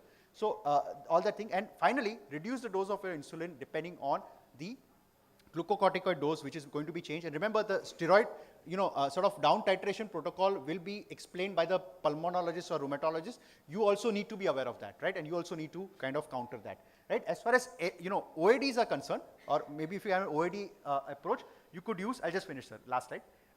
You could use a similar approach. You could have a synthetic approach. Just be careful of SUs. And my recommendation to you is not to use long-acting sulfonylureas, which can produce hypoglycemia when the doses of steroids are changed. The newer agents, DPP-4, SGLT2, if the patient has no contraindication, and GLP-1RA are excellent choices of drugs for such cases, right? Alpha-glucosidase inhibitor, I don't know, I'm a big fan of that somehow, right? Also is very useful, but remember, what we typically have learned is use 110 or 120 type of phenomena, right? Give it in the morning, give it in the afternoon, don't give it in the evening, right? And that kind of works perfectly for us. And then again, wherever insulin is required, you can consider using it. Thank you. Thank you, Dr. Om Lakhani. He has presented very well. He told us about the type of insulin should be matched with the type of steroids. And he has given a very simple algorithm. Otherwise, usually every one of us faces a lot of problems while dealing with steroid-induced hyperglycemia. So thank you, Dr. Om Lakhani, for the excellent presentation. Now for the second deliberation, we have Dr. Sameer Agarwal, who has done DM endocrinology from AIMS. Now currently he is head of endocrinology and metabolism at Apex Super Specialty Hospital, Rohtak. And he is the president of SPEED also. So now I would like to invite Dr. Sameer for his deliberation. Thank you, Manikant. Always nice to be with you. And thanks to organizers. I see a full house, so that seems to be quite encouraging. I think we had a scintillating talk by Om and telling you the tips. So my job is to talk about hyperuricemia and diabetes. So I think it's a topic which is being, and the concern is with the rheumatologists by internal medicine, and as endocrinologists, we see all these patients with high uric acid. So I think it's always better to repeat uric acid from a good lab whenever you are seeing higher reports of serum uric acid. So that's usually what we do. So do not be in a hurry to start the treatment right from day one. So asymptomatic hyperuricemia, I think you can have somewhere around 20 to 25% of the patients who are suffering from high uric acid in your practice. So that seems to be a high figure. But is it necessary to address hyperuricemia? I think there has been some implications for untreated high uric acid, like it can be responsible for gout, kidney disease progression. It can be responsible for recurrent renal calculi. In fact, as endocrine workup, we always tend to see what is happening to uric acid in the urine as well as for the serum uric acid in patients who have history of recurrent renal calculi. And there is some data which has suggested that high uric acid can be responsible for insulin resistance, diabetes, and metabolic syndrome also. So how do you define asymptomatic hyperuricemia? I think it's elevated serum uric acid, but there are no signs or symptoms suggestive of any crystal deposition. There are no signs of gout, no calculus, no signs of nephropathy, but you find a uric acid which is crossing the upper limit of normal. So what is this crossing the upper limit of normal? Is it there are some cutoffs? I think most of the guidelines, they have subtle differences with regards to cutoffs. You have to take into account one important thing is that what the method has been there for measuring the uric acid. So uricase method is the one, and another can be the colorimetric method for measuring the uric acid. So colorimetric method, usually it measures around 1 milligram per deciliter more as compared to the uricase method. So you have to check with the lab what method they have adopted for measuring the uric acid. So American College of Rheumatology guidelines suggest if it is crossing 6.8 or 7, and most of the guidelines, they say close to, if it is crossing 7, so that means it's hyperuricemia. So metabolic pathways, we all know from our basic biochemistry classes that this is hypoxanthine which gets converted into uric acid, and this uric acid gets secreted into the renal system and into the intestine. So if there are issues with regards to this renal excretion or the intestinal excretion or increased activity of the enzyme, sometimes it can be genetic or hereditary, you can have hyperuricemia. So the talk is about diabetes and hyperuricemia. So are they interlinked? I think hyperuricemia and diabetes, they seem to be having a bidirectional relationship. So in muscle and myocardial cells, you have these uric acid impairing GLUT4 translocation. So that's the signaling pathway which is being disturbed. In adipocytes, uric acid is causing insulin resistance. In the pancreatic beta cells, you have uric acid directly inducing apoptosis by causing via this AMPK pathway. So you can have these disturbances occurring at the level of muscle and myocardial cells, adipocytes, as well as directly into the pancreatic beta cells. So you have insulin resistance occurring with hyperuricemia. So it can be because of the insulin resistance in the liver by inducing mitochondrial oxidation. Also, uric acid blocking the ability of insulin to stimulate vasodilatation of blood cells, local inflammation, and direct effects on islet cells causing decreased secretion also. So hyperuricemia can cause not only decreased insulin secretion, insulin resistance, but diabetes or pre-diabetes state can also contribute to hyperuricemia. So how does it cause hyperuricemia? That becomes the question. So the studies and data has shown that insulin resistance and hyperinsulinemia, they reduce the urinary urate clearance. So you have high uric acid. And not only there is a bidirectional relationship between hyperuricemia and diabetes and insulin resistance, but hyperuricemia has also known to be causing these complications, whether it is microvascular complications or hypertension. We have talked about pancreatic islets, beta cell apoptosis being caused about. Then you have a direct glomerular damage also with hyperuricemia, and uric acid crystal deposition, specifically if you have a very high urinary uric acid going up. It can cause mitochondrial dysfunction and fibrosis in the heart, and inflammation, vascular damage in the retina also. So you have these all microvascular complications and diabetic complications also being associated with hyperuricemia. So we have to be vigilant. So these are the various pathways responsible for uric acid in diabetic complications, whether it is cardiomyopathy, nephropathy, diabetic retinopathy. So a lot of pathways being involved in this. So there has been some data talking about hyperuricemia and about the follow-up of these patients. So this was an interesting study published in American Journal of Epidemiology, I think way back in 2012, hyperuricemia in young adults. I think we have very little data talking about the prospective studies and talking about hyperuricemia in young adults and what is happening to them after 15 years. So they have talked about the risk of insulin resistance, pre-diabetes and diabetes.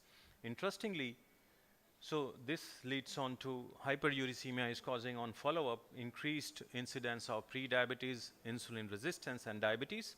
And towards the right side of the diagram, this is for males, females, African Americans and whites.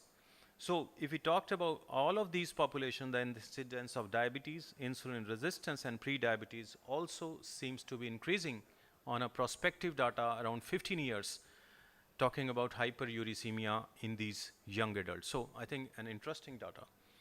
So asymptomatic hyperuricemia, where you have high uric acid, but you do not have symptoms and signs.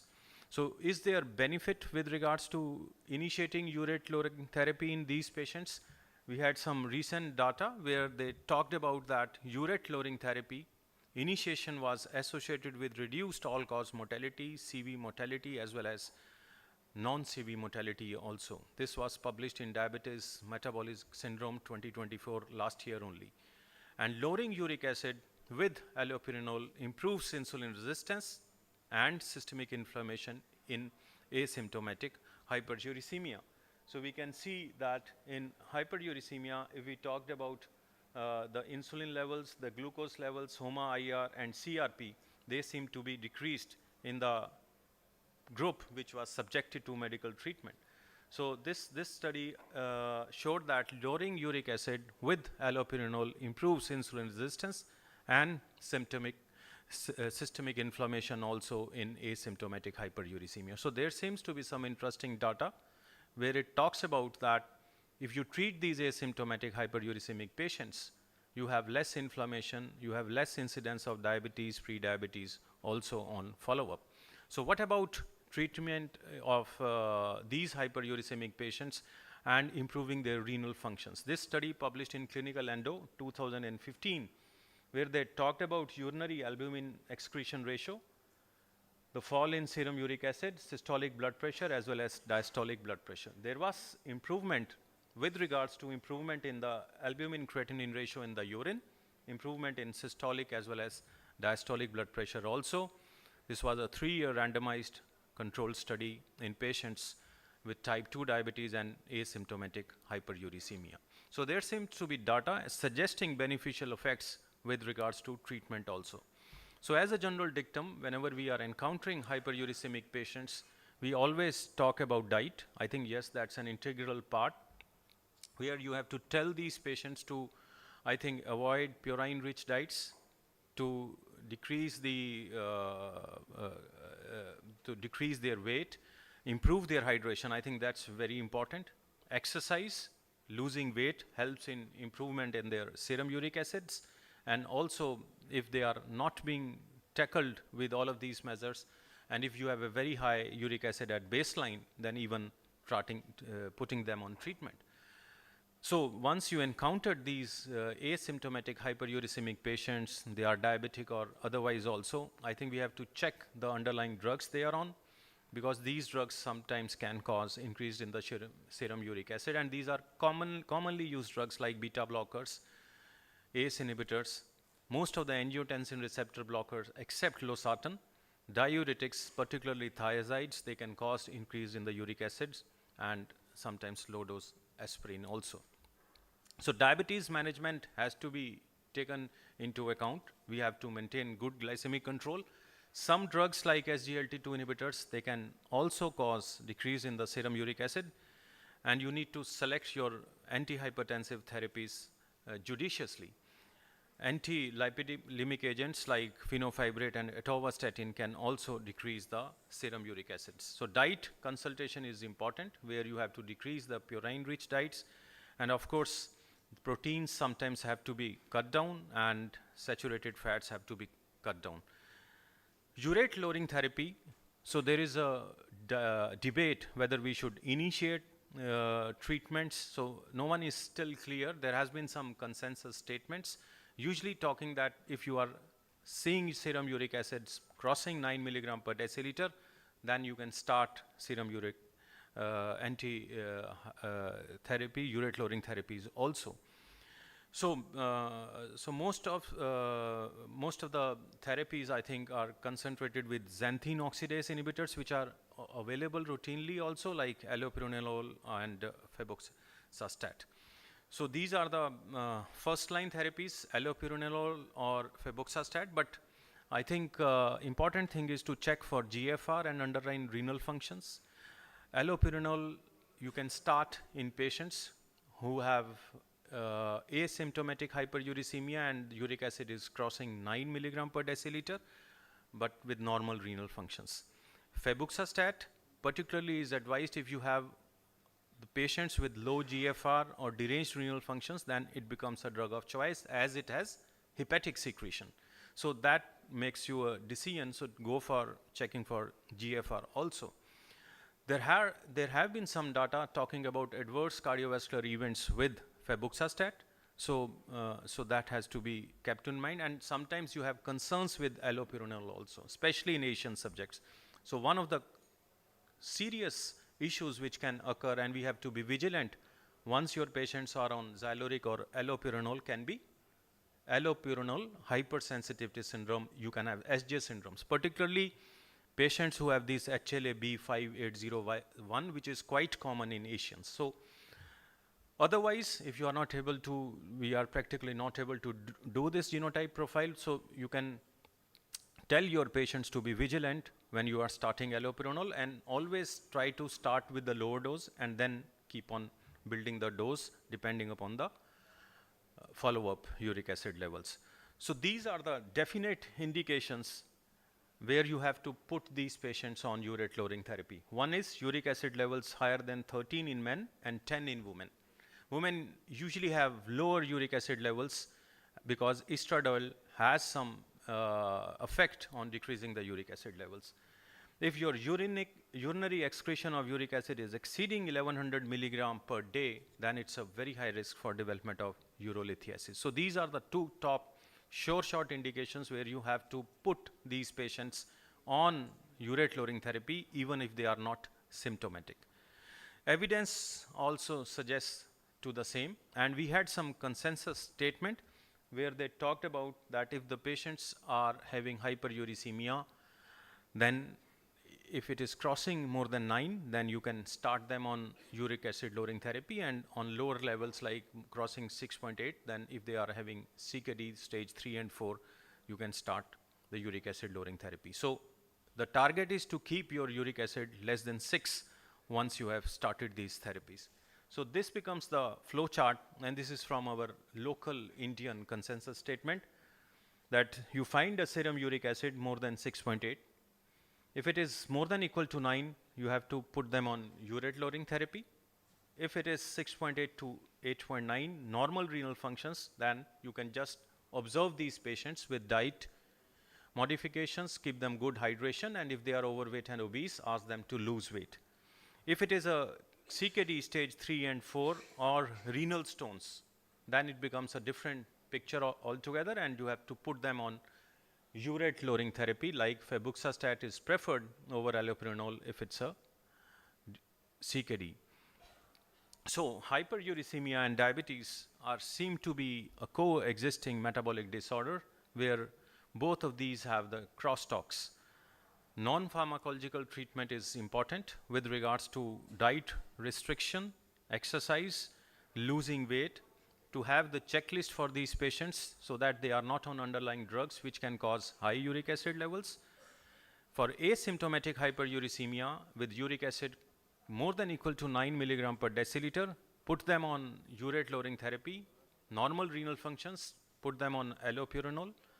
Watch for any evidence of AHS, allopurinol hypersensitivity syndrome. That has to be clearly mentioned on the card. If it is a CKD stage 3 and 4, serum uric acid crossing 6.8, then you can start febuxostat and watch for uric acid levels on follow-up. Thank you.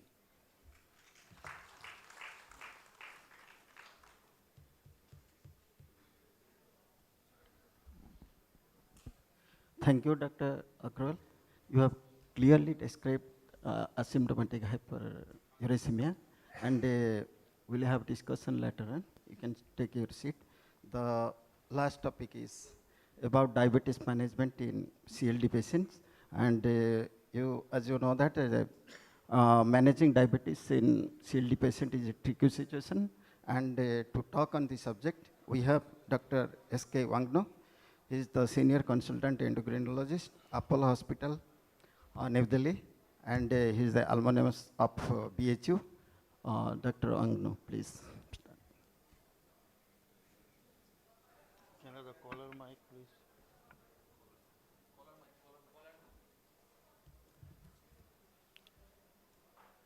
Thank you, chairpersons, and very good afternoon. And today I'm going to talk about the managing diabetes in patients with CLD. My previous speaker told about the bidirectional link between the uric acid and diabetes. Similarly, we have a bidirectional link between the liver disease and diabetes.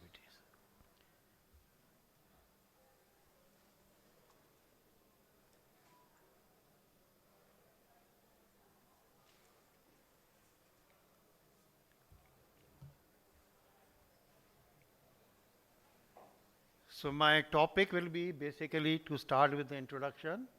And what is the bidirectional relationship of diabetes and liver disease?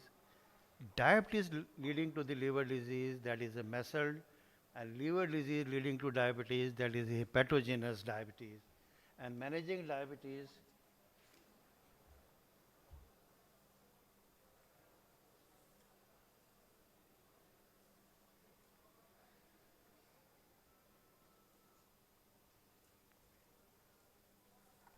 and managing diabetes in CLD, what are the basic concerns? Diagnosis and monitoring of diabetes, high risk of hypoglycemia, use of different anti-diabetes drug in CLD, diabetes in patients with CLD undergoing liver transplant.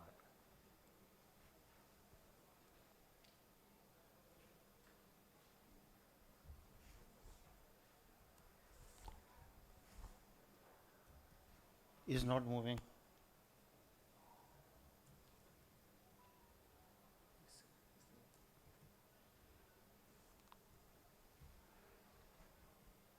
Liver plays a very key role in the glucose homeostasis, that is the glycogenesis, glycogenolysis, glycolysis and gluconeogenesis. The liver cirrhosis is a growing major health burden. 50% are due to NAFLD or the alcohol. Type 2 diabetes and the liver cirrhosis are two interrelated diseases associated with the high prevalence and the mortality. Now coming to the diabetes and the liver disease. The liver disease occurring as a consequence of diabetes, diabetes occurring as a complication of liver disease, and liver disease occurring coincidentally with diabetes, like in hemochromatosis, glycogen storage disease, chronic acute autoimmune hepatitis, autoimmune biliary disease, and diabetes occurring as a complication of liver disease like in hepatitis, cirrhosis, hepatocellular carcinoma, fulminant hepatic failure, post-liver transplant, and liver disease occurring as a consequence of diabetes, steatosis, NASH, fibrosis, biliary disease, complication of therapy of diabetes like cholestasis and necroinflammatory. Now, these cartoons basically tell you the pathogenesis of the diabetes and the NAFLD bidirectional relationship. You know, if you see that on the right hand panel, if we see NAFLD, basically how it leads to the diabetes, because of the increase in the inflammatory markers, increase in the oxidative stress like CRP, TNF-alpha, IL-6 and reactive oxygen species, which in turn lead to insulin resistance and lead to type 2 diabetes. The second point is that because of the NAFLD, you have hepatic insulin resistance, compensatory hyperglycemia because of the beta cell dysfunction, and there is a relative insulin deficiency, it leads to type 2 diabetes. Now coming to the diabetes leading to the NAFLD, because of the persistent and systemic insulin resistance, hyperinsulinemia lead to de novo lipogenesis and may lead to the NAFLD. On the upper hand, you can see the obesity with the cornerstone, a metabolic syndrome associated with hyperadiponectemia, hyperleptinemia, increase in the free fatty acid, and increase in the inflammation.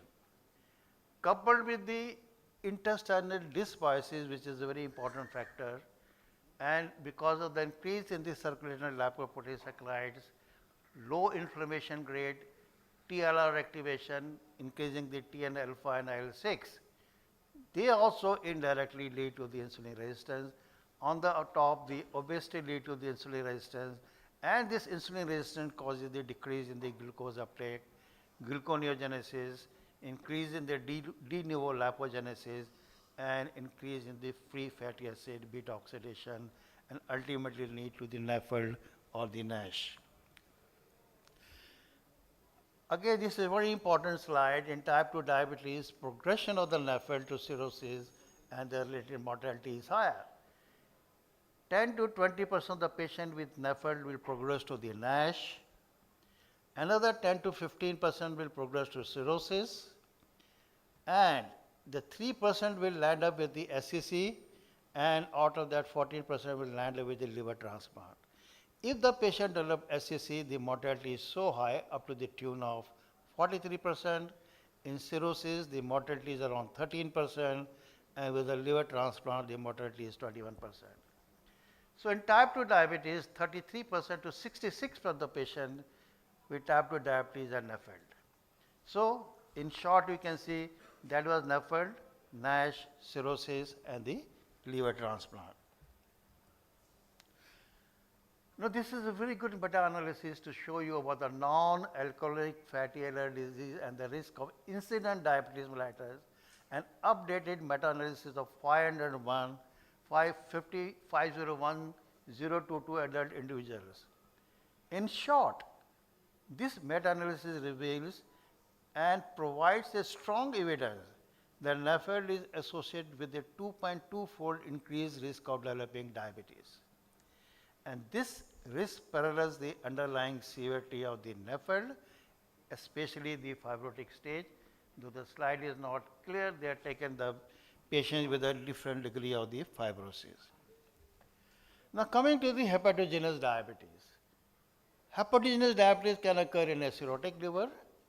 And what are the factors basically that predispose to diabetes cirrhosis? Genetic predisposition, metabolic factors, underlying comorbid condition, and some of the medication like glucocorticoids, antipsychotics, and the alcohol excess.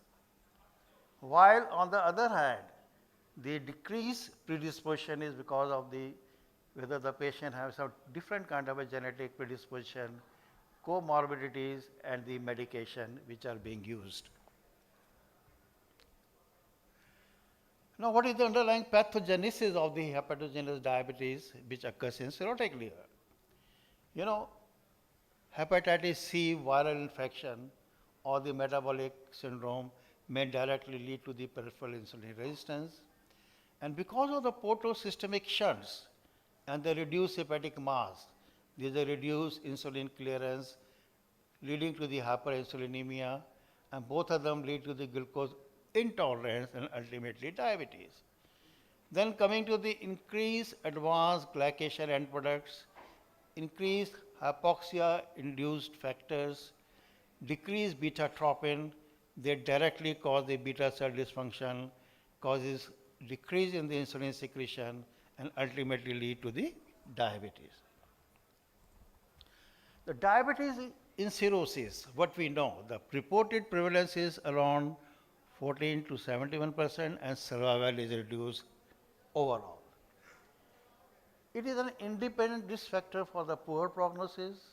It is associated with the occurrence of the major complication of cirrhosis, ascites, encephalopathy, renal dysfunction, bacterial infection, and hepatocellular carcinoma. Is associated with the reduced survival, and patient with cirrhosis should be systematically screened for the presence of diabetes. Now coming to the managing diabetes in patient with the chronic liver disease, which is the topic I have been allotted. Let's have a recap. Defining CLD. The liver function, whether it is preserved or impaired, and you can have the child Cook score points. If it is impaired, whether it is slightly impaired, moderately impaired, or severely impaired, whether it is compensated or decompensated, what is the history of complications, what are the clinical characteristics, what is the underlying prothrombin time and bilirubin. So these are terms used to grade the chronic liver disease.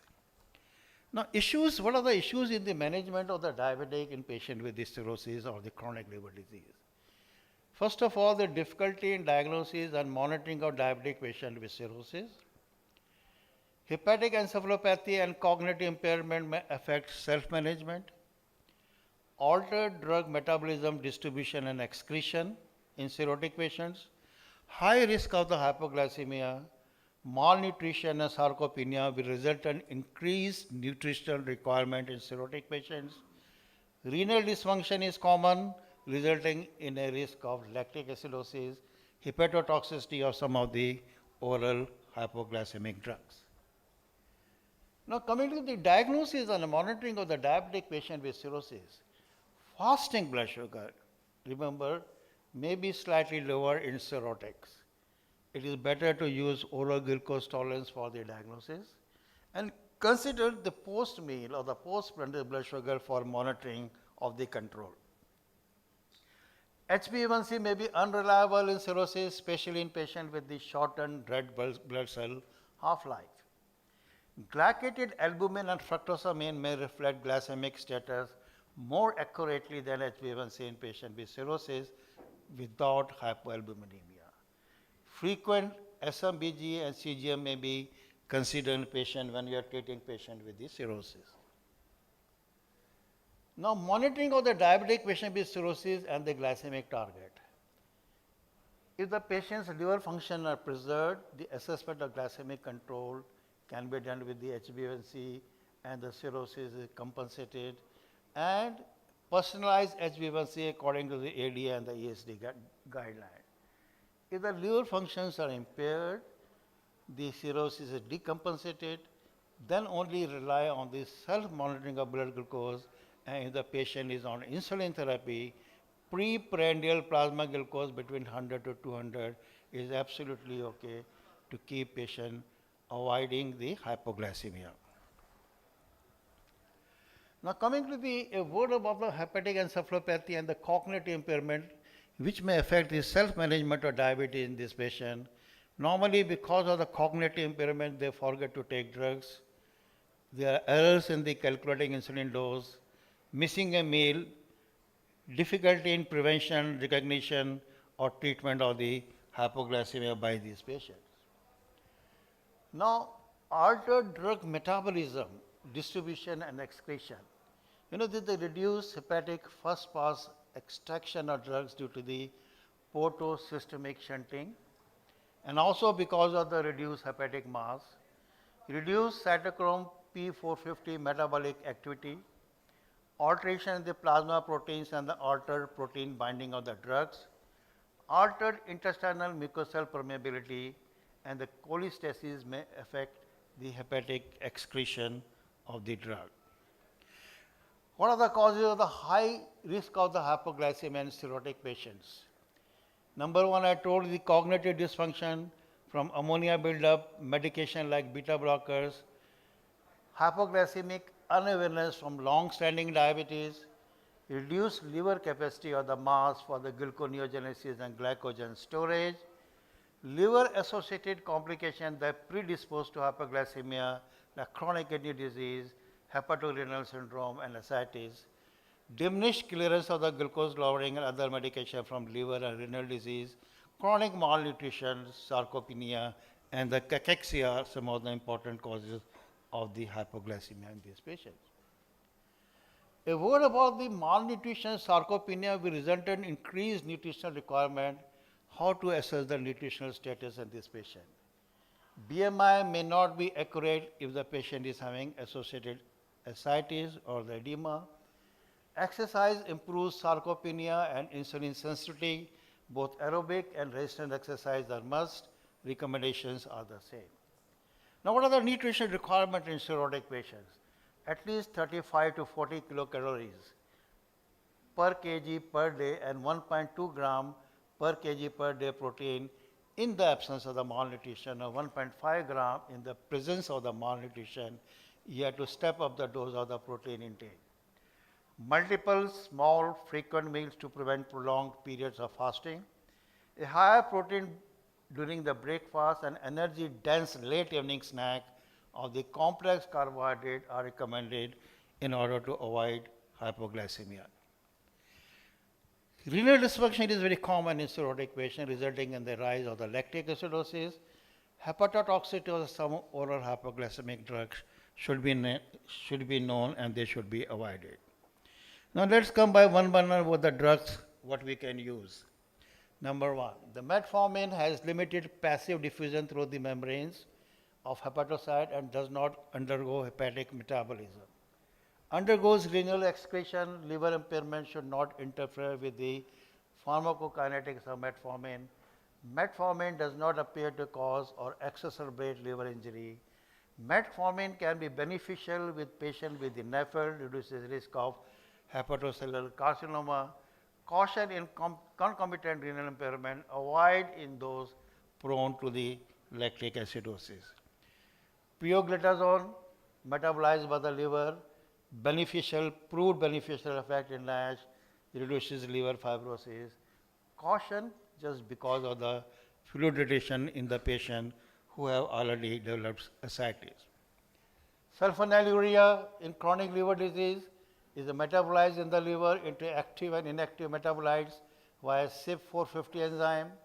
Protein binding of the sulfonylurea can be reduced in hypoalbumic state, resulting in a high risk of the hypoglycemia. Impaired counter-regulatory response to hypoglycemia due to reduced gluconeogenic capacity resulting from the malnutrition, and concomitant alcohol intake increases the risk of hypoglycemia. Can be used only in preserved renal function, use at a lower dose with caution in mildly liver function, and do not use moderate to severely impaired renal function. Coming to the DPP-4 inhibitors, vildagliptin should not be used in patients with cirrhosis and the impaired liver function. Sitagliptin, linagliptin, saxagliptin, alogliptin can be used in patients with cirrhosis and slightly to moderately impaired liver function. DPP-4 inhibitors are not recommended in patients with the cirrhosis and severely impaired liver function.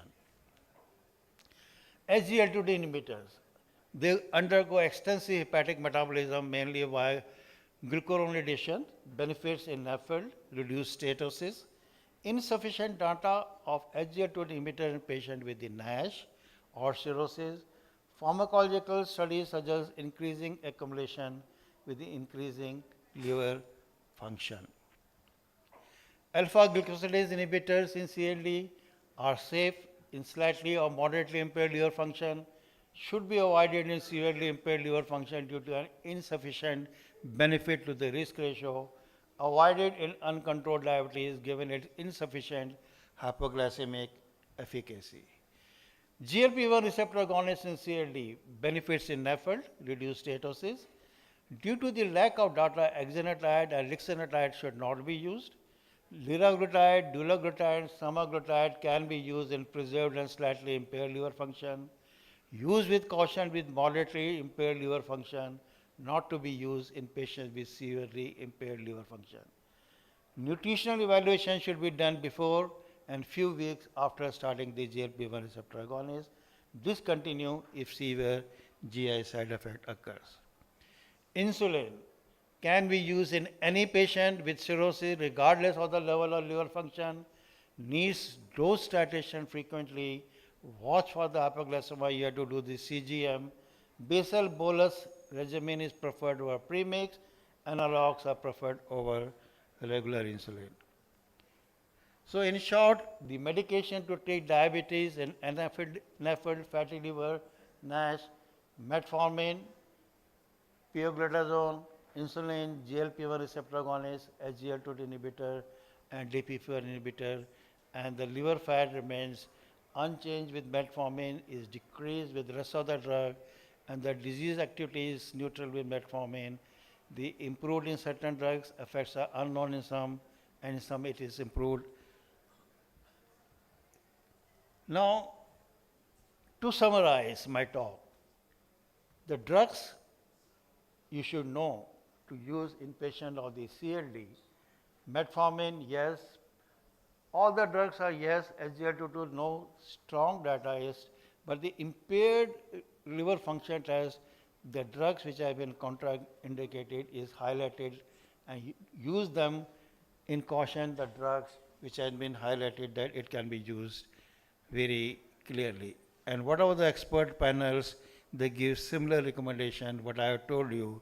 These are the summary of the recommendation from the expert panels for the management of type 2 diabetes in patient with the cirrhosis, and you should just follow these guidelines when you are treating your patient with the CLD.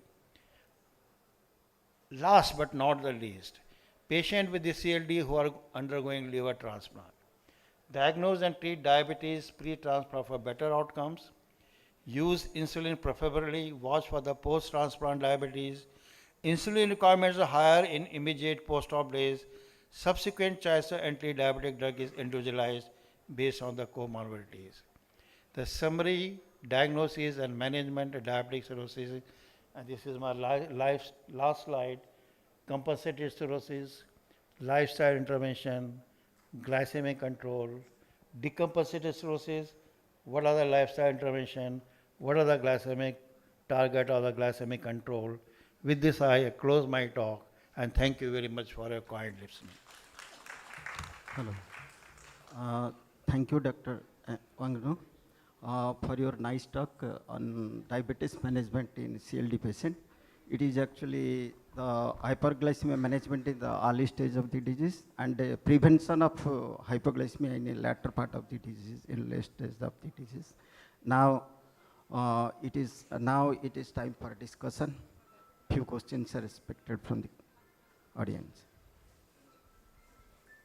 Before that, I will ask Om.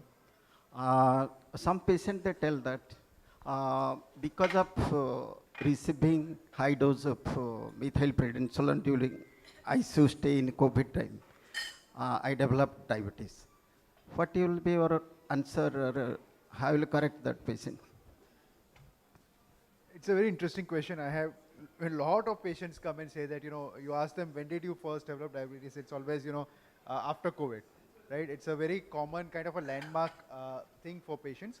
Of course, it's a separate topic, but long-standing glucocorticoid use does lead to, obviously hyperglycemia. Whether the short period led to diabetes later on is questionable.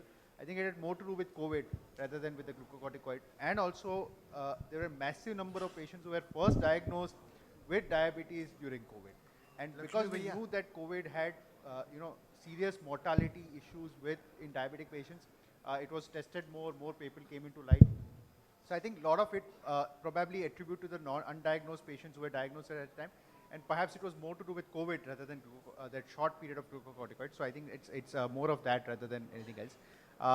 End of the day, it's combination of factors, but this is what I tell my patients, that it's probably more to do with COVID than the steroid. So.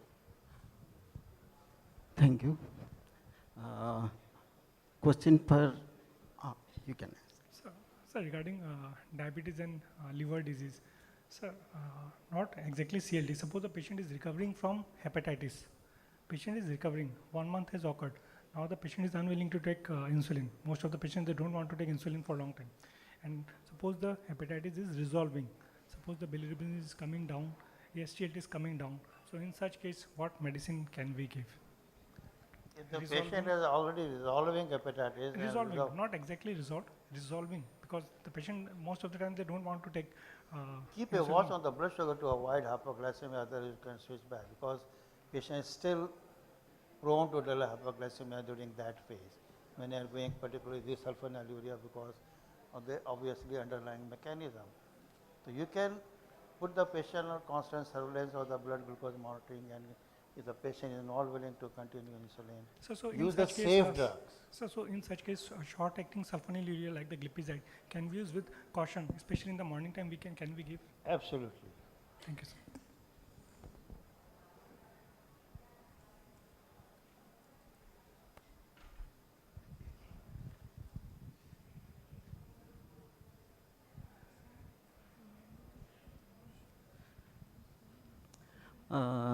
Question for Dr. Angno.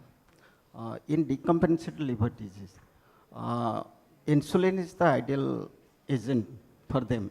So what is the role of automated insulin device in this group of patients? Automated insulin device with the sensor augmented insulin delivery system only when the patient's requirement is pretty high and is on basal bolus regimen, the patient can afford it. This is only a part of the insulin delivery. You are not giving anything extra. You have a different delivery device. The patient is fed up of taking the multiple dose of insulin injection and patient can afford it. Why not? You can go ahead. Dr. Lakhani, sir. When do you stop insulin after you stop the oral steroid? Yes, sir.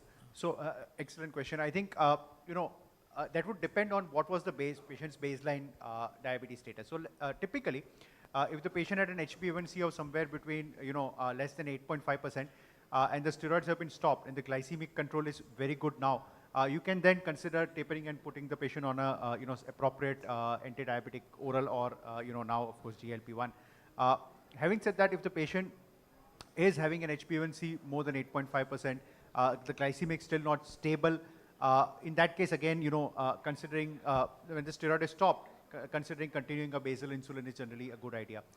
Again, I would say horses for courses. Remember, a lot of the times, a lot of these patients actually do get admitted again also in a few weeks. So again, the patient is started on glucocorticoid. So I think that cycle also continues, especially for COPD patients who tend to have recurrent admissions. And again, from pulmonology, from what I hear from them, a single admission often leads to subsequent admissions also down the line in some of these patients. So in some of them, if you're anticipating that the patient is still not doing very well, I often continue the basal insulin. When they come back, maybe a glucocorticoid is added again, then you restart the NPH.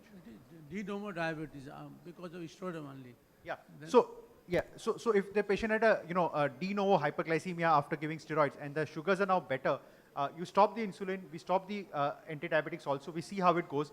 Right, and if the patient does develop hyperglycemia, which could be, which can happen in certain cases, and again the patient was not diabetic, so again baseline HbA1c was less than 6.5, then again in such cases maybe a DPP-4 metformin is something we continue in some of these patients, could be continued later on.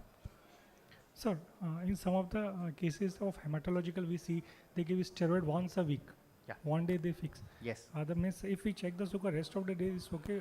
Yeah. Sometimes just the day 1, day 2, it's a bit high. So and the patient doesn't want to take insulin. So yes. No, that's a good question. Not only hematology, any kind of malignancy, they give a pre-medication of dexamethasone. This is exactly I showed you as a case scenario. Unfortunately, I didn't discuss the management of that. So I think the idea of what we do, again, there are no publications on this. It's a gray area. What we do is, whatever the baseline management with the patient is doing, we continue that. On the day of the admission for the chemotherapy, we ask the patient to carry their long-acting insulin, generally either glargine or a degludec with them, and we tell them along with, so just like the other pre-medications which they're giving, we fix a dose of their insulin, and we tell them that along with that you give 10 units of degludec. So what that does is that we have, if in such patients we have already seen that the patient is developing hyperglycemia following that, one shot of degludec does help to sort of tide over the crisis for that matter. And some of these patients in the initial cycles we put a CGM once. So what we do is we see how the pattern is going, right? How many days the hyperglycemia is remaining, how many days it goes back to normal. So typically in such cases, again, and based on that also we titrate the insulin, because some of the time the chemo will be continued for a long time. So again, the good idea for that would be to give one shot of a degludec along with when they are admitted. Sir, if the patient doesn't want to take insulin, can we use again short-acting sulfonylurea? If the patient is going to get admitted, I'm sure some of the patients don't get admitted. No, They so are it's on the often OPD. daycare. So, but daycare, they're already taking IV injectables. So some of They the generally don't mind taking, Degludex subcutaneous along with that. That is what I'll tell you in my experience. If they're already admitted for a cancer chemotherapy, Degludex is something very minor compared to that. They might also be on other agents also which could be given subcutaneously. They could be on denosumab, which is often given to them as a part of the bone protection. If the patient is on OPD basis on oral Dexa, then can we give sulfonylurea? Yeah, so, okay, so oral Dexa, if the patient is developing hyperglycemia which is not severe enough to warrant insulin, then oral antidiabetics can be given, right? So, and probably on the day when they are going to have, the glucocorticoid, maybe, you could probably titrate or modify the dose on that day. Again, I would say in such situation, insulin one shot will be much easier. But again, you could modify that. But if the patient is having hyperglycemia, which is uncorrected, blood glucose is going to 200, 300, it's always better to put the patient on insulin, right? Patient can refuse, that is fine. Patients refuse a lot of things. I think that's parascience, away, keep it away. What I'll rather say is that, always follow the sort of right approach for that. Yes, sir.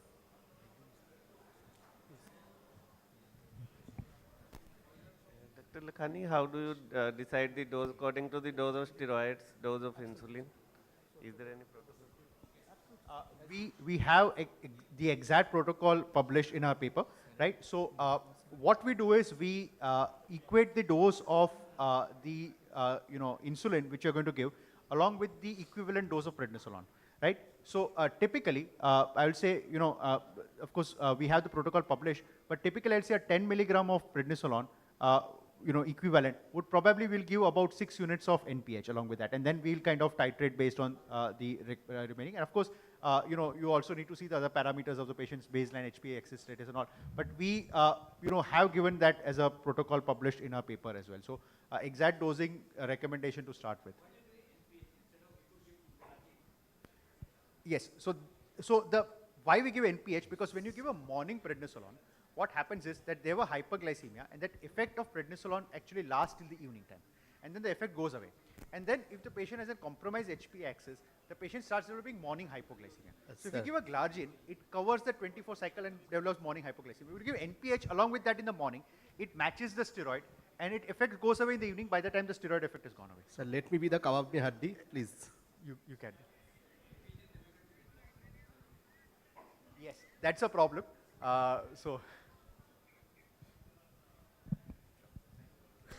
So it was an excellent presentation by Dr. Magnu, Dr. Lakhani and Dr. Sameer. So we enjoyed and we learned a lot from all the speakers. So thank you all the speakers for the excellent presentations.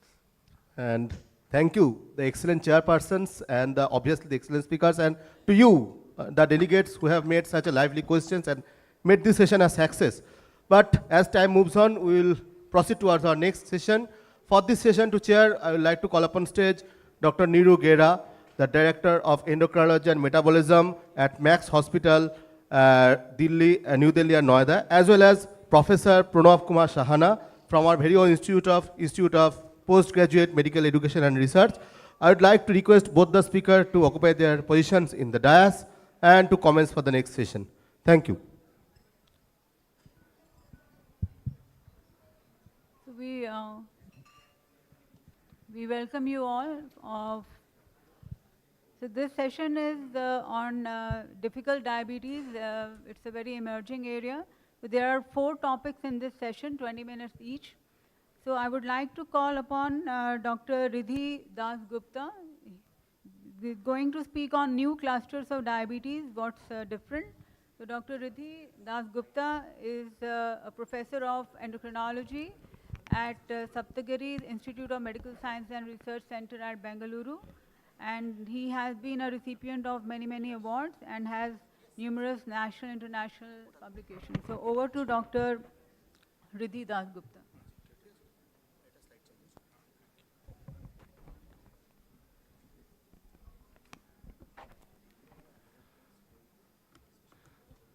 Very good afternoon to all of you. At the outset, I would like to thank Professor Shujoy Ghosh and the entire team of ESICON for having me here and for giving me this topic. Of course, it also brings a sense of deja vu because the last time I spoke before Dr. Nihal and he was listening was the DM exam 10 years back. The advantage of speaking before sir in the session is that you get to speak to a full audience. Right, so I will be speaking on novel clusters of diabetes, and I'll be covering a bit about what do we mean by clusters, what are the novelty in the clusters in diabetes, how does this translate to treatment and precision medicine, looking at clusters beyond type 2 diabetes and a peek into research which I have been associated with in this area. So clusters is basically a data analysis technique. Now with the advent of AI and data modeling, it has gained prominence. And it was a study in 2018 by Alquist which kind of put this into the forefront of management of diabetes. Very simply put, cluster analysis looks at finding patterns in certain information or data and then grouping them together based on the similarities between the data. Obviously, the actual analysis is much more difficult than that, but in a nutshell, that is what is done. These are the different clustering approaches. Again, these are mostly for the data analysts who do that. By and large, majority of the diabetes clusters have been based on the first two, either a partitioning approach, including k-means or k-medoids, and a hierarchical approach based on the different modalities that we have. So by and large, k-means and k-medoid, you would come across these terms when you're reviewing the literature on clusters.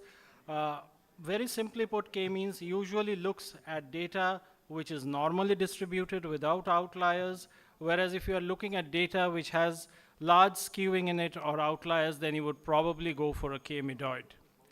Now coming to the cluster that we are talking of or interested is the one based on the Andes cohort published by Leaf Group et al. In Lancet 2018. And these were the different subgroups in that particular study, of which the Andes or the all-new diabetics in Scania were the predominant contributors, as were the others. It was a very meticulously planned out study done amongst participants between 0 to 96 years of age. And the duration was for 8 years, and they could either join through the clinic or patient-registered data were taken, and they were followed up for a period of 4 years. The advantages being a comprehensive population coverage, large sample size, almost 15,000 patients, multi-year follow-up data, and a broad age representation was seen. This is how the distribution looked at before they applied the clusters. So 93% were the traditional type 2, around 1 to 2% were type 1, and the remaining were what we know as LADA. Subsequently, the clusters were applied. Most of you would be aware of these terminologies: SAID, SIDD, MOD, MARD. So these are the different forms that we now know of: severe autoimmune diabetes, insulin deficient diabetes, and obesity related diabetes.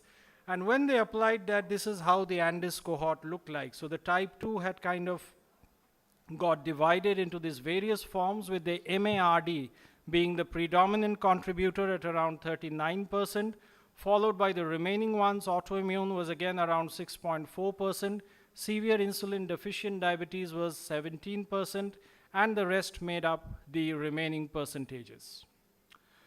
Subsequently, over 4 years, they mapped the progression of disease of these clusters, and they came to this very interesting model where they could identify certain peculiarities in complication and also base treatment. So this is more of precision medicine. Like if you see, the SIDD cohort is predominantly associated with neuropathy, retinopathy, ketoacidosis as expected. The severe, the MOD cohort is more with the NAFLD, whereas the SIRD or the insulin resistant cohort is more with DKD and a bit of NAFLD.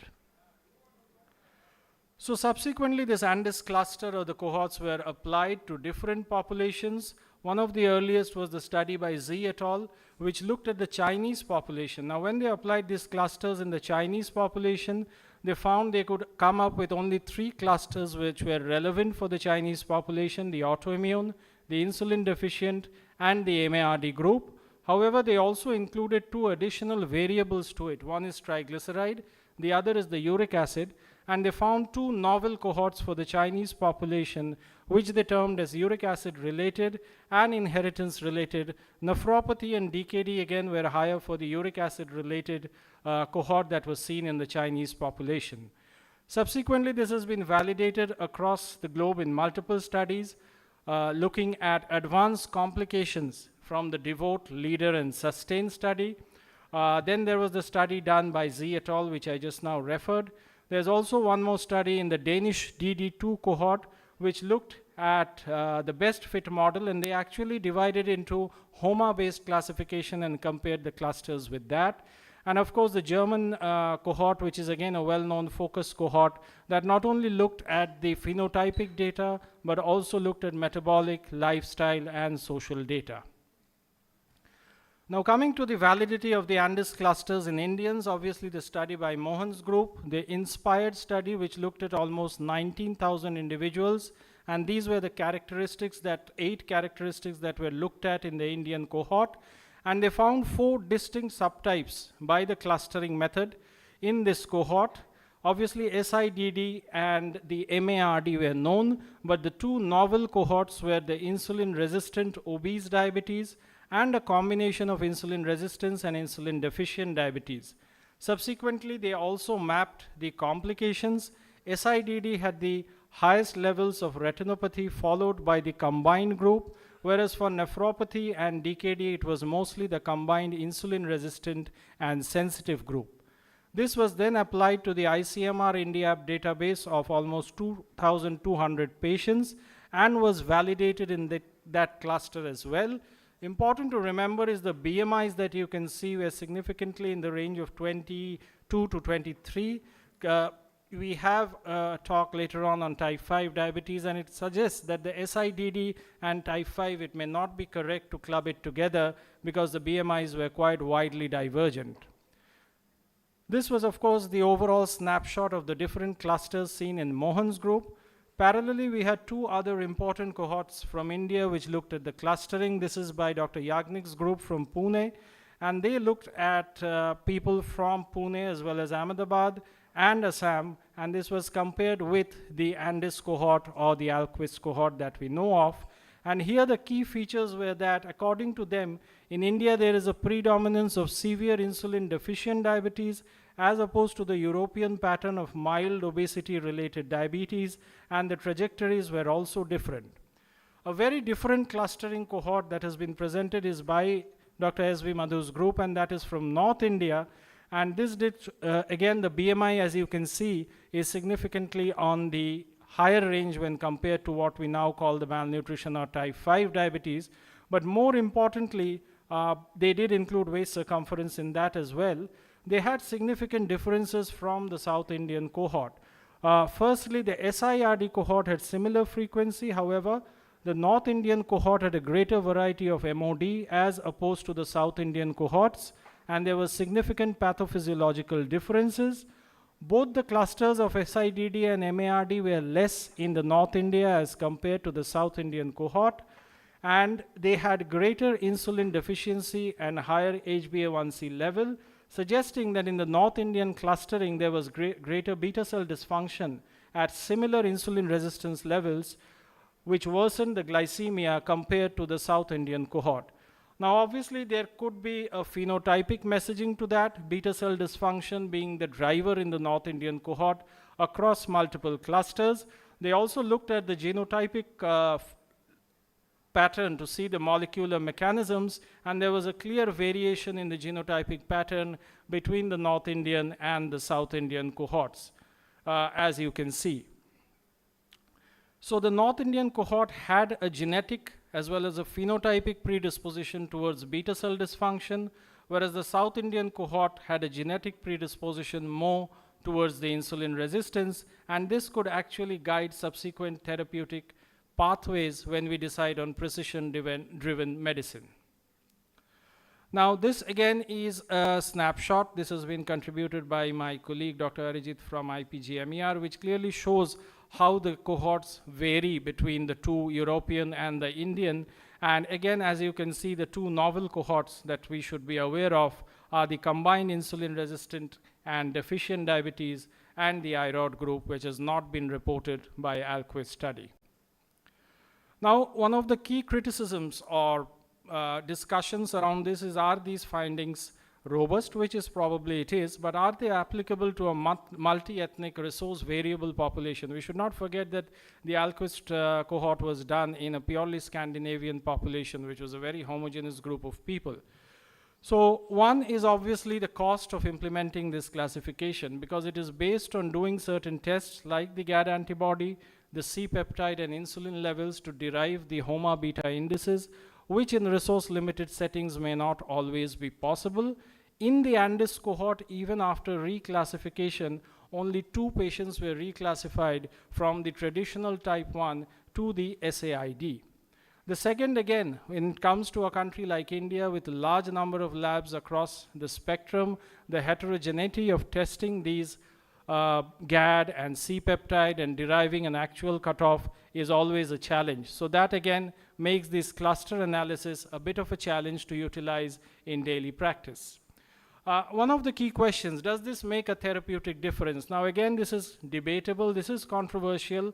If you look at it purely from use of therapy in these people, you can argue that either you call it as a type 1 or you call it as an SAID, these ultimately require insulin therapy. Whereas the severe insulin deficient diabetes that we have, or the poorly controlled type 2 as per guidelines, again, early insulinization is already part of the protocol in them. Same goes for the other cohorts like your SIRD, which benefits, and these are again standard of care treatment in patients with diabetes as per existing guidelines. Of course, you are trying to develop a more precise management and an individualized management for patients, so that could be an argument in favor of this. But this is really not translated as of yet into the guidelines or into the existing recommendations on a larger scale. So that is something which we need to ponder about. Again, in India, we do get to see a lot of atypical diabetes. People who are not the classical type 1 and type 2, do these clusters work in them? The obvious cluster or obvious group that comes to mind is the huge number of people with pancreatic diabetes. The Andes cohort excluded people with secondary diabetes, so we do not know how it will behave. But from the studies that we have done previously, we find FCPD to be a very fascinating mix of insulin sensitivity, insulin secretion defects, and even we have shown a percentage with preserved or increased glucagon, suggesting that just a mere cluster classification may not satisfy this group. Again, applicability in the newer groups like type 5 or malnutrition diabetes, as I have already said, there is a clear difference in the BMIs between the clusters that have been studied till now. When we talk of MMDM or type 5, it is more the people with less than 18 or 18.5. And how will these clusters work in them? So one of the other concerns that we came across when we published this data, this is the largest data on early and adult malnutrition across 4 continents, and this actually showed a huge amount of heterogeneity when we looked at the surrogate markers in them. Very importantly, 290 participants, or almost 10% of our 2,900 samples, had insulin levels less than 20. Now, any of you, if you go onto the Oxford database and want to use the HOMA beta calculator, 20 to 400 is their limit. So anyone with a very severely reduced insulin or C-peptide secretion doesn't really qualify for categorization by that same model. So that's a disadvantage. So it suggests that we need newer markers, or we need to modify the cluster approach for this group of people. In fact, a few years back, we had published on the same phenomena where we looked at differential expression of the same indices in people coming with low birth weight and low BMI, as opposed to those with a normal birth weight or a normal BMI. Can a patient transition across clusters? So this was a 36-year-old gentleman with a BMI of 27.5, admitted with DKA, severe glycemic variation, HbA1c of 12, rock bottom C-peptide. We started treating with insulin. We discharged the patient. After a month or two, suddenly he started developing hypoglycemia. We started charting serial glucose and C-peptide, and we found that there was a significant rise So much so that over a period of 6 months, this patient had to be taken off insulin and managed only with metformin. This was the first reported case of ketosis-prone diabetes from India, from Vellore, and then we pooled up our patients in DK, and we found that up to 25% of these people had.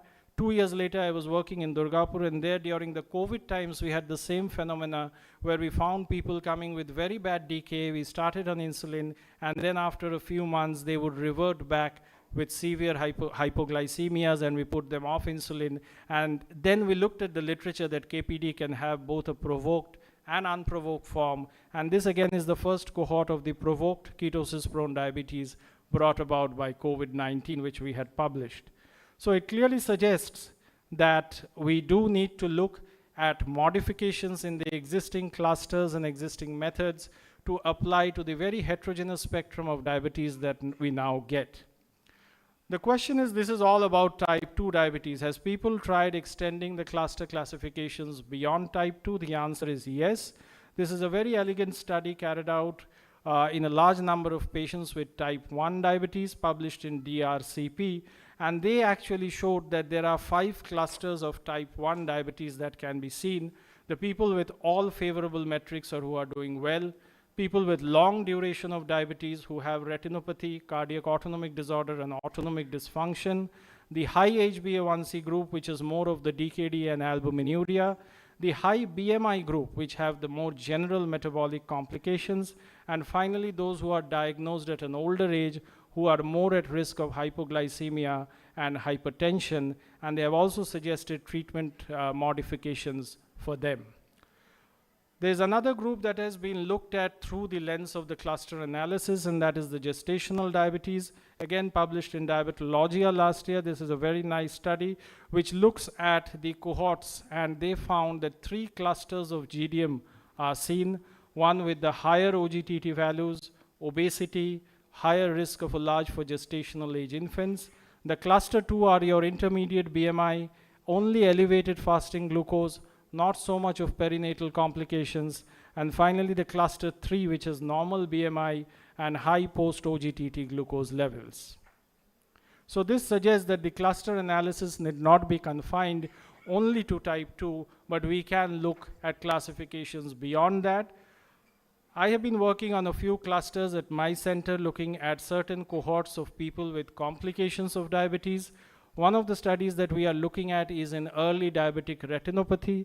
We did a fundus photography and an OCT. It's an ongoing study, around 100 we have completed. And we picked up on 2 markers from fundus photography. We looked at something known as MAFR, which is the microaneurysm formation rate and the microaneurysm disappearance rate.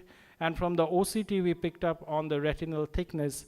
And then we divided it into 3 clusters based on the clinical data as well as the data from the OCT and the data from the fundus photography. We found that people with normal MAFR and retinal thickness, as is expected, forms around 32%, and they have a low risk of progression to advanced forms of retinopathy. People who have a very high retinal thickness, that seems to be a driver for your CSME, whereas people who have a defect in the high microaneurysm turnover, almost 8.9% of them land up with CSME. So a simple fundus photography and an OCT can help you in clustering these people. The other group that we have looked at is people with diabetic foot, at-risk diabetic foot, those who have not yet developed complications. We used an infrared camera to look at thermograms in them, and we have classified them into mild, moderate, and severe based on the thermograph findings along with the phenotypic data. Again, this is an ongoing study. We have completed around 122 odd subjects with controls. So this shows that the clusters in diabetes need not be limited only to type 2 or limited only to a particular subset. It can be devised, it can be modified to develop information about complications as well. To summarize, the clusters in diabetes, I would say, is a work in progress. Definitely its evolution is a promising one. It provides a different perspective to the way we see diabetes. However, its applicability in multi-ethnic cohorts, applicability in atypical forms of diabetes, and in different complicated forms of diabetes remains to be seen. Clusters can reimagine the diabetes classification, but whether it would replace the existing classification requires real-world evidence and rigorous testing. Thank you all. Thank you, Dr. Das Gupta, especially for highlighting your excellent work on the diabetic retinopathy cluster. Thank you. So we request you to be on the dais and we'll have the discussion at the end.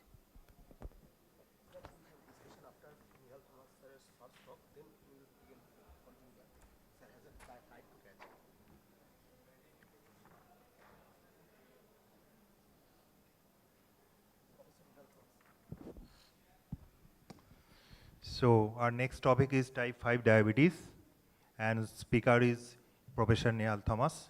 May I request Professor Nehal Thomas to come to the dais? And he is well known to all of us, Professor, Christian Medical College, Vellore, and he is a great academician as well as researcher, and his H index is 65 plus, and he is recipient of so many national and international awards. Please, sir. Thank you. Thanks for the introduction, and it's a real privilege to speak over here once again at Calcutta, the city of joy, and of course also a joy for me to speak with my former DM student who did not show any apprehension speaking in front of me. So I'll be talking about type 5 diabetes, a condition which was recently named. Let me remind people that this is not a new disorder, and therefore your title in your brochure says new wine in old bottles, so you can call it the other way around in case you prefer to do that. So I'll just give a little bit of an introduction, background, general epidemiology. This condition, malnutrition moderated diabetes, give an illustrative case. There's a lot on pathophysiology and pathobiology over the years. It's just need to coalesce it together. Let's construct and define the disease and the differential diagnosis and the approach. So actually, the whole idea of all this came many years back, wherein we were doing some studies way back with our mission hospitals way back in Tripura and Arunachal Pradesh. Found a number of patients who actually had very low BMI. Actually, look at this group in a rural area. The prevalence of diabetes was high, and we presumed all was type 2 diabetes. But actually speaking, if you look at this, about nearly 20% of them, intriguingly, had very lean BMI, 23% in Tripura and about 20% in Arunachal Pradesh.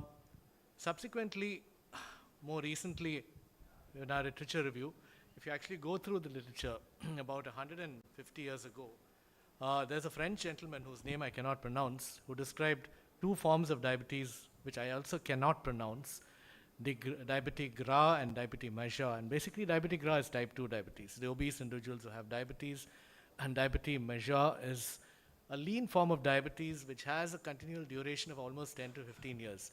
And those are the days when there was no insulin. And these were patients who did not have symptoms of ketoacidosis. So what were we dealing at that time? If you read this article, a little bit of it was actually calcific pancreatitis. This was published several years back, about 20 years ago.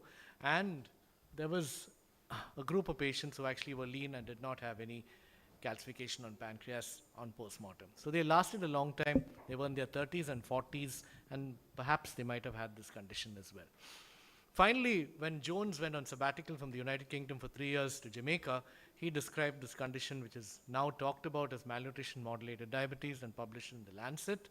A lot of water went under the bridge for the next 30 years, and in 1985, the WHO classification came out as malnutrition-related diabetes mellitus. This was Dr. Jaspreet Bajaj, who many of you know is the former professor and head of internal medicine at the All India Institute of Medical Science. He, along with Dr. Ahuja and several others, did a lot of work in this particular area. Based on the WHO work and the epidemiological mapping, they classified both the calcific pancreatitis and the protein deficient, what we call type 5 today, as the same category. And we know that's not perhaps correct, because we know one is a structural disease and the other one does not have any gross anatomical structural defects. But that's what they did, and some countries have both. Some countries appear to have only one. But more recently, actually, they're reporting a fair number of patients from northern part of Brazil, which is like India, has a lot of diversity in terms of socioeconomic status, ethnicity, etc., wherein this kind of disease actually exists. A lot of work from Orissa in particular, and Samalin Tripathi, who have laid out the criteria over here, finding 8 criteria essentially over here, which talk about severe diabetes, as in glucose levels more than 200, in the fasting state, age less than 30 years, BMI less than 18 kg per meter squared, no ketoacidosis, rural origin, requiring more than 60 units of insulin per day. Now, if I were to redefine these criteria once more, I would actually take away some of these points because, and as you will see as we go along, that the diabetes need not be all that severe. They certainly are lean, but do they have to have a BMI as low as 18? They could be more. Do they have an age of less than 30? They could also be more. And I think these are very important epidemiological questions. They do not all need insulin. That's the other very important question that point which I'd like to highlight over here. But what is common is our certain physiological aspects which I shall talk about. A few years later, this is the Wellcome Trust unit in the United Kingdom. A lot of famous faces in this photograph as well, covering Jasprit Bahaj, Ahuja, Yajanik, Mohan. They're all in this picture actually, and a lot of international figures in addition as well. Further workshop in Cuttack in 1995, but I don't think things went too well after that, and most of the European fraternity felt that this was a misclassified, misdiagnosed disorder, either missed out type 1 or type 2 who had just lost a lot of weight, or people who had something like type 2 with tuberculosis or some other disorder and they were just losing a lot of weight. So it was wiped off the WHO classification in the year 1998. Reviews done by this Rwandan professor showed that indeed there were epidemiological studies from across the world, and of course our publication, which even Riddhi was a part of, Diabetes Care in 2022, actually highlighted the physiological difference, which I shall talk about over here. So I'd like to put in a few definitions into the perspective over here, the aspects of young and lean, and for this perspective, if you look at that Lancet article, the cutoffs of BMI at 19.2, India is a heterogeneous country. Still probably not right to say that we're all lean when we come down to a BMI of 19.2. It may not be the same as in Kashmir or in the south as in Kanyakumari. Could be very different, but that's what we have, and Africa could be very different. What is young? Young is less than 30 years over here, but that is me when I was 18 years of age and had a BMI of 18 kg per meter squared, and you can agree that I do look the same in that photograph as well. Going to that Lancet article per se, these are the different cutoffs for different parts, and even Africa for that matter. If you're from East Africa, you're much smaller and shorter, whereas the West Africans are extremely tall. So these BMI cutoffs are arbitrary, and I think once again countries need to look at these very, very carefully. It all needs epidemiology, it all needs money, which Riddhi was talking about. The whole point is, can we make treatment easy for the primary care physician? So here's a classical case, which was one which we worked up from Vellore itself, 17-year-old gentleman who came with hyperglycemia, weight loss, and no history of ketoacidosis. We have the birth weights of all our subjects who are from locally, because we have a good birth weight database in that part of Tamil Nadu, and his birth weight was 2 kilograms, and his physical examination was otherwise normal. You note the weight circumference, which is not increased, and the low BMI in addition. The lipid profile, suboptimal glycemic control when he came to us, and these are the other investigations indicating no malabsorption from the stool elastase. All the antibodies we checked were 2 antibodies, the IA2 and the GAD antibody at that time, and they were negative. No fatty liver on the ultrasound, and we did an MRI of the abdomen to look at the fat in the liver and the muscle and the pancreas, which was normal sized. And this is just the abbreviated milk meal challenge test showing a low fasting insulin, but some sort of a response in the post-prandial state. I haven't put all the values, just simplifying the entire mixed meal challenge. So as you can see here, the percentage body fat is very low. And classically, these patients have BMIs, percentage body fat by DEXA, which are generally less than 17. If you look at the African subjects with this, it's even lower over there. From a research perspective, you don't need to do this in your workup, but we did a 62 gene panel, which was negative for beta cell monogenic dysfunction disorders. So here is the classical phenotype when you describe lean, young onset, non-autoimmune, fasting insulinopenia. normal pancreatic structure, low total body fat, non-ketotic, no genetic disorder, no family history, low socioeconomic status. This qualifies as type 5 diabetes. Now, interestingly, this patient was one who responded to oral anti-diabetic agents. We followed him up 2 years later. His weight had gone up by around 3 kilograms, but was still in the low BMI zone. His percentage body fat went up by around 2%. So kind of stayed the same, and he was eating reasonably well, but he didn't put on weight. So let's look at the pathophysiology. Now, if you look at this particular diagram, it's based on a Lancet article of 2023.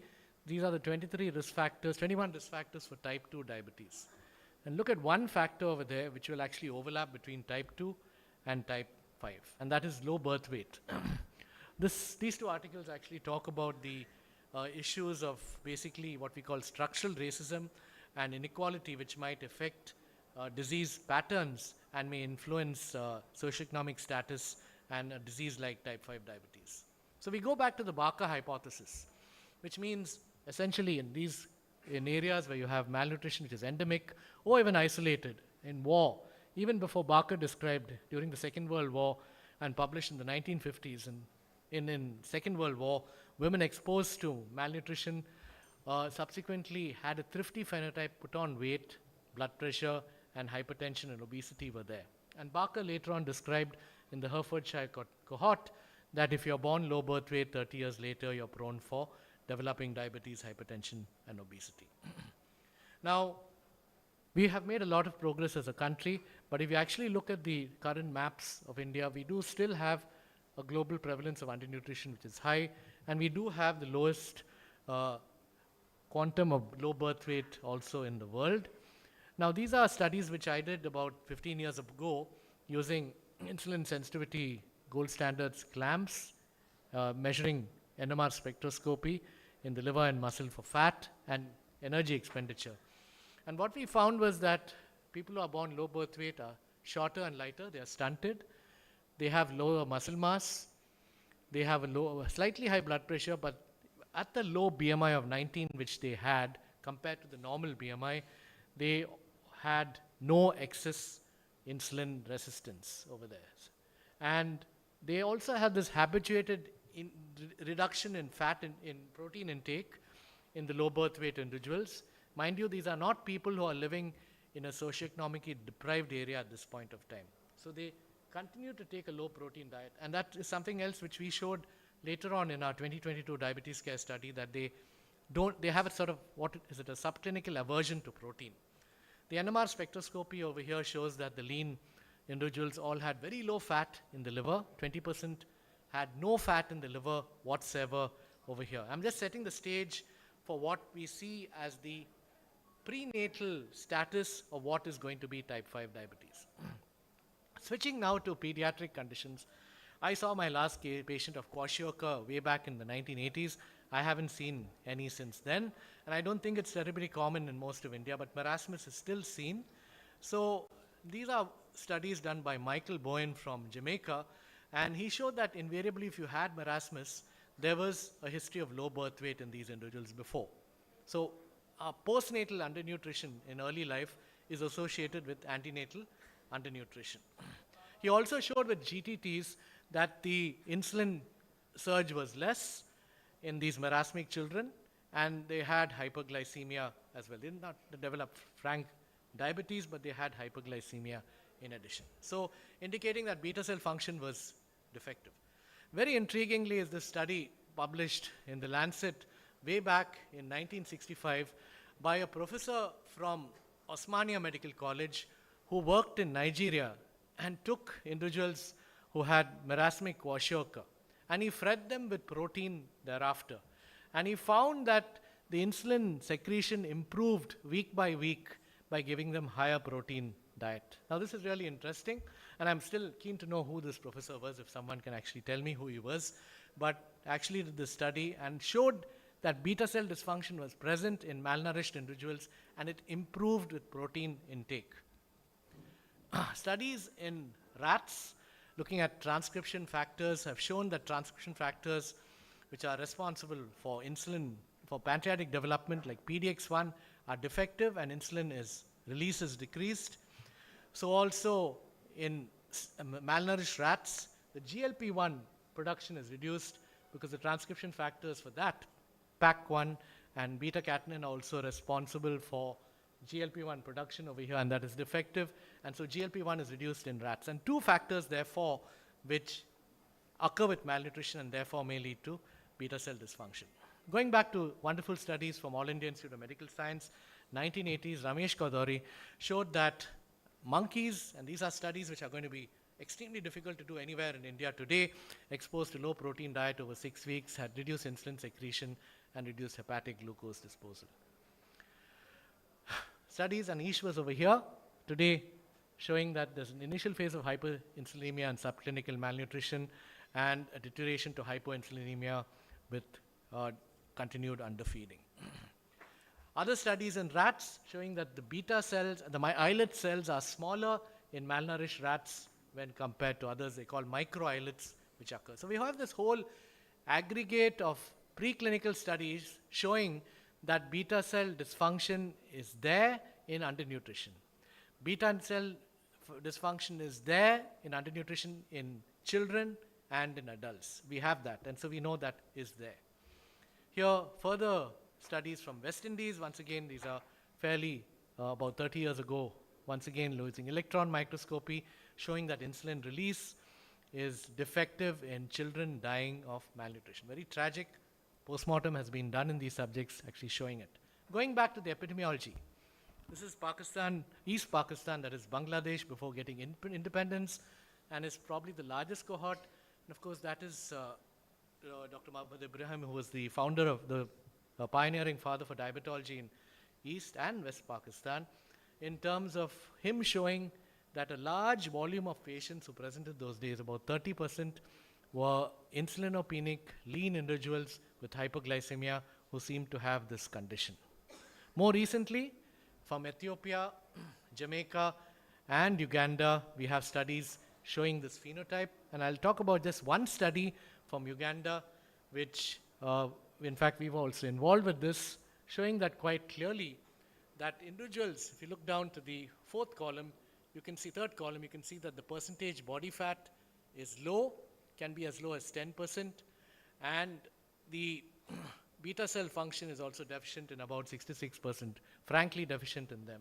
So low total percentage body fat and beta cell dysfunction. This is from our rural area in Vellore, wherein Dr. Nitin, along with our community health department, has taken the data, and we have actually seen that 5% of these individuals have lean diabetes, which is not type 2 or type 1. So here we have, once again, from the All India Institute of Medical Science, the basic science studies, and I think these are the very first clamp studies ever done in India, hyperinsulinic euglycemic, that's Garg and Pankaj Shah, published in the JAPI, that these lean individuals with malnutrition modulated diabetes had no evidence of insulin resistance in these lean patients in a non-type 1 phenotype. From Thailand, more recently, that is Dr. Jaspreet Prasad's son, Mandeep, who was the president for the ADA last year, has shown in lean individuals here, once again, there was no insulin resistance. So non-insulin resistant, beta cell dysfunction, low percentage body fat, a review article from a few years back. And this is our physiological study, which Riddhi briefly alluded to, wherein we compared patients with low BMI diabetes, what we call type 5 today, type 1, type 2, lean controls and overweight controls. So this took almost 9 to 10 years, and I'm surprised that Riddhi did not become bald during the process of this particular study, with the intensity to involved doing clamps, indirect calorimetry, NMR spectroscopy, deuterated glucose measurements. These are the clamps, very elaborate. There was no insulin resistance in these patients. They were very sensitive. We calculate the M value, they were more than 10, which means exquisitely insulin sensitive. They had insulin deficiency, the blue line, but not as severe as type 1 diabetes, and these are the type 2s. And this is the hypoglycemia. The area under the curve for hypoglycemia and type 1 is more than type 5, which is also a feature. The amount of insulin these patients require, and they're very insulin sensitive, is much less when you treat them. The hepatic glucose output, the blue dots, is the lowest in type 5 diabetes. The black dots is type 2 diabetes. This is using deuterated glucose, radiolabeled glucose in these situations as well. So, and this is unpublished. Venkat, who's with us, was with us, and Felix actually did this study looking at the incretins, and you will never see this picture in any other condition. Low incretin values on IGTT and OGTT in patients with type 5 diabetes. So treatment, how do they respond? You can see here that there's a proportion about anywhere from 30 to 50% to respond to oral antidiabetic agents. So there is hope for the primary care physician that you don't need to give insulin as well. And what kind of OADs? Well, we looked retrospectively, and this is a small number, but we need more data as far as this is concerned, and probably even interventional studies should be done where these kind of patients exist. So let me see what actually happened. We had a consensus meeting in January in Velo, and Dr. Peter Schwartz suggested that this be looked at in greater detail. This is the paper in Scientific America, which came in a year later, which actually talked about the findings of this study, and more recently, a publication in American Journal of Human Physiology, showing the basic characteristics which I've described: poor insulin secretion, low hepatic glucose output, low hepatocellular fat, and incretin deficiency, low birth weight, and a postnatal undernutrition. This characterizes all the features over here. I'll take 2 minutes if you don't mind. And this is going to come up a week from now in the Lancet Global Health. It gives some rough criteria, but this needs a lot of discussion as well. And we'll talk about the consensus that we have had. A cartoon in this particular article by Dr. Yajnik shows that undernutrition in the prenatal phase with overnutrition in the postnatal phase leads to classical type 2 diabetes. Undernutrition in the prenatal phase and undernutrition in the postnatal phase leads to type 5 diabetes. That's the basic cartoon that we are dealing with. There's a lot of activity now over the last 6 months since we had these meetings, and this is Mohan's study with a very nice title at the top. But you actually look at the bottom over here, you can see that the bottom lot, 1.5%, is the low BMI, they are beta cell deficient, and many of them actually needed insulin. So actually speaking, what is type 2 diabetes? That's a big question. And we divide, are we kind of committing ourselves to make a diagnosis of type 2 diabetes? I think the whole classification needs a relook at. That's really important. More recently by Dr. Yajnik from Assam, and he's done beta HOMA over here, showing HOMA beta over here, and he's shown that in lean individuals that there was actually an insulin deficient state in these very lean individuals from impoverished individuals from the Assam tea gardens.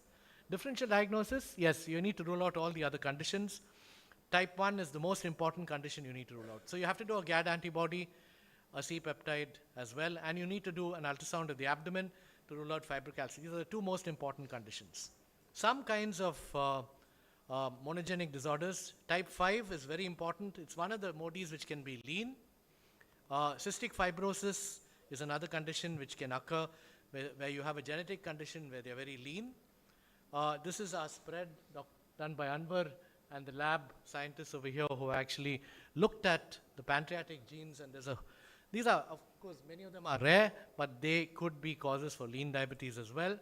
Lipodystrophy, a very rare condition associated with insulin resistance, exquisite insulin resistance, and ubiquitous fatty liver. Fatty liver is not a feature of type 5 diabetes. And response to pioglitazone at times, this is published more recently. And finally, HIV Wolfram's and HIV lipodystrophy, which basically has mild insulin resistance, lean habitus, but of course you know that they have HIV, so you won't make a misdiagnosis over here, and type 5. This is the algorithm in brief, but in a resource-poor area, C-peptide, GAD antibody, and imaging of the pancreas have to be done. And I'm just summarizing my findings. Funding agencies and many of the wonderful people who have worked with us over the years. I don't have all the photographs. Thank you for your patient listening.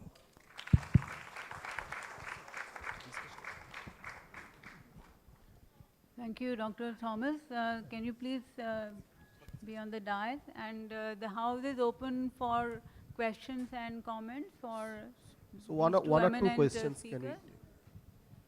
One or two questions can we take?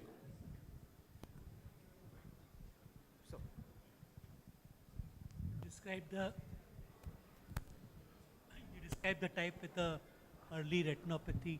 Can you just you described the cluster. Sir, closer. Mic. Described a cluster with the early retinopathy. What were the main features of that? Yeah, so we looked at people who did not have obvious this thing, and then we did two things. One is the fundus photography, the other is an OCT.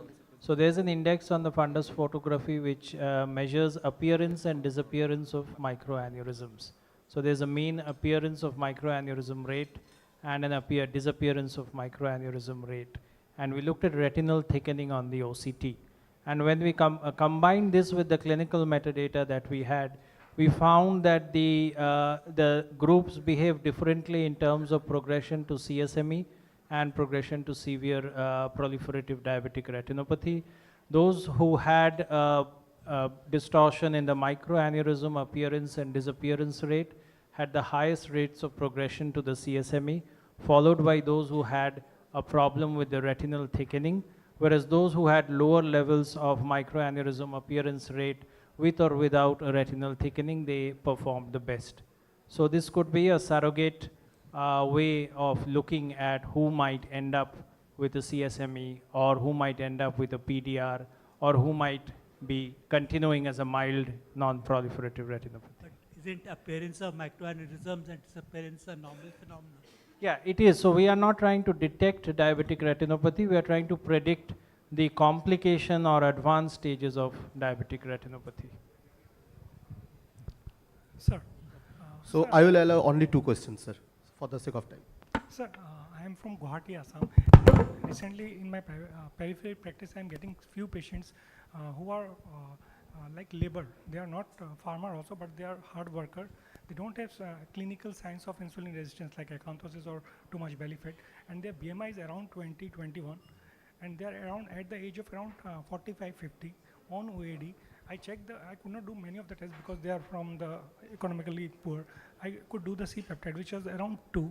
So can I label them type 5 or still I should keep type 2? So several confounders here which we have to be careful about. Yes, I do agree they could be older than 30 when they present. Yes, I do agree that the BMIs could be more than 18 or 19. But a few things which we need to be cautious about, I think, over here. I did mention that 3 tests are probably useful. Maybe a fasting C-peptide and a GAD antibody and an ultrasound. In your patients, if they have not had ketoacidosis, this is unlikely to be type 1 or slowly evolving immune-mediated diabetes. Could it be type 5 or could it be type 2?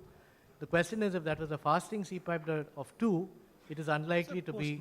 Post-meal. Post-meal is difficult to interpret, and especially if they had already been on oral anti-diabetic agents, it's going to be very difficult to interpret. So I think in this situation, so like, yes. I kept them on DPP-4 inhibitor because I know sulfonylurea may firstly increase the C-peptide. So Sure. I kept them on DPP-4 inhibitor. They were well controlled on this diabetes part, not requiring insulin. Your job is done. The type of diabetes does not matter at this point of time. Keep treating people who are socioeconomically deprived with whatever you can do. That would be my advice to you. Over to Arjit. Sir, sir, I'm working in Noonan syndrome patient, and in Noonan syndrome patient, the patient have usually feeding difficulties in the postnatal period, and it is resolved by around 3 years of age. And the data shows that in Noonan syndrome patient without having any signs of insulin resistance, patient may develop diabetes mellitus. So my question is this group of, there is no data, sir, there is no understanding or scientific evidence why this diabetes develop in Noonan syndrome patient. So could you please define this? Probably this is due to malnutrition. Yeah, thank you. So this actually leads to two things over here. Now first, I would like to give a disclaimer. I don't know if there is some kind of transcription factor defect or something else which may cause beta cell dysfunction in Noonan syndrome. Yes. That I don't know. You may have to look that up and see. Having said that, in even a developed country, we do have babies who are born low birth weight or very low birth weight or preterm, and we may see sporadic cases of this kind of a problem as well, who may be underweight. Now, invariably, some of these very low birth weight individuals may also have undernutrition postnatally, which may be either due to a syndromic cause or something else. And people have sporadically reported in even developed countries that young people who are antibody negative for all the 4 antibodies without any structural pancreatic defect have CPET type deficiency. And we have been classifying this as idiopathic type 1 diabetes. If they are not ketoacidotic, it could very well be one of these patients who does have type 5. Now, whether your patient has that, or well, this patient has diabetes? No, patients usually develops diabetes in the later age group, probably in the adolescents or early tween. Now, since it's part of a syndrome, I don't know if there is some other mechanism. Sir, but usually anything which is low birth weight, which ultimately has undernutrition thereafter, may in some situations be at risk for this particular condition. Thank you, sir. Having said that, a large volume of individuals who have undernutrition do not develop diabetes. And we can't say what is the tipping factor for the ones who do develop diabetes. Yeah, so this is something which needs a lot of epidemiological data. It's not something which I'm going to sit down and write a list and say we have sat down and written a list. We are talking about low resource parts of the world where we need at least 3 tests. But beyond that, in terms of physical diagnostic criteria, needs epidemiology from different parts of the world, which we're actually working towards. So, for the paucity of time, thank you. I know I also have question, but I will restrict myself. So, Anup, sir.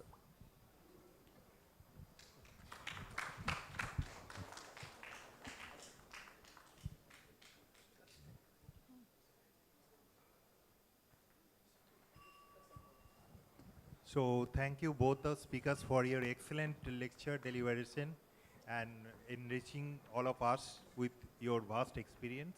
Thank you all. So we welcome our third speaker, Dr. Suresh Damodaran. He is going to speak on post-transplant diabetes mellitus, updates and management. So Dr. Damodaran is an endocrinologist working at Coimbatore. He had been, he's the Vice President of Endocrine Society of Tamil Nadu and had been the ex-Vice President Endocrine Society of India. He has been awarded with International Scholar Award and Diabetes Awareness Initiative Award. So over to Dr. Damodaran. Good afternoon, everyone, and thanks very much for the wonderful opportunity. I think next 20 minutes or so, the science, what we're going to discuss is a rare condition that we may not see in our lifetime, or the people with amount of transplant happening, we will be seeing, but the cases won't be enough to do a proper work on it. So the science is evolving. So whatever I've gone through and what are the experience we had, just go through in 20 minutes or so.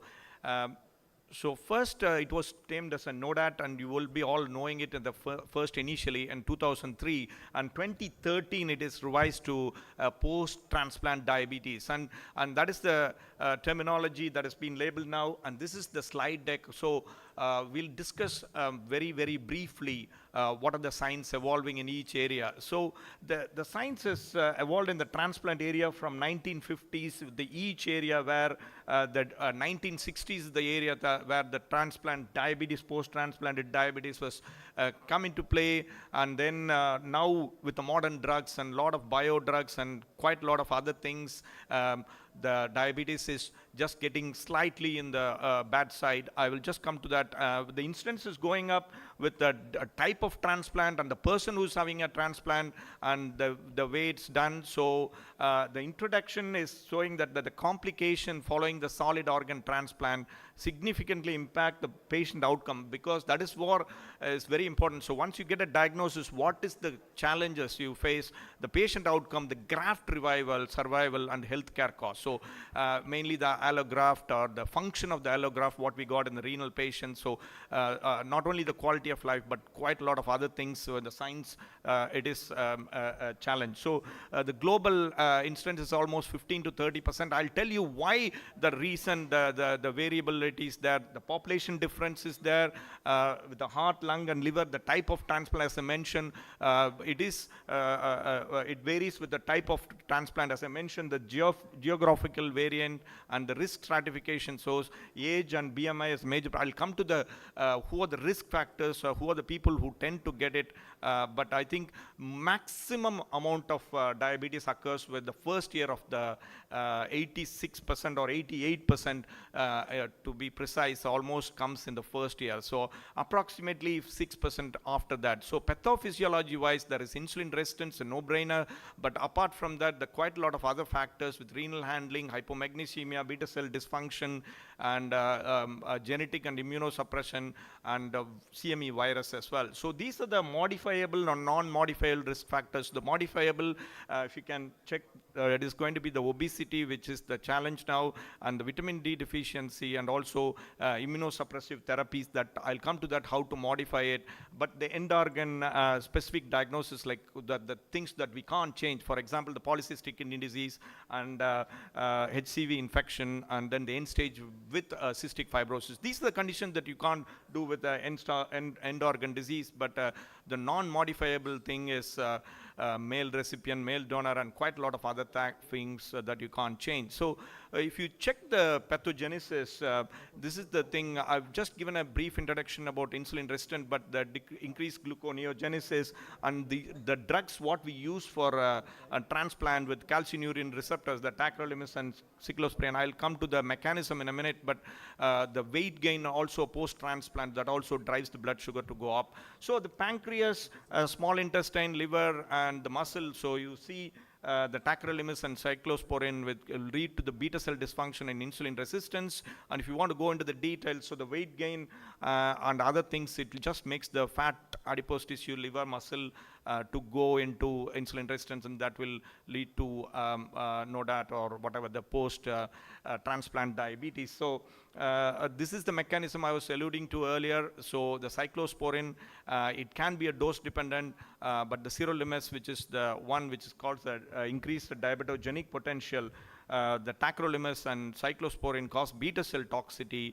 And if you look at it very clearly, that the tacrolimus with the increased post-transplant diabetes, but the lipids and other metabolic parameters also goes up with this drug. So it is very, very tricky, and we have to work with the transplant nephrologist or the transplant team to make sure that the drugs are altered according to what they are giving, and also what we are going to give as well. So apart from the drugs and other things, the inflammation plays a major role when you do have this kind of thing in the background in a transplant patient, that will lead to post-transplant diabetes. So this is to showing that the insulin secretion can be affected after transplantation, and that is very, very clearly seen. The pancreatic beta cell function also goes down. So this is the 6-year trial that showed the new onset of diabetes with insulin release and insulin sensitivity in a renal transplant patient. It clearly shows from normal glucose tolerance to IGT, and then the post-transplant diabetes. So this is a picture that has not come out well, but it's a very, very good one, just to show the clinical evaluation in a transplant patient. This is the work done by in 2016 by a nephrologist in UK. So symptomatic presentation, how do you detect? So now I showed you that is the risk is there, and the drugs is causing the causative factors. What are the modifiable, non-modifiable factors? But what is the clinical presentation? It can be symptomatic or it can be asymptomatic, but we should be carefully looking for it. As I said, in the early stages, the first year is the one which will happen very, very carefully. We should monitor. So the complications can occur as well, and the cardiovascular, because the reasons why you need to treat this condition very actively is mainly one of the things is cardiovascular. So we know this one from other things, but it's a diagnostic criteria. We should do a OGTT in the early stage and also a later stage as well. So comprehensive screening protocol should be there. The early one, SMBG, and the HbA1c may not be very valid in this case of allograft if the function of the allograft, especially in the renal transplant patient, HbA1c may not be valid. So daily SMBG monitoring, and then with Abbott sense, so we can do that as well. But high risk monitoring with the multiple frequency of the things, especially with the steroids. I'll show you some data about it. But the OGTT indication, as I said, early and also later stages you can do. The early stages are very, very high risk of getting diabetes. So blood sugar monitoring is a key role, and then the CGM, and as I mentioned, HbA1c is a bit tricky in some conditions because of various other things of the transplant. So this is the one thing that is also not come out well, but very, very, very good picture. It's showing about the glycemia monitoring the early transplant. If it's a persistent hyperglycemia, how it goes to post-transplant, and then how it goes to the frank diabetes or the normal glucose tolerance, and what you do with it. So when you detect in post-transplant in 0 to 45 days, you just go with the lifestyle modification and insulin and DPP-4 inhibitors. We were talking about it early, but if it should be a functioning allograft, the functioning allograft thing, then you go for a DPP-4 inhibitors, but if that is the renal transplant, if it is. So screening, you just do OGTT and late OGTT after a year, but normally it's done 10 to 13 weeks. If you can do that, and then you can just incorporate the lifestyle modification and then immunosuppressive therapy, and then individual treatment option based on the patient. So this picture in the lower half will tell you that if you got the lower risk of cardiovascular outcomes, I'll come in a detailed way, but I think the bottom line is the lower cardiovascular outcome, metformin and DPP-4 inhibitor. With the heart failure is there, CKD and SGLT2 inhibitors can be preferred, and high risk of ASCVD, then GLP-1. There is small data, I'll just touch base on that, but the lower priority of sulfonylurea because of the hypoglycemia risk, but insulin should be one of the drugs that should be considered. So with each transplant, the effect is different, and it can vary, and renal decrease the survival and then increases the chance of getting complications. So effect of diabetes on transplant, it can go down, and the clinical outcomes, as I mentioned, the graft survival is one of the main things, and then the cardiovascular outcomes and the infection risk. Obviously it's a no-brainer when the sugar goes up, all the viral and fungal infections and quite a lot of other things which will challenge the post-operative complications and also significantly impact the patient outcomes. So this is the one, the complication wise, when it leads to vascular inflammation or a diabetic cardiomyopathy, that will lead to cardiac this thing, and then atherosclerosis and CAD and heart failure. So this is the thing that we should be protecting. Cardiovascular burden is a huge one. I think we were discussing early, but it's remaining the leading cause of mortality in transplant recipient patients. So we have to provide an environment where the glycemia is relatively in the normal side. So the impact of the graft survival is slightly high with a higher post-transplant diabetes risk with the steroids. I'll show you how the steroids can screw up things in a big way. So how to prevent it? So I just touched based on the high risk factors who are all involved, and also about the risk if you don't treat, and the cardiovascular and graft rejection. How to prevent it? For that you have to know how it is different from type 1 and type 2. Post-transplant one, the affected by lifestyle, but it is not purely a lifestyle thing. And we were having for last two talks, we had interesting things about identifying type 1 and type 2, but here it's also very important to know that the pancreatic beta cell can be affected in most of the things, but it is not to do with the lifestyle. Unfortunately, the drugs what the transplant patients takes and few other factors that is the main co-founders for causing this thing. So this, if you can remember, that'll be nicer. Actually, when you have a baseline evaluation, how to do just to get a fasting sugar. And as I mentioned, with the early and later stages, you can do a glucose tolerance test. But once you identify in the pre-transplant area itself, you can make them not to go or delay it and control it and get them better with the lifestyle changes and few other things. But I think when you go for individualized immunosuppression therapy, steroid sparing one, a lot of nephrologists are doing it, and then how to lessen the steroid and get in other drugs as well, just to make sure the blood sugar doesn't go up, therefore the complications and the graft rejections are less. So as I said, the lifestyle modification, immunosuppression, and insulin early, I'll come to that data that is very interesting. Just to start insulin early, that shows very good results actually. So the results of double-blinded corticosteroid withdrawal, it obviously, again, the excursions of the blood sugar is less, so therefore the quality of the graft and the chance of survival of the transplant is very high. So this is the thing I mentioned about the steroids when it's in the circulation, whatever the basal bolus or the insulin, whatever you're giving, the excursions are going to be challenging. And as a clinician, as an endocrinologist, the way to manage the blood sugar with probably NPH insulins, just because the insulin will take the effect, and by the time the steroid will also take the effect, and other modifying drugs also can be incorporated. So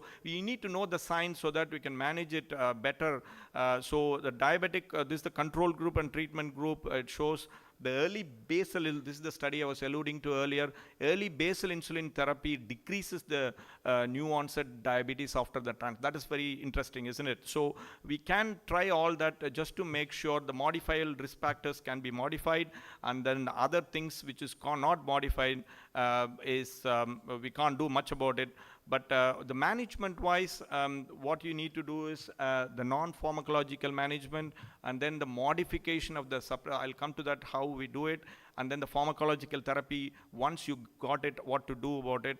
So the non-pharmacologically, we just mentioned already, we spoke exercise, weight reduction, and smoking, and immediately post-operative period, the nutrition and few other things should be taken care. IV insulin, if it is needed, we have to give, and then the impacts of the graft and patient survival risk, we have to monitor and calculate.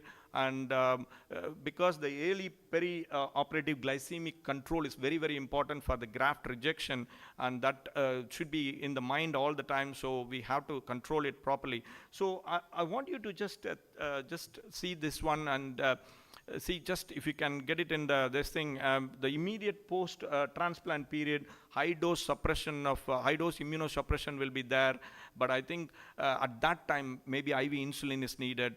But after that, the nutrition and steroid dose weaning and other things that we can do, changing of the drugs and other things can be incorporated. But insulin is one of the key things if the sugar is out of the control.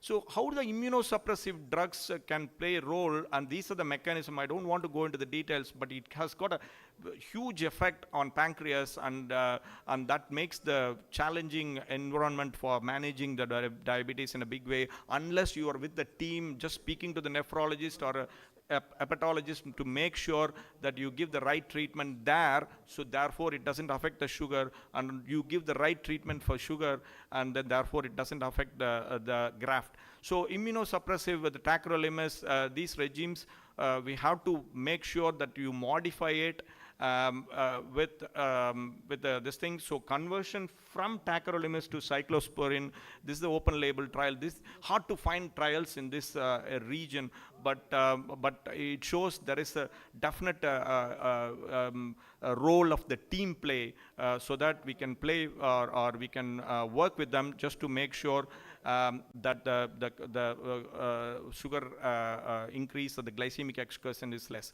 So drug interactions, so it's quite safe with all our medications from anti-diabetic point of view, except that the pioglitazone or the glitazones has got more effect on the bone if you do have the transplant patient already, so that should be avoided. But other than that, I think, as I mentioned, NPH insulin and DPP-4 with the even with the low allograft function patients, you can give DPP-4 inhibitors, and SGLT2 with the stable allograft renal function patients, and then as I mentioned about the ASCVD and other group of patients, SGLT2 can be considered. And how about the new, the GLP-1s, the trial is done with the liraglutide a lot, and lot of observational studies, and RCT small way in Japan has been done, and then it showed definitely there is a decrease in the renal threshold, so that the renal function is much better in the transplant patients. So they recommend not only for the weight reduction, but what it comes up with the insulin dose reduction, and also with kidney function involvement. All this will make that incretin group of therapy is one of the highlights, but we should be under a specialist this thing because of various other risks as well. So all these drugs, even metformin, can be considered, and there is a small clinical trial has been done that showed metformin is much beneficial. But apart from that, as I mentioned, glitazone should be avoided most of the times. And so when you do a good management of a post-transplant diabetes, the renal outcomes are excellent, and cardiovascular outcomes, we know that from not transplanted patient, we know that outcomes are extremely good. So combination strategies with insulin and all other OHAs, the treatment is much more, you say like the productivity or the end result is very, very good when the blood sugar is controlled very well. As I said, the GLP-1s are really good drugs, but it has to be done with the specialist input, and the studies are very less, but there is the insulin dose reduction is happening, and the hypoglycemia risk is less. So GLP-1s can be considered, but this is almost the last slide. As I said earlier, when you get an early involvement of this thing, and sometimes going for insulin early will definitely make the excursion to less, and then the cardiovascular and the graft outcomes are much better. But just identify the right patients and do it accordingly. Just to conclude, it is a very, the condition, as I said, that we may not get involved in our daily practices, but when you do get involved, we have to know what are the signs behind it, why the blood sugar is going up in this group of patients. It's not only because of their lifestyle or anything, it is to do with the drugs what they are on and multiple other factors. And once we know that, how to monitor the patient, or how to detect it early, and how to manage it, and the management wise, there are a lot of things should be taken into consideration before starting the treatment. But insulin is not going to be the immediate magic answer, because it might gain the weight and it might hurt the transplant itself. So we have to just check, and as I said, the teamwork of reducing the glucocorticoids, and then improving the other drugs, managing the other drugs of immunosuppression, and therefore you can just use the appropriate drugs of metformin or DPP-4 inhibitor in the safer side, and then GLP-1 and SGLT2 can be done according to specialist input. So early is common for the post-transplant should be actively managed, and it should be treated like the type 2, and in fact sometimes we have to give more attention, so that the end result, it's not only the complications what we face up for all the routine type 2 diabetics, but here the graft rejection is also there, and then the infection rate is also there. So with that all in mind, we should do that a better job, and that's the science message that I want to give. Thank you so much. Thank you, Dr. Damodaran, for your excellent talk. Please wait us in the diet. So our next topic is management of diabetic retinopathy and recent advances. And speaker is Dr. C.M. Batra, Senior Consultant Endocrinologist, Indraprastha Apollo Hospital, New Delhi. Sir, please. While Sir's PPT gets loaded, I'd like to remind all those who are presenting in the AirShed Award to kindly report to us at the backstage, so that your PPT gets checked and your presence is incorporated in the backstage. Thank you. Sir, over to you. PPT.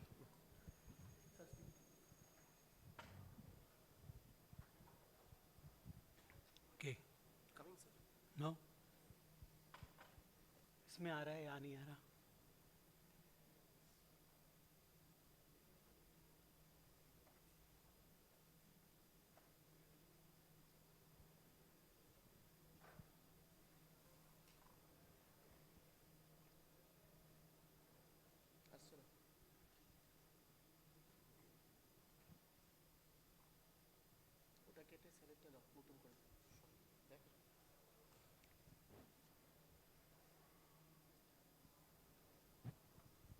However, the participants who are participating in the AR Sheet Award kindly report at the backstage. Otherwise, if we don't get your PPT in time, your candidature will likely be to get cancelled. Thank you. Do something about this, yeah? Yes, sir, I'm on it.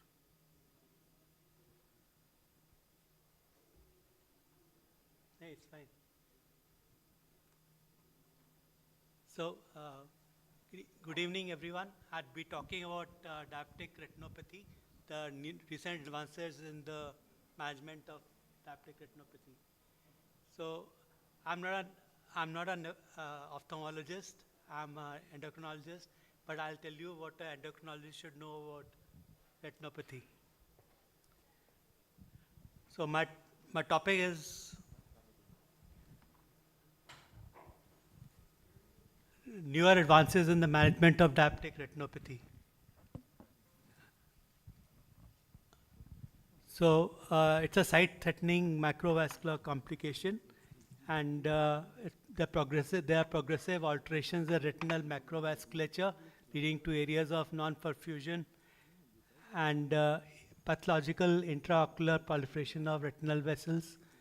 The global prevalence of diabetic retinopathy was 103 million individuals in 2020.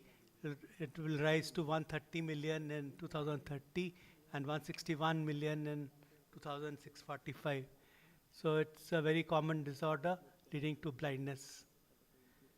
The prevalence of retinopathy increases progressively with both type 1 and type 2 diabetes with increasing duration. Now, it is thought that diabetic retinopathy occurs in patients with type 2 diabetes 3 to 5 years after diagnosis, and almost all patients are affected after 20 years. The incidence of diabetic retinopathy in patients with type 2 diabetes was 50 to 80% at 20 years. And it is significantly, not only that, this retinopathy is significantly associated with future risk of cerebrovascular accidents, myocardial infarction, and congestive heart failure. This term diabetic retinal neurodegeneration came about because it was found that clinically visible retinal lesions, so DR, that is macroaneurysms, hemorrhages, hard exits, were primarily as a result of retinal microvascular damage. But retinal neurodegeneration, which occurs together with, or in some cases precedes the development of vascular abnormalities. And these structural and functional changes have been collectively termed as diabetic retinal neurodegeneration. So there's a new concept that not only vascular changes are there, neurodegeneration is also there. The ocular tomography, ocular coherence tomography studies have shown that patients with diabetes demonstrate significant thinning of their retinal layers, including the retinal nerve fiber layer and the ganglion layer, and this is progressive over time and sometimes can precede the development of visible diabetic retinopathy lesions. And even the histological studies done on enucleated eyes also reciprocate this same findings. And there have been functional assessments in diabetics which reveal the reduction in contrast, sensitivity, visual field defects, electrophysiological defects, and impaired pupillary responses. This is what fundus, when you look at the fundus of a diabetic, these are all we should look for. That is the microaneurysms, the hard exudates, retinal hemorrhages, macular edema, and cotton wool spots, and neovascularization. Now, what are the newer advances in the management of diabetic retinopathy? There has been a universal adoption of the diabetic retinopathy classification, such as the early treatment of diabetic retinopathy study, and the international classification of the diabetic retinopathy severity scales. And there are non-invasive measures in imaging, which has come, that is optical coherence tomography, which together with the induction of intravitreal and antivascular endothelial growth factors, wedge treatment, have revolutionized the treatment of and assessment of diabetic macular edema and retinopathy, and dramatically improve the visual outcome for this disease. Then there's a development of artificial intelligence and for screening, diagnosis, and prognostication of diabetic retinopathy, which has become increasingly accessible and important. Then there are new pharmacological agents targeting other non-VEG development-driven pathways and novel therapeutic strategies such as gene therapy that have been developed for diabetic retinopathy. So there are large-scale screening programs now going on, and they just need a fundus photograph, and they were doing it right from 2016.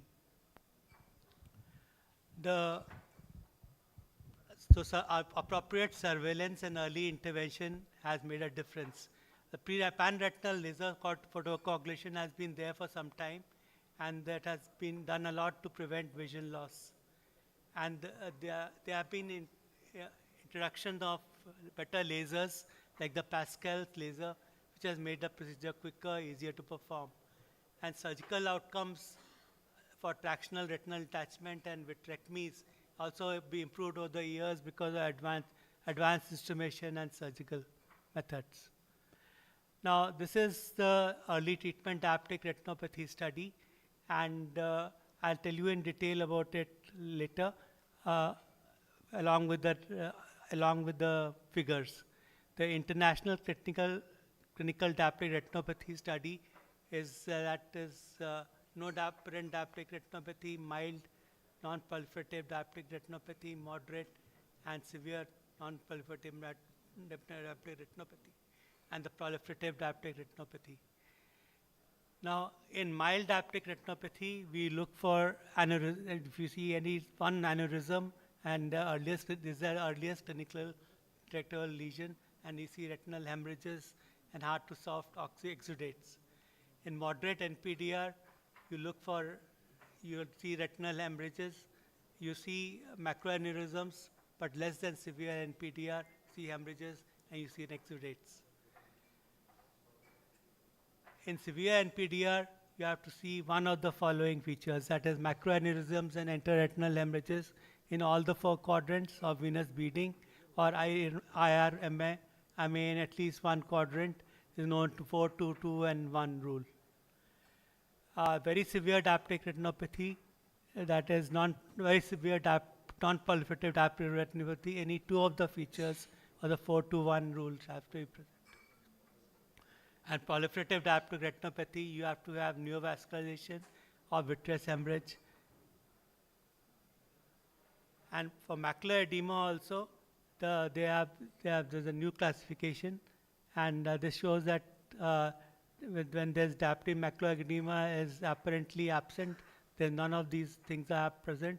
When there are some findings present, when they're mild and moderate, when the findings approach the center but not involving the center, and severe DME involves the center of the macula. Now, this is a picture of diabetic maculopathy, which is severe, because you can see near the fovea, the exits are there very near the macula. And this is the non-severe type of macular edema, where there is exudates present, but they are further away from the macula. This is a new method of diagnosis of retinopathy, retinal imaging. It's called ultrawide retinal imaging, and I'll show you that this was a conventional method in which the fundal photograms were taken, and with the ultrawide retinal imaging, you can see a lot more of the peripheral lesions than you could see earlier. Then you have optical coherence tomography. It's a non-invasive, non-contact system, and where you can see all the lesions much better and easily without mydriasis and without any dye. Like this, for example, is a picture of macular edema, which was missed by fundal photography. And then you can see in this picture, compare the fundal photography. What you can see and compare that with the extra wide imaging, and compared with that with the ocular coherence tomography. And you can see the details are much better with this. This is a picture of the OCT angiography, and you can see the lesions clearly. Like you can see macroaneurysms, A and A. The B is the capillary non-perfusion area. C is the slightly enlarged foveal avascular zone, and D is abnormal vascular loops. And now even color ocular coherence tomography is available, and you can see in these pictures that these lesions, which were not visible earlier in the fundal photograph, can be seen very easily now. So the diagnosis of diabetic retinopathy depends on fundus photography, optical coherence tomography, fluorescence angiography, and the blood investigations. And is diagnosed clinically on the basis of visible hemorrhages, macroaneurysms, cottonwood spot, lipid exudates, and neovascularization. Now, what do you do for the treatment of diabetic retinopathy? So we have the lessons from the direct field and ACORD study. That is, we need to have optimization of glycemia, blood pressure, and lipids. You have to have angiotensin receptor blockers. We need statin therapy. And fibrofibrate has been found to help in the ACORD study. But on the other hand, if you have an old patient, you have to have less strict glycemic targets. So, what is the role of fluorescent angiography? It's for initial evaluation. After the initial treatment is over, to rule out ischemic maculopathy, focal leaks, allocation of leaks. And optical coherence tomography, as I showed you, is a better method of doing all that. Now, what is the use of artificial intelligence that is coming into play? Yeah, as far as 2016, fundal photographs were taken, and they could be sent over to the specialized retinal surgeons who could make the diagnosis and send it back to the physicians. So, but now the artificial intelligence algorithms have been developed in a very large data sets to reach a high level of diagnostic performance. And there are multiple AI-based systems for screening. They have been approved. And now what has happened is that all these lesions you see, initially you just used to take a photograph and say that there were macroaneurysms, there were leaks, hemorrhages. But now you can actually, with this artificial intelligence, you can count the number and compare it with the next photograph and see how much they have increased. What is the treatment options? Pharmacotherapy, that is anti-VEGF agents, intravitreal steroid, non-steroidal anti-inflammatory agents, laser photocoagulation, vitrectomy, and gene therapy. So, what about anti-VEGF agents? So, it has been found that angiogenesis is a key common pathway of diabetic retinopathy, particularly in diabetic macular edema and proliferative diabetic retinopathy. And development of this anti-vascular endothelial growth factor therapy has been one of the most profound advances in ophthalmology. Currently, there are 3 common drugs used: antizumab, bevacizumab, and efzofitimod. And intravitreal ranibizumab with patients with proliferative diabetes is non-inferior compared with pan-retinal regular photocoagulation. Now, photocoagulation has been the workhorse of diabetic retinopathy for a very long time, but now better lasers have been developed, and the laser mechanism of action is the laser-induced scars abbreviate hypoxia and affect the hemodynamics of the retinal circulation. The improved retinal oxygenation reduces vascularization and edema, and the direct closure of leaking mannerisms is there. So you can have either a focal photocoagulation, or you can have a grid photocoagulation, or you can do a pan-retinal photocoagulation depending on the extent of the retinopathy. And these are the new lasers that have come, the Pascal, TDMLPL, live glass, which have better precisely controlled, make things much simpler. Intravitreal steroids are there when photocoagulation anti-VEGF doesn't work. And the corticosteroid target the metagenesis of TME, including the anti-inflammatory. Currently, intravitreal steroids are used in clinical trials, and the DEX implant has, and the FA insert has been FDA approved. So this is that first one is that Oxydurex, second one is Iluvin, and both have been approved by FDA and being used very safely. Now, treatment of macular edema. When you have macular edema, you do assessment, and mild to moderate, then no center involvement, then you do a focal or grid laser. But it's moderate or severe, and center involvement, and the visual acuity is also impaired, then you do an anti-VEGF treatment. If that fails, then the focal laser. Now, this is the most interesting part of the new developments or diabetic retinopathy, that is gene therapy. Now, this holds promise as a transformative approach in treatment of diabetic retinopathy and diabetic macular edema. It aims to address the challenge of frequent intravascular wedge infections. So basically, when you inject the eye with the wedge infection, with the anti-wedge injections, you have to do it in the vitreous. It is invasive. It has to be done multiple times. After about 8 to 10 weeks, effect goes away. Then you have to inject it again. So what they did was that they used this particular vector, this gene, and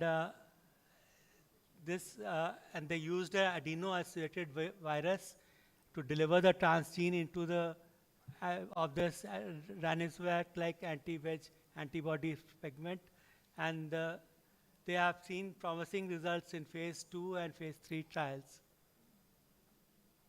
Now, this has been this gene therapy for retinopathy. I want you to concentrate on the higher doses is needed, and there are 86% reduction in the vision-threatening events, and the safety profile is good. Only beside mild episcleritis is there, and the rest has no other side effect. For macular edema, they're still under the trials are under process. The results are not yet out, and this is the way they inject the gene into the eye, to the intravitreal delivery or suprachoroidal delivery or subretinal delivery. This virus-aided gene goes into the eye, and from there it multiplies and goes into multiplies in the eye, and in the eye then manufactures anti-VEGF factors, which give a constant supply of anti-VEGF factors in the eye, so that you don't have to inject the wedge again and again. And lastly, the indication of vitrectomy are when you have a vitreous hemorrhage which is non-resolving, when you have traction and macular edema, then you have to do a vitrectomy. And this is my hospital from where I work, Apollo Hospital. Thank you. Thank you, Dr. Batra. Please be on the dial. So now the house is open for questions and comments. I know there is a multiple of questions, but restrict us to one or two because we are running behind the schedule. So any questions from the house? So Dr. Batra, is there any selective criteria for the gene therapy in the treatment of diabetic retinopathy? No, it is something which will replace the wedge injections. Like I told you, wedge injections have a limited lifetime. Like you inject one, after about a few weeks, you have to inject the second time, third time, and it is painful. It has potential complications like damage to the vitreous, hemorrhage, and all. So once you inject the gene and that multiplies and provides a factory for the anti-veg factors. So then you don't have to inject again. So I think it is the way for the future.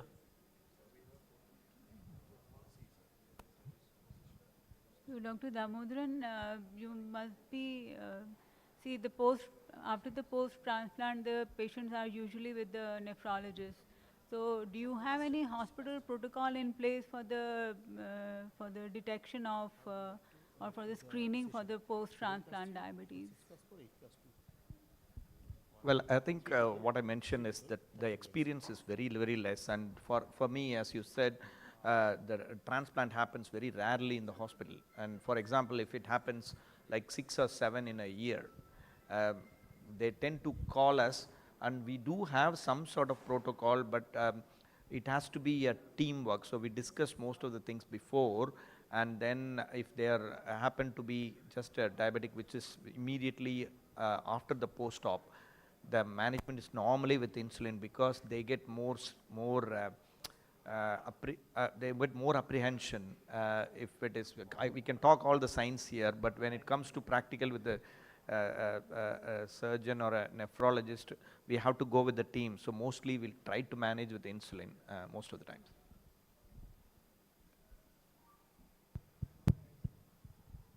So I thank you both the speakers for their meaningful deliberation and highlighting the practical point.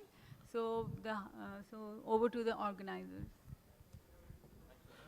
Thank you, sir, to the chairpersons for that excellent speaker, for that excellently chairing the session, and to also the speakers. So, yeah. Most important is the red.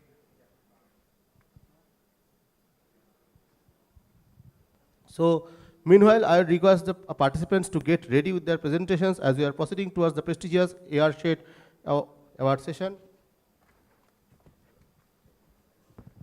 So, Dr. Ashutosh, Dr. Dhananjaya, and Dr. Hamid Asraf, I would like to request all of them to be ready. So, I would request all of them to come to the backstage. Yeah, you are there. Check PPT. Check the PPT. No, check the PPT then.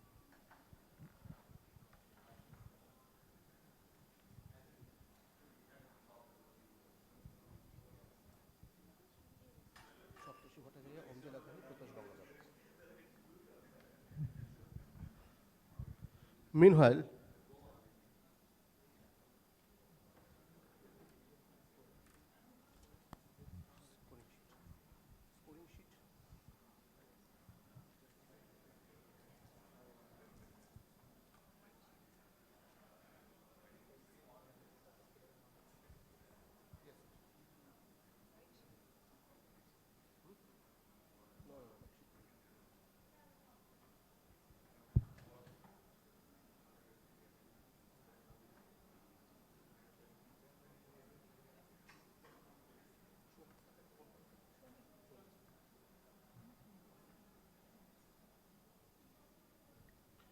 so I would like to request the judges to please occupy their seats. Dr. Protosh Are we ready? We'll take the CVs. So I would request the judges to please take their seats. So Dr. Protosh Gangadhar, Dr. Saptarshi Bhattacharya, and Dr. Om Jitendra Lakhani. Yeah. Yes, sir. Yes, sir. Yes, absolutely. Yes, I'm trying it.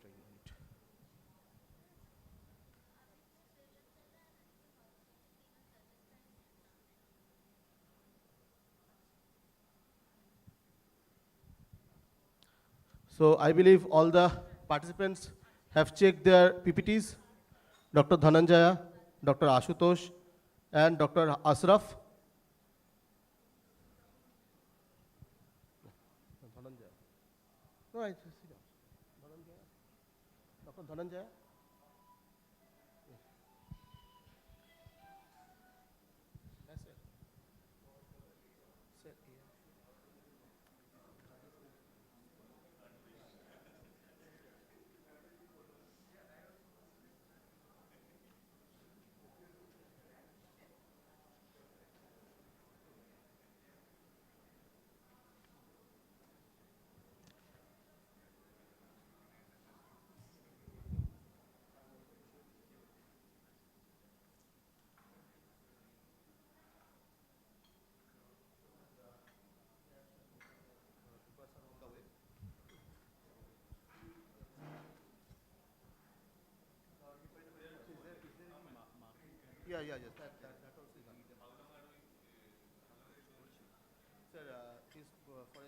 30 minutes.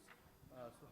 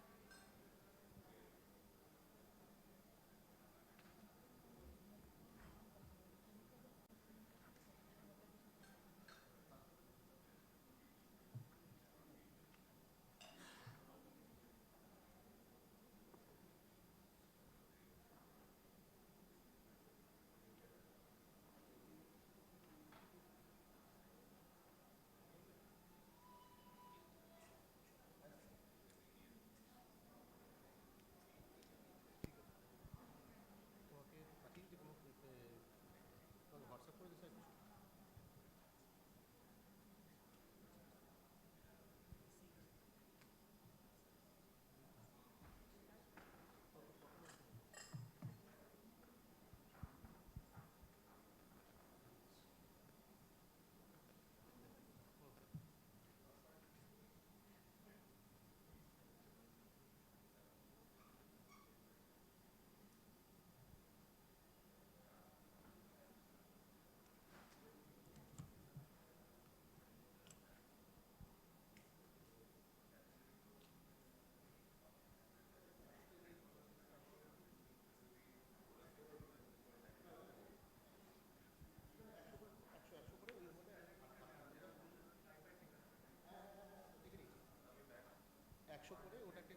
হাতে কাগজ লিখে দিয়ে দিচ্ছি।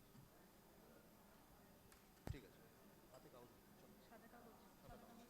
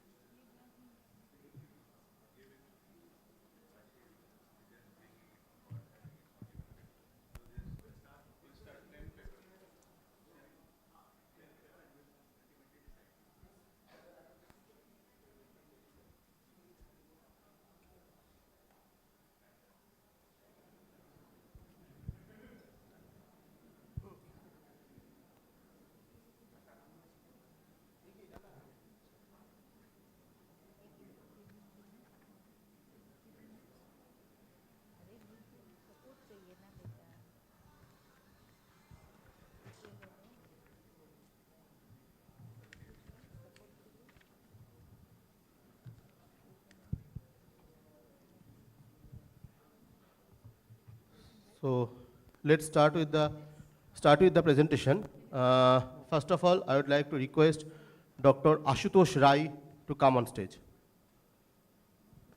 And the time for each presentation is 10 minutes, for which the main presentation section will comprise of 7 minutes, followed by 3 minutes of discussion.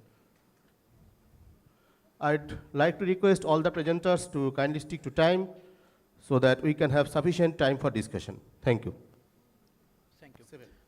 Good evening. First, I would like to thank ESI and organizers of ASICON 2025 for giving me the opportunity to talk about the CTC 42 on non-functioning pituitary tumors. So clinically, non-functioning pituitary tumors are one of the most commonly operated pituitary tumors, but since they do not secrete excess of hormone, so they get detected when they are large enough to cause the mass effects like headache. The surgery is the first line of treatment, but recurrence rate is quite high depending upon the extent of resection, and it ranges from 10 to 50%. So we aim to identify a biomarker which can predict the recurrence. And for this we use mass spectrometry based approach followed by validation and functional characterization. So to start with the mass spec cohort, we divided our group into non-invasive, which was KNOSP 0, 1 and 2. Invasion was decided based on all three criteria, radiologically KNOSP 3 and 4, histopathologically invasion to bone, mucosa and dura, and also we considered the surgeon's finding intraoperatively. Recurrence was decided based on more than 20% increase in tumor volume or more than 2 mm increase in diameter in any dimension. So there was no difference in the age and tumor volume across the cohort, significant difference, and most of them were silent gonadotroph. Moving towards the result, we observed significant, so to comparison, the non-invasive, non-recurrent group, the purple thing, was considered at baseline, and with this, the fold change was calculated for both invasive and the recurrent one, and we observed the significant difference in the proteins in the recurrence and invasive group. However, the recurrence group have significantly more number of overexpressed protein and less number of underexpressed. When we did the bioinformatics, we found that there were 31 proteins of the CDC42 pathway which were in the same direction upregulated in our proteomic data. And when we did arrange them in the pathway, we started like the neurotensin, which is NTS, act as the ligand and downstream activate the CDC42, followed by PAC and MAPK signaling, leading to the aggressiveness of tumor. We further validated our data from the single cell RNA-seq data available online, and so from this UMAP, the blue and cyan colors are this is the pre-gonadotroph and these are the gonadotroph, and we can observe that neurotensin, CDC42, all of our candidates are present in the gonadotrophs as well. Then we validated in the by immunohistochemistry, and we observed significant overexpression of proteins on quantification of the IHC data. However, at mRNA level, only CDC42 was found to be overexpressed. Then we calculated the ROC curve, and we found that all of them have more than 0.8 of area under curve, suggesting they can be used as the prognostic marker. So it's not just the expression, we also looked for the activation. So CDC42, when it's inactive, it is in the cytoplasm. Then when it gets activated by GTP binding, it moves to the membrane. So, and this is one of the example of CDC42 activated by its activator and localization on the membrane. We looked in our samples and we found that normal pituitary and non-recurrent does not have the co-localization of CDC42. So here CDC42 is represented by the green color, and the membrane, for membrane we used wheat germ agglutinin, and we found that in recurrent tumors there is clear localization which is of the red and green color shown by the yellow. And this is the positive control. When we quantified the yellow color with the image J, we observed that recurrent tumors have significantly higher co-localization compared to the non-recurrent and normal pituitary. So we plan to inhibit this pathway, and we use 3 approaches. First, inhibit the binding of GEF, which is a guanidine exchange factor, using these 2 inhibitors.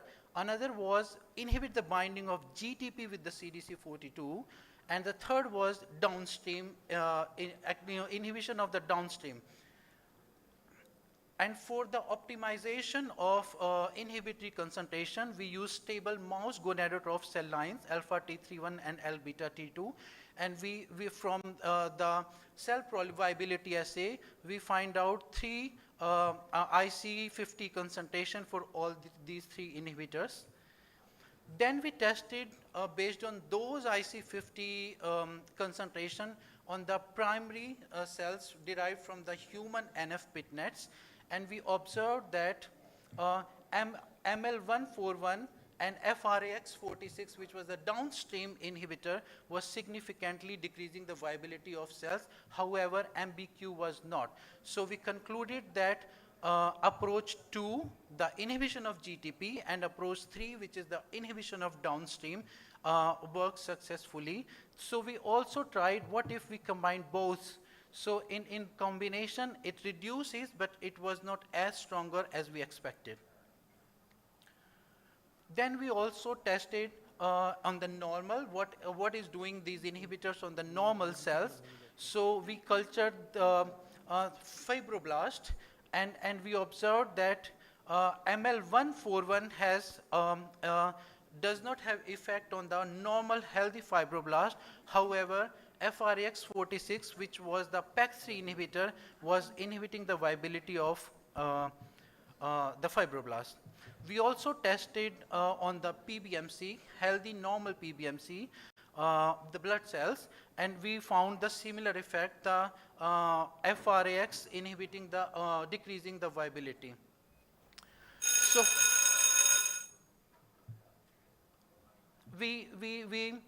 then that was a 2D thing, and then we also have done this thing on 3D model, and we observed decrease in the spheroids in both cell lines. With humans, we have done on only one sample. We are continuing this work.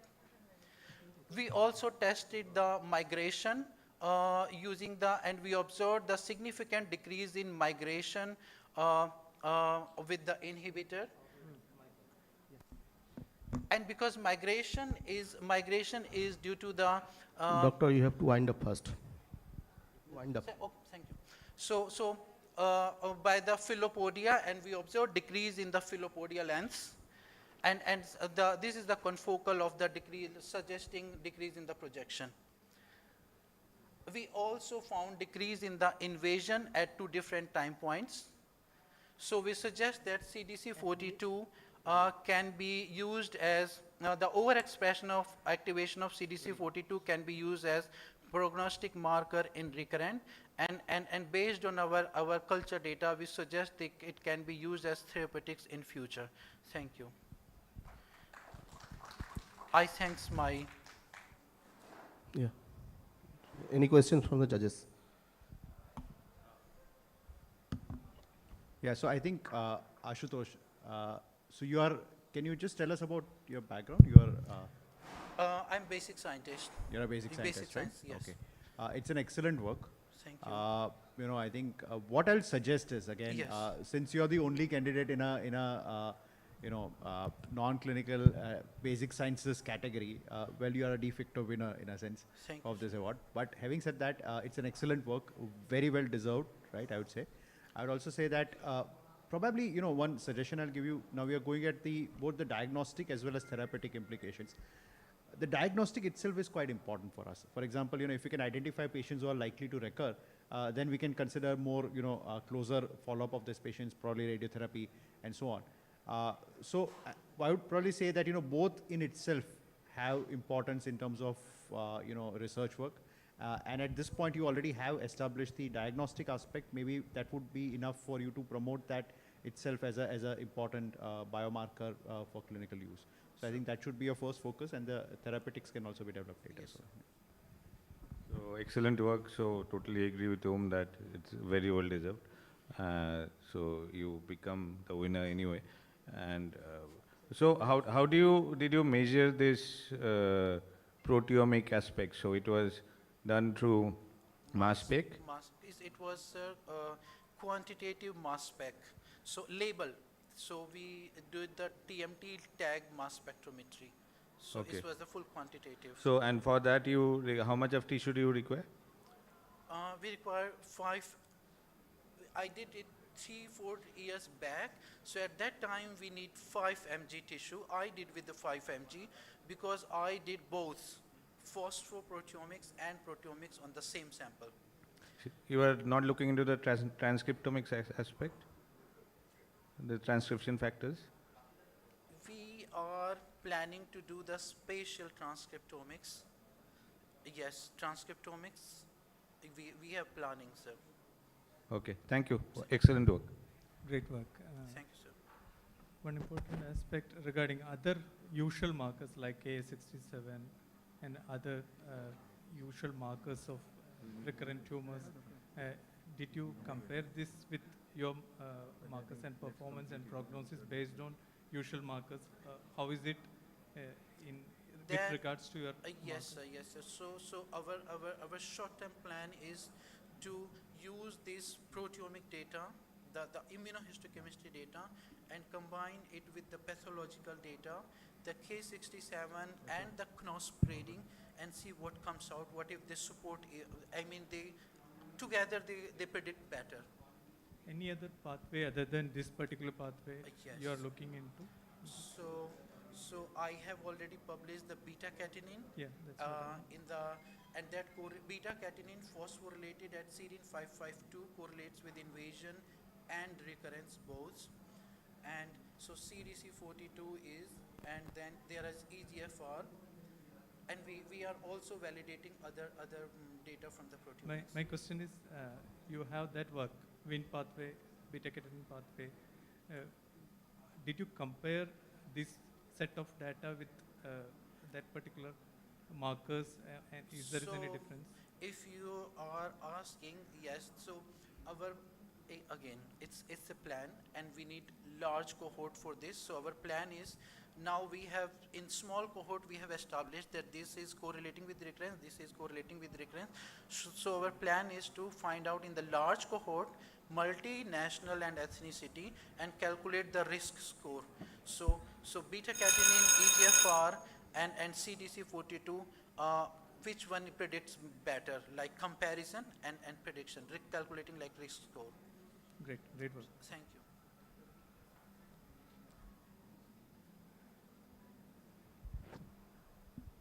I think the next presenter can come in.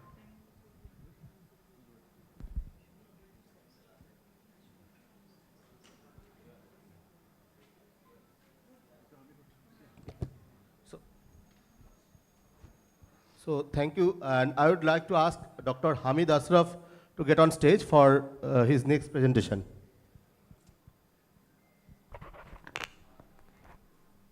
And reminding you again, the time limit is 7+3.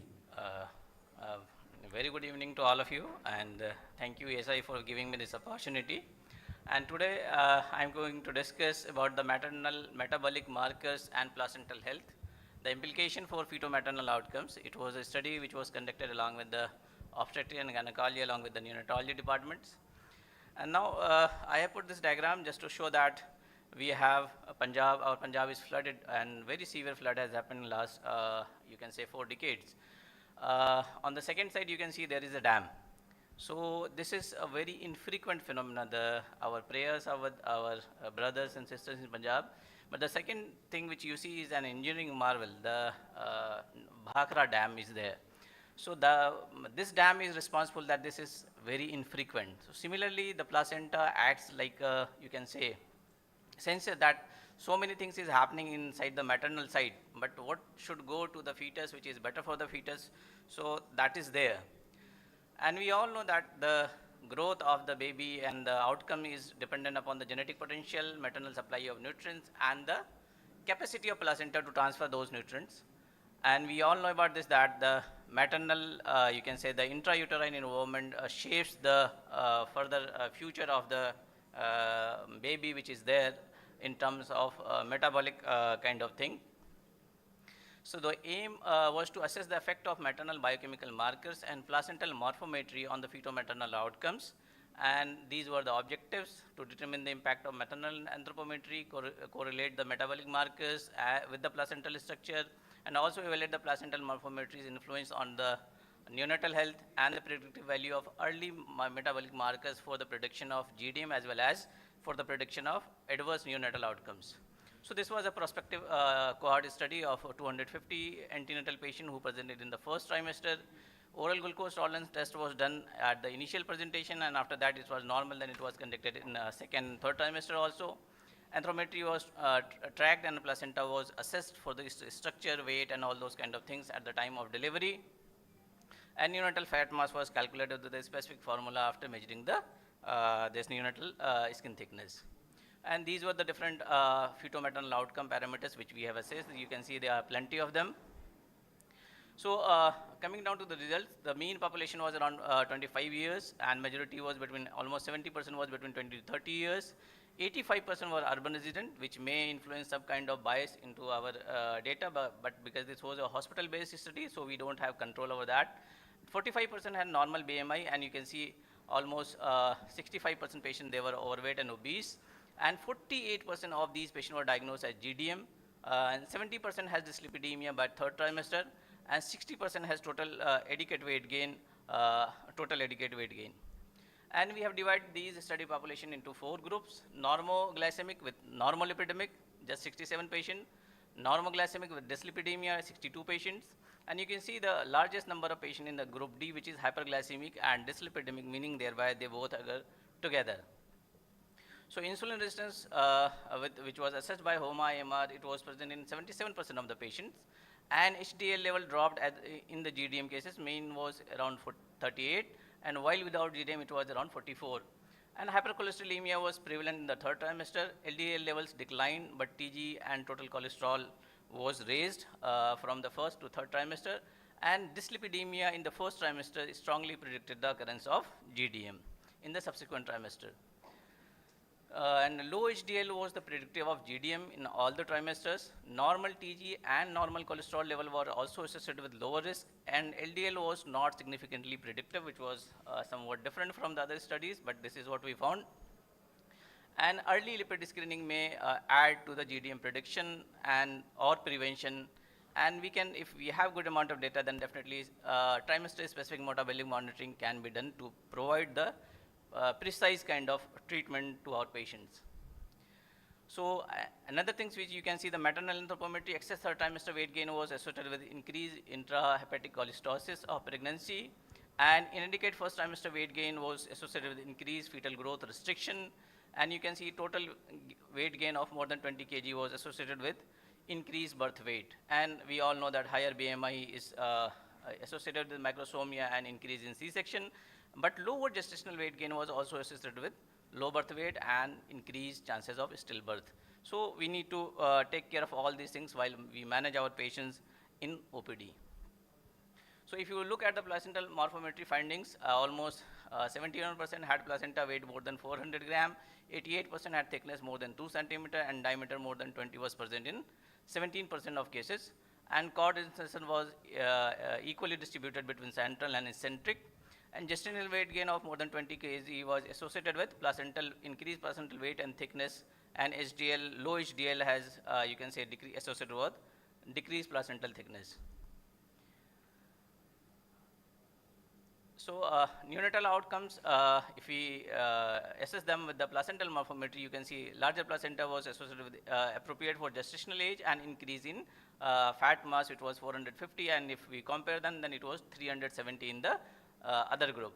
Smaller placentas was associated with this FGR and preterm birth and stillbirths. Apgar score improved with the placental size, and neonatal fat mass was also linked to the maternal BMI, and low birth weight was associated with thinner placentas. If you talk about the metabolic markers and neonatal outcomes, GDM was definitely associated with the macrosomia and neonatal adiposity. Low HDL was associated with increase in stillbirth and poor Apgar score at 5 minutes. And high LDL was associated with increased neonatal fat mass. Similarly, triglyceride more than 180 was associated with increase. They have got a mixed kind of neonatal matrix. And cholesterol more than 200 was associated with increase in pre-rupture rupture of membrane. So these are the summary of our findings. The GDM was highly prevalent in 48% of the patient, and we have already seen what kind of effect they have on this. So what we can gain from this study: high prevalence of GDM, 70% had dyslipidemia, 92% of first trimester GDM patient, they had dyslipidemia. So urban and obesity clustering was there in our study, and this may be a bias because 85% patients were from the urban area only. Low HDL as a predictor of first trimester, low HDL was associated with strong predictor of GDM more than cholesterol and triglyceride. and gestational weight gain and outcomes deviation from the guidelines which was given by Institute of Medicine, they are associated with poor outcome, both lower as well as higher. So we need to plan accordingly. So placental morphometry, larger placenta is linked to better neonatal matrix, and smaller placenta were associated with adverse outcomes. And maternal lipid and delivery risk, dyslipidemia increase the risk of cesarean section, premature rupture of membranes, fluid disturbances, and neonatal adiposity. So translating this finding into practice for Indian maternal care, you can see early screening, urgency, first trimester glucose and lipid profiling can be done, but for that we need to have larger data. And prevalence intervention address obesity and metabolic health in the pre-pregnancy area. And HDL as a screening tool, definitely we need to validate it, but our data suggests that low HDL is highly predictive of development of GDM along with other adverse outcomes in the fetus. Placental matrix in practice, measuring placenta size can explain certain adverse outcome and guide the postnatal care in the baby. And comprehensive data, our study includes trimester-wise metabolic and placental data in Indian cohort. And this supports expanding the metabolic screening and individualized prenatal counseling in India. But certainly we have limitations. It was a single center study. Sampling bias was there, and 85% patients were from the urban area. We don't have so much patient from the rural area, and we don't have long-term follow-up the kids because it was assessed just at the neonatal outcome. After that, we don't have any data. And there were so many confounding variables which may have some effect like lifestyle, diet, and socioeconomic factors. Along with that, in this, we don't have data how we have managed the GDM and what was the effect of the different kind of management of GDM on the neonatal outcome. That's all. Thank you.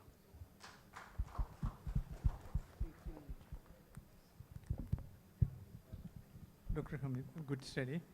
And few things regarding that metabolic dyslipidemia as a tool. Do you think low HDL being considered as a tool? Low HDL is generally a surrogate marker of insulin resistance, right?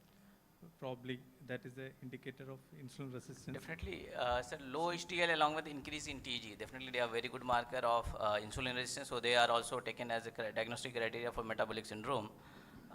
And this is also, we have other studies from our center also, we have found that the most common kind of dyslipidemia in our population is low HDL. Yeah. So definitely. So my query is, yes. Suppose you have a low HDL population, and did you compare the HOMA-AR with this subset of low HDL and HOMA-AR, and did you have correlational data on that particular aspect?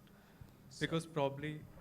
I do have the data, but I don't think we have made that kind of, you can say, a group characterization, definitely, but we can do that. We have the original data, we can definitely do that. And definitely, this is unpublished data, and I will take your this, and we will reassess our data to look for it. I think that is a good tool to see that whether this is insulin resistance is the trigger.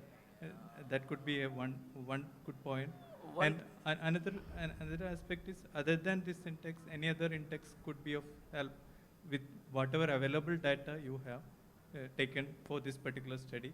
Any other index will be a good tool to see. One of the things which I have not mentioned because time was very short, what we have seen that though insulin resistance is very common in our, more than 70% patients, they had insulin resistance. But the effect of insulin resistance on neonatal outcome was not clear. So it was not significantly associated with any of the parameters. We have assessed more than a dozen kind of parameters, but it was not associated with that. And apart from this, what other markers we can have, one of them is definitely maternal BMI was very important predictive marker of all the things. And apart from that, it was low LDL. And apart from that, it was, you can say, the weight gain during the gestation was very important parameter which has affected these outcomes in either positive or negative way. Another point I just want to know, what are the literatures currently in India as well as in the world on this? In India, definitely we have conducted this study because there was paucity of data from the India, especially in this aspect. And this idea come because 2 years back in Hyderabad, I was given this topic, early predictive markers of GDM. From there we have, after that, after presenting that presentation, I planned this thing. So very less amount of data is available from India. What should be the normal level of lipids? That is also not available. We have taken one of the paper we have taken as reference. Similarly, what should be the normal HOMA-AR in this subset of patient in pregnancy? We don't have that data. We have taken the cutoff of 2.1 from some of few of the studies because they haven't decided like that. So definitely we need much more data before coming to any kind of you can say definitive conclusion. So excellent study. So the BMI you were looking at, it was a pre-pregnancy BMI? Yeah, that is also a very difficult thing to assess in our population. So the literature says if you are taking BMI before 10 weeks of gestation, so that you can take that BMI as a pre-pregnancy BMI. So we have included only those patients who are presented till the first 9 weeks of pregnancy, and that BMI was taken as pre-pregnancy BMI because this is something which is universal in all the developing countries. So all those who are presenting till 10th week of pregnancy, we can take their BMI as pre-pregnancy BMI. And there is literature related to in triglyceride being a marker of the development of gestational diabetes, elevation in triglyceride. So why is the difference that you didn't find triglyceride as a marker in your study, but the other studies have shown triglyceride? No, sir. We have found increased cholesterol and increased TG and decreased HDL. Out of these three, low HDL was the you can say best marker, but they do have effect. What we found that LDL is not a good marker in our population, while other data suggests that it might be a good marker. In our data also, the TG as well as total cholesterol was associated with different outcomes. Did you collect fasting plasma glucose and HbA1c values in all these patients? We do have fasting. We have done OGTT in all the patients. But we did not have HbA1c data in few of the patients. OGTT, IAD-PSG guideline? IAD-PSG guideline. So no link to that in development of GDM or fetal weight, neonatal weight? Fetal weight, depending upon the blood glucose levels. Yeah, first trimester. Yeah, basically we didn't. Basically, the thing is that even though those who have GDM, their hyperglycemia was, you can see, in this study was minimal. More than 80% was managed with diet only, so they might not have that kind of effect because they don't have severe kind of hyperglycemia. Thank you. Yeah, I'll just give one suggestion. I think it's an excellent study, very interesting. I think what you said is very right, that we don't have any normative data of lipid parameters in this population. Of all the things we studied, I think the most important would be to actually generate this normative data. You already have a head start to that. So what I would suggest is, in terms of future publication, I think you could probably, and it's much easier to do now because you already have done the initial groundwork. So probably, collect more data on this and publish that alone. It becomes a very vital publication for your future and future publication and other people Definitely, also to have that. So I think the normative data of lipid parameters, because we don't have any, and now we are saying that there could be potential implication for early prediction of GDM, then it could be a very useful tool. Point well taken. Definitely, we can make centiles out of that. Definitely, we'll do. Thank you. So, due to paucity of time, we could not take more questions. So, I'd like to call up on stage our next speaker, Dr. Dhananjaya.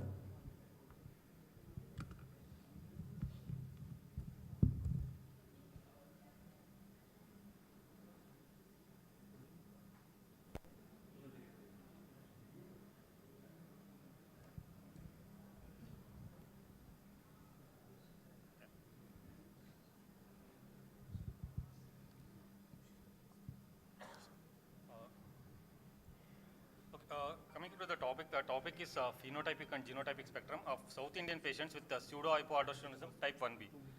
Before going into the details, actually we'll just know about what is the function of the aldosterone. As you know, actually aldosterone, when it binds to the mineralocorticoid receptor, it's a nuclear receptor. So what it is actually it will go, the receptor actually it will go and bind to the hormone responsive element on the DNA, and it will lead to the synthesis of the INAC protein. What the INAC channel does is actually it allows sodium to enter into the cell in the collecting tubule, and also the potassium gets out of the the cell actually via the ROMK. So depending on the defect, actually either it is in the mineralocorticoid receptor or the INAC. Actually we got two types of pseudo-hypoaldosteronism, that is 1A and 1B. The first one is actually 1A. It is because of the inactivation of NR3C2. It is a renal form. Whereas actually if the defect is, it is autosomal dominant in nature. Whereas actually if there is defect in INAC channel, either it could be because of the alpha, beta or the gamma subunits. These are decided by your SCN and 1A, 1B, 1G genes. Its inactivation of either of these will cause pseudohypoaldosteronism type 1B, and this is a systemic form. And it is also autosomal recessive in nature. As of now, actually, it's a very ultra-rare disorder. We don't have much of data regarding the prevalence of pseudohypoaldosteronism type 1. Only the data we are having actually in UK, where actually what they have found is, so in 1A actually, it is 1 in 66,000 is the prevalence. Actually 1B, it is 1 in 1,66,000. Recently, actually, there is a meta-analysis came in 2025. This guy, Nangonosi et al., he saw around 150 patients, actually among which pseudohypoaldosteronism 1A was 88 cases and actually 1B was 54 cases. Coming to the Indian data, till now actually only 6 cases have been discussed which have been genetically proven. Whereas actually there are other 4 cases which are not genetically proven, but actually they have got the phenotype similar to pseudohypoaldosteronism 1B. So all the 10 cases which have been discussed in India are pseudohypoaldosteronism type 1B. Okay. So in the genetically proven cases, so what we have found is actually like 5 were 1A and 1 was actually 1B. So what is the problem actually in managing this patient is, initially most of the patients will be diagnosed as a CAH. There's a lot of difference between managing a patient with CAH and also pseudohypoaldosteronism, because actually these patients will not respond to hydrocortisone, whereas a patient actually with pseudohypoaldosteronism will not respond to hydrocortisone, whereas CAH actually patient will respond to the hydrocortisone. And also the acute presentation, if you delay making the diagnosis of pseudohypoaldosteronism, the patient can die. So, and the third problem is actually the doses of sodium which we give. You have to give very high doses and the patient may not tolerate so much of high doses. So either we have to do a gastrostomy or actually we have to put nasogastric tube.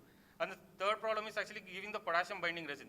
In India, we don't have sodium polystyrene sulfonate, whereas actually what we have is K-bind sachet, that is actually calcium based. And also actually these patients can develop infection leading to sepsis, and actually they can have prolonged intensive care. So these are the problems actually which we face in India while treating the patient with pseudohypoaldosteronism. So to know about further this one, we did a study to describe the genotype, phenotype, therapeutic challenges and outcome of genetically confirmed cases of pseudohypoaldosteronism 1B from South India.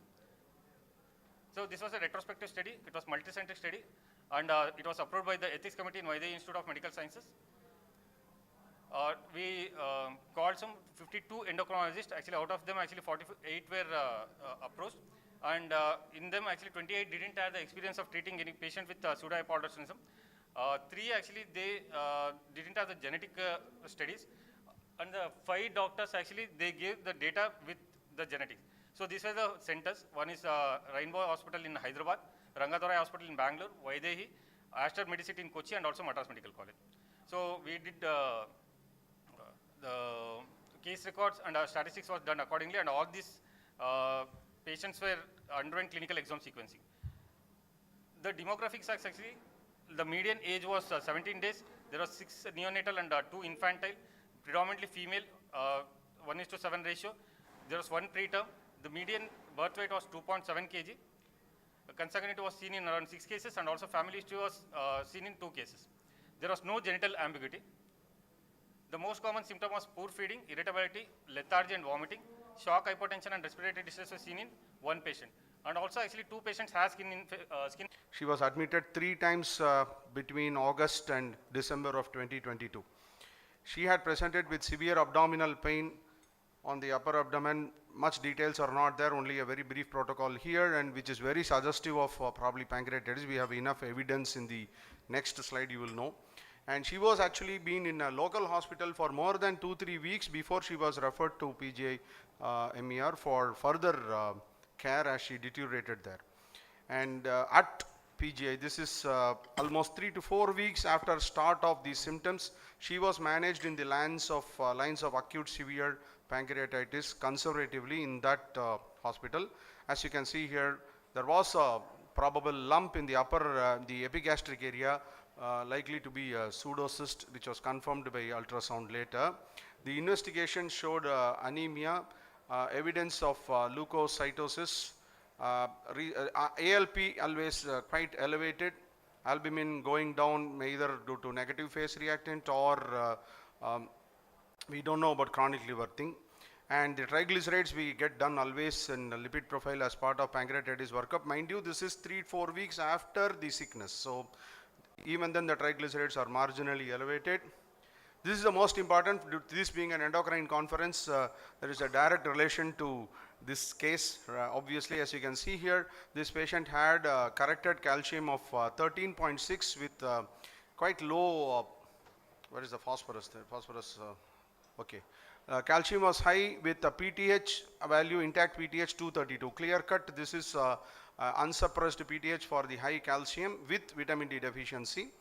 And I think there were part of some thesis protocol, or there were too many other investigations done which are not relevant, beta cross labs and P1, NP, etc. maybe somebody's work. So, and the HbA1c of 6.3 with this anemia has to be given lesser importance in this case.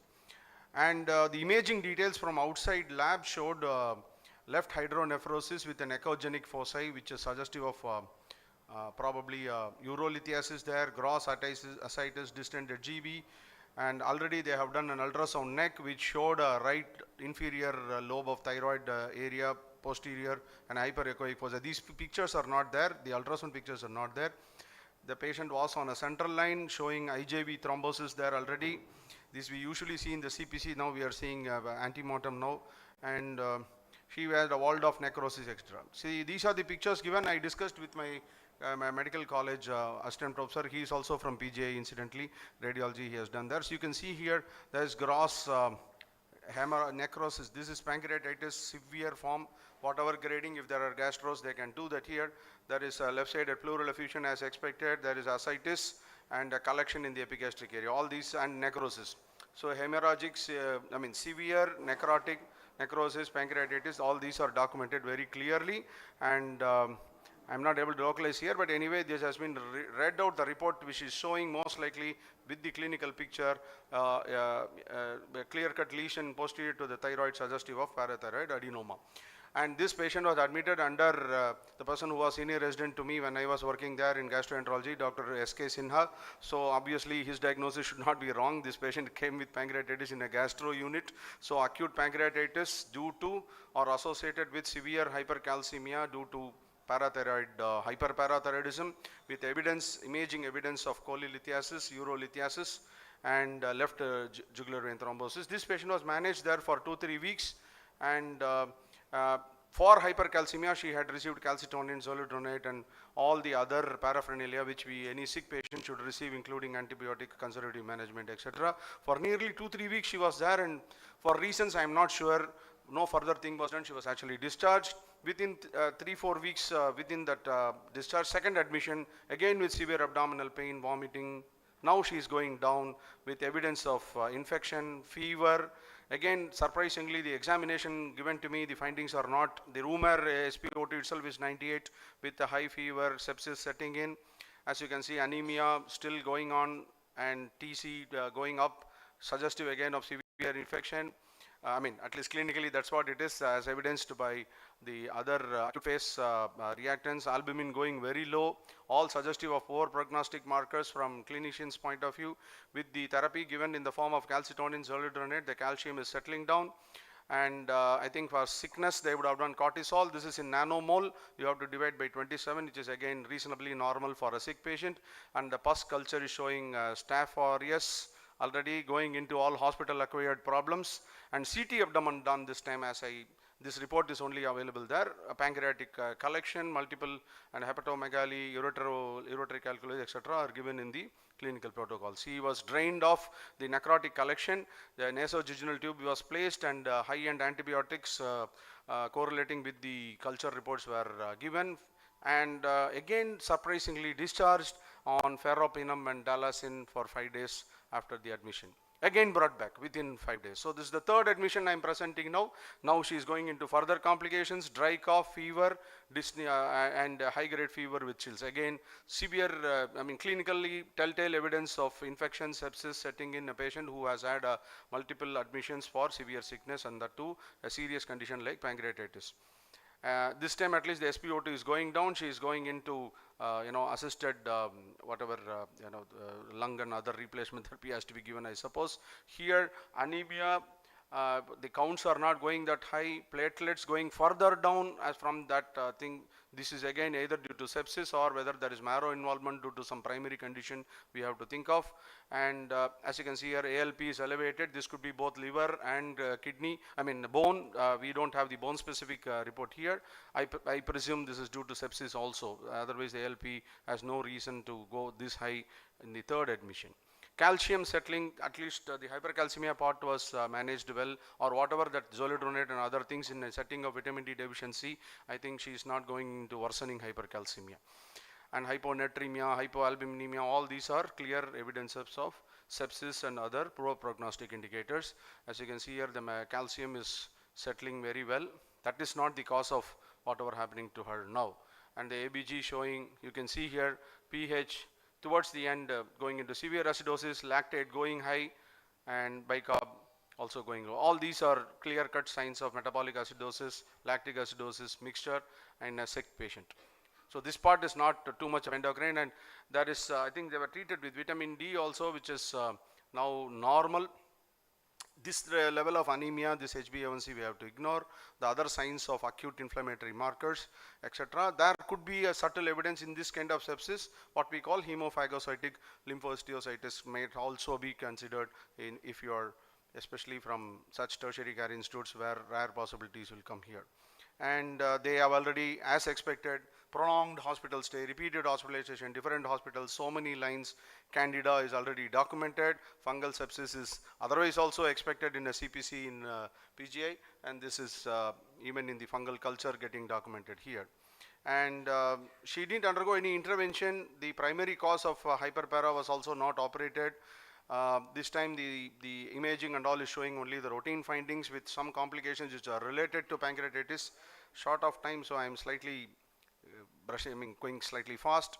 And the third admission, she went downhill with fever and shock and did not respond to all the maximized conservative medical therapy, and she succumbed to her illness after 4 or 5 days of admission. And I'm not going to read out this, to just tell you that she had come with hyperpara and severe pancreatitis, repeated admissions, succumbed. That's the sequence we get from the details given to us. So the unit's final diagnosis, whatever they had reported, is the third admission. In addition to the underlying acute pancreatitis due to hyperparathyroidism, she had septic shock, probably a fungal sepsis, and all the multi-organ dysfunction related to that. So in discussion, couple of points from endocrine point of view, finally, that's what we are here for, is how common is pancreatitis in hyperpara. Thankfully, all the references except 1 or 2 are from India. So many papers are there, including from PGI, and Dr. Badada sir is there here in the audience also. So many papers of his will be quoted now. As you can see, in our registry, which they have formed, the hyperpara, most of the patients, there are quite a significant chunk who can present with pancreatitis as their presentation itself. Then this is, we had an opportunity with the inspiration from my professors there, and we pooled from our endocrine society of Tamil Nadu, some 10 endocrinologists joining together, 804 patients of hyperpara. We had pancreatitis in 5.4% in that, and along with renal stones. And I remember sir quoting during our ward rounds, if both are together, it is a clinical diagnosis of hyperpara. You don't even need to have hypercalcemia. So these are all clear-cut indicators, and in this case, thankfully, the biochemistry is also very clearly indicating that there is hypercalcemia with unsuppressed PTH. Primary hyperparathyroidism with vitamin D deficiency is not in doubt. And the acute pancreatitis as presentation is also reported from the CMC Vellore group, where they have quoted that almost the risk is more than 28-fold in that paper, and that's also a reasonably good number of patients. Atypical presentation, again another paper from India. So this is not surprising to endocrinologists who are trained and who see these commonly to have pancreatitis and hypercalcemia. In fact, we in teaching say that even if the calcium is normal in pancreatitis, we have to suspect underlying hypercalcemia because we expect hypocalcemia in acute pancreatitis. And chronic pancreatitis and different GA presentations, alcohol versus idiopathic, are also being reported. And it's more common in males for various reasons. And that's, as I said, there are so many papers on hyperpara from Badada sir, and you can see that all permutations, combinations of cholelithiasis, urolithiasis, everything has been documented, and we know that this is not that uncommon a presentation. And there are various postulations as to why this hypercalcemia will precipitate pancreatitis, including the enzymatic conversion, trypsinogen to trypsin, etc. Can be, these are all theory points here. And then comes in the pathology of this, the one adenoma is probably localized, but in our series also we had quite a few patients less than 40 years with double adenoma, and being a CPC, even though it is very rare, I have to keep a possibility of carcinoma also, but that's extremely rare, less than 1%. In our series of 800 plus patients, it is 2%, 2.1% in. So carcinoma, if they show, I will not be too surprised in a CPC, but generally clinically it's rare. And double adenoma is common, and ectopic is also is not rare. As you can see in our series, ectopic is almost 2.6%, and double adenoma is roughly around 1%. This the surgeon has to. So clearly these findings are already, I have given enough evidence and all telltale proofs for all this. Other observations in this patient include whether pancreatitis will prone for fungal infections per se, probably yes. There are some papers like this, especially invasive candidiasis. She is not a diabetic, thankfully. In spite of that, there could be immune modulations. Any sick patient, prolonged catheterization for various reasons will end up having polymicrobial sepsis, and fungal is not too rare in today's tertiary care in ICU. And any such gross hematological findings of severe thrombocytopenia going down, counts going high in a patient with sepsis, a possibility of HLH, which might be, why this coming here? Yeah. And anemia, which is very severe at presentation also in this patient. So that again, there are a lot of papers from our group, Dr. Badada sir's group there. They documented that PHPT per se can cause anemia in a beautiful paper where they did marrow in PHPT before and after surgery and showed anemia recovering, fibrosis recovering. Similar papers are there. The mechanisms include the EPO, erythropoietin resistance, versus FGF23 also playing a role. These are all for academic purpose. So from whatever was presented to me, my take, and that too being a CPC, I kept these possibilities. Some of them are very obvious. Primary hyperparathyroidism due to most likely an adenoma, single or double and all. I will wait for the pathology.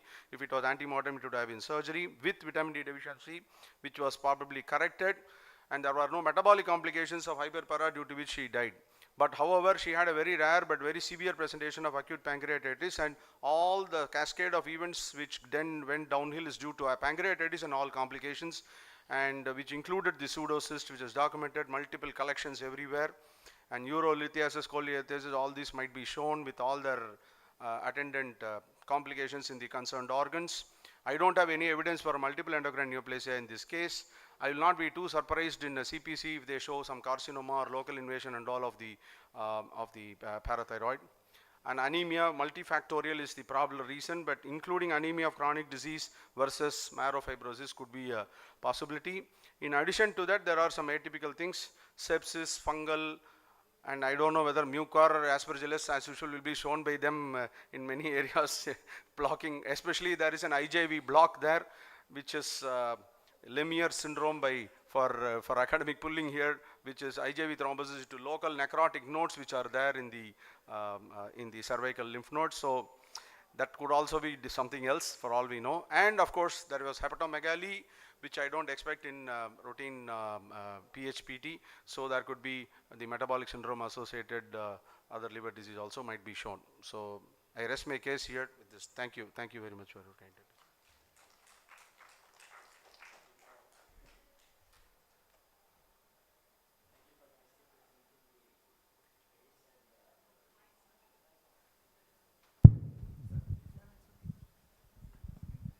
It works in Madam's hands, not mine. So thanks for bringing out all these things. Despite whatever you said about the pathology residents, the trauma and tribulations, when it comes to presentation, the roles are reversed. And the pathologist feels that they have managed the autopsy very well, and the patient was not looked after well. I remember one instance when Dr. J.M.K. Murthy was to present a case which had a very rare, I think, vitamin B6 deficiency-related encephalopathy. And he came to the diagnosis. And Dr. Banerjee asked him, how did you come to that diagnosis when you did not diagnose clinically? You know what his answer was? I was searching for the Winken-Bruin volume 36 that was missing. And that was the case, that's how I could diagnose. So what happens is that clinically you have some limitations. Patient sickness, and we are not using ChatGPT, AI for feeding all the things and coming out with diagnosis. And there are a lot of issues which are there at that point. So I guess whatever you have presented, maybe anatomical abnormalities of pancreas, or a pancreatic neuroendocrine tumor could also be there, since you said MEN1. But anybody from the audience wants to comment on any additional possibilities that they think about? Dr. Modi has raised his hand.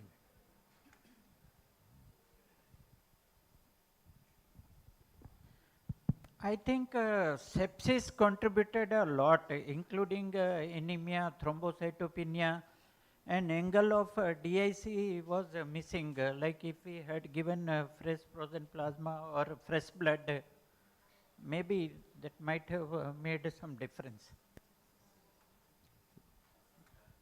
Yeah. Second, third, fourth, and all. Corrected calcium only. Received denosumab, and after that the things came down. These are all corrected calcium. For the nice presentation and detailed workup as usual from PGI Chandigarh. I am in Safdarjung Hospital in VMC. I am the head, founder head you can tell. And there are lots of patients do come from the south Delhi as well as from neighboring part. So recently, within last 1 year or so, there are 3 such patients who were admitted actually from the medicine department to the ICU with abdominal pain. And they found that there is pancreatitis, and then they investigated the routine investigation.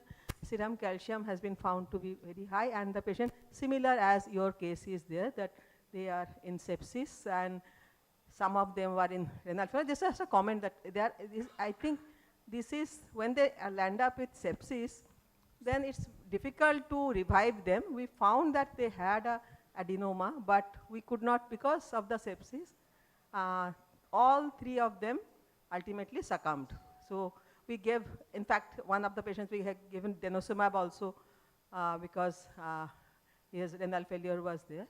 So it's just a comment that I think medicine residents should be made aware, rather than we endocrinologists know it, medicine residents should be made aware of this, that this sort of pain abdomen, pancreatitis is not uncommon in a case of parathyroid adenoma. Thank you. Thank you for your comment. Dr. Barada.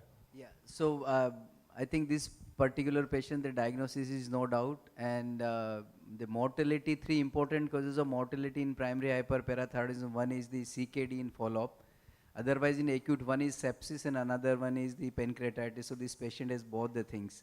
So the primary hyperparathyroidism diagnosis, no doubt, but maybe some part of MEN1 is a possibility, and then CPC. So Dr. Uma might show something in adrenal gland, or the other part of the, I don't know, this is a full autopsy or the partial autopsy. If it is a complete autopsy, she might show something in pituitary also, this part of MEN1. Yeah. Dr. Shriram, was this patient given steroids during? It's not mentioned in the protocol. Okay, I was just thinking because you are already mentioned besides pancreatitis and all those problems, very high ferritin levels and triglycerides slightly on high sides. Macrophage activation syndrome you already discussed could be one of the possibility. Yes, sir.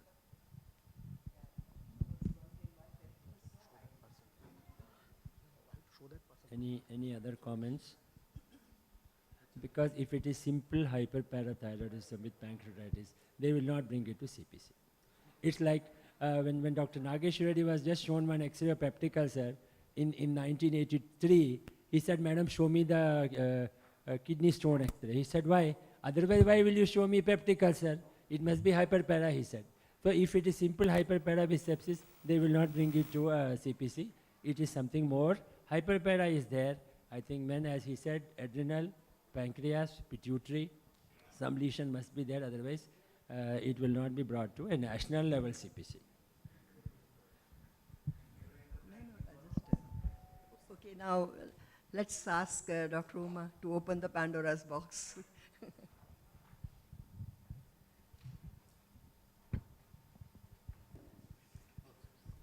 Thank you, ma'am, and thank you, Dr. Bipin and Dr. Shriram, for wonderfully discussing the case. it is indeed a Pandora's box. And you have actually refreshed a lot of memories of autopsy rooms. But I must say here, and I must inform the audience, that now the autopsy room is no more a scary room. It's an advanced autopsy center, which is more like an OT. So we are not scared to go there now. Yes, PGI has the strength of conducting these CPCs very regularly, and it's a learning exercise both for the pathologist as well as the clinicians, always. And Dr. Bipin rightly said, had it been just parathyroid adenoma and hypercalcemia and pancreatitis, I wouldn't have brought it here, definitely. So there's more to it. Pointer. हाँ, मैं इधर से कर देती हूँ. नहीं, इससे कर लेती हूँ, laser pointer से. Okay. Yeah, thank you. Kolkata is a city of joy, but after this CPC, everybody is not going to be having joyful ending. So anyways, so she was 48, partial autopsy was done, pituitary was not examined. And externally she had pedal edema.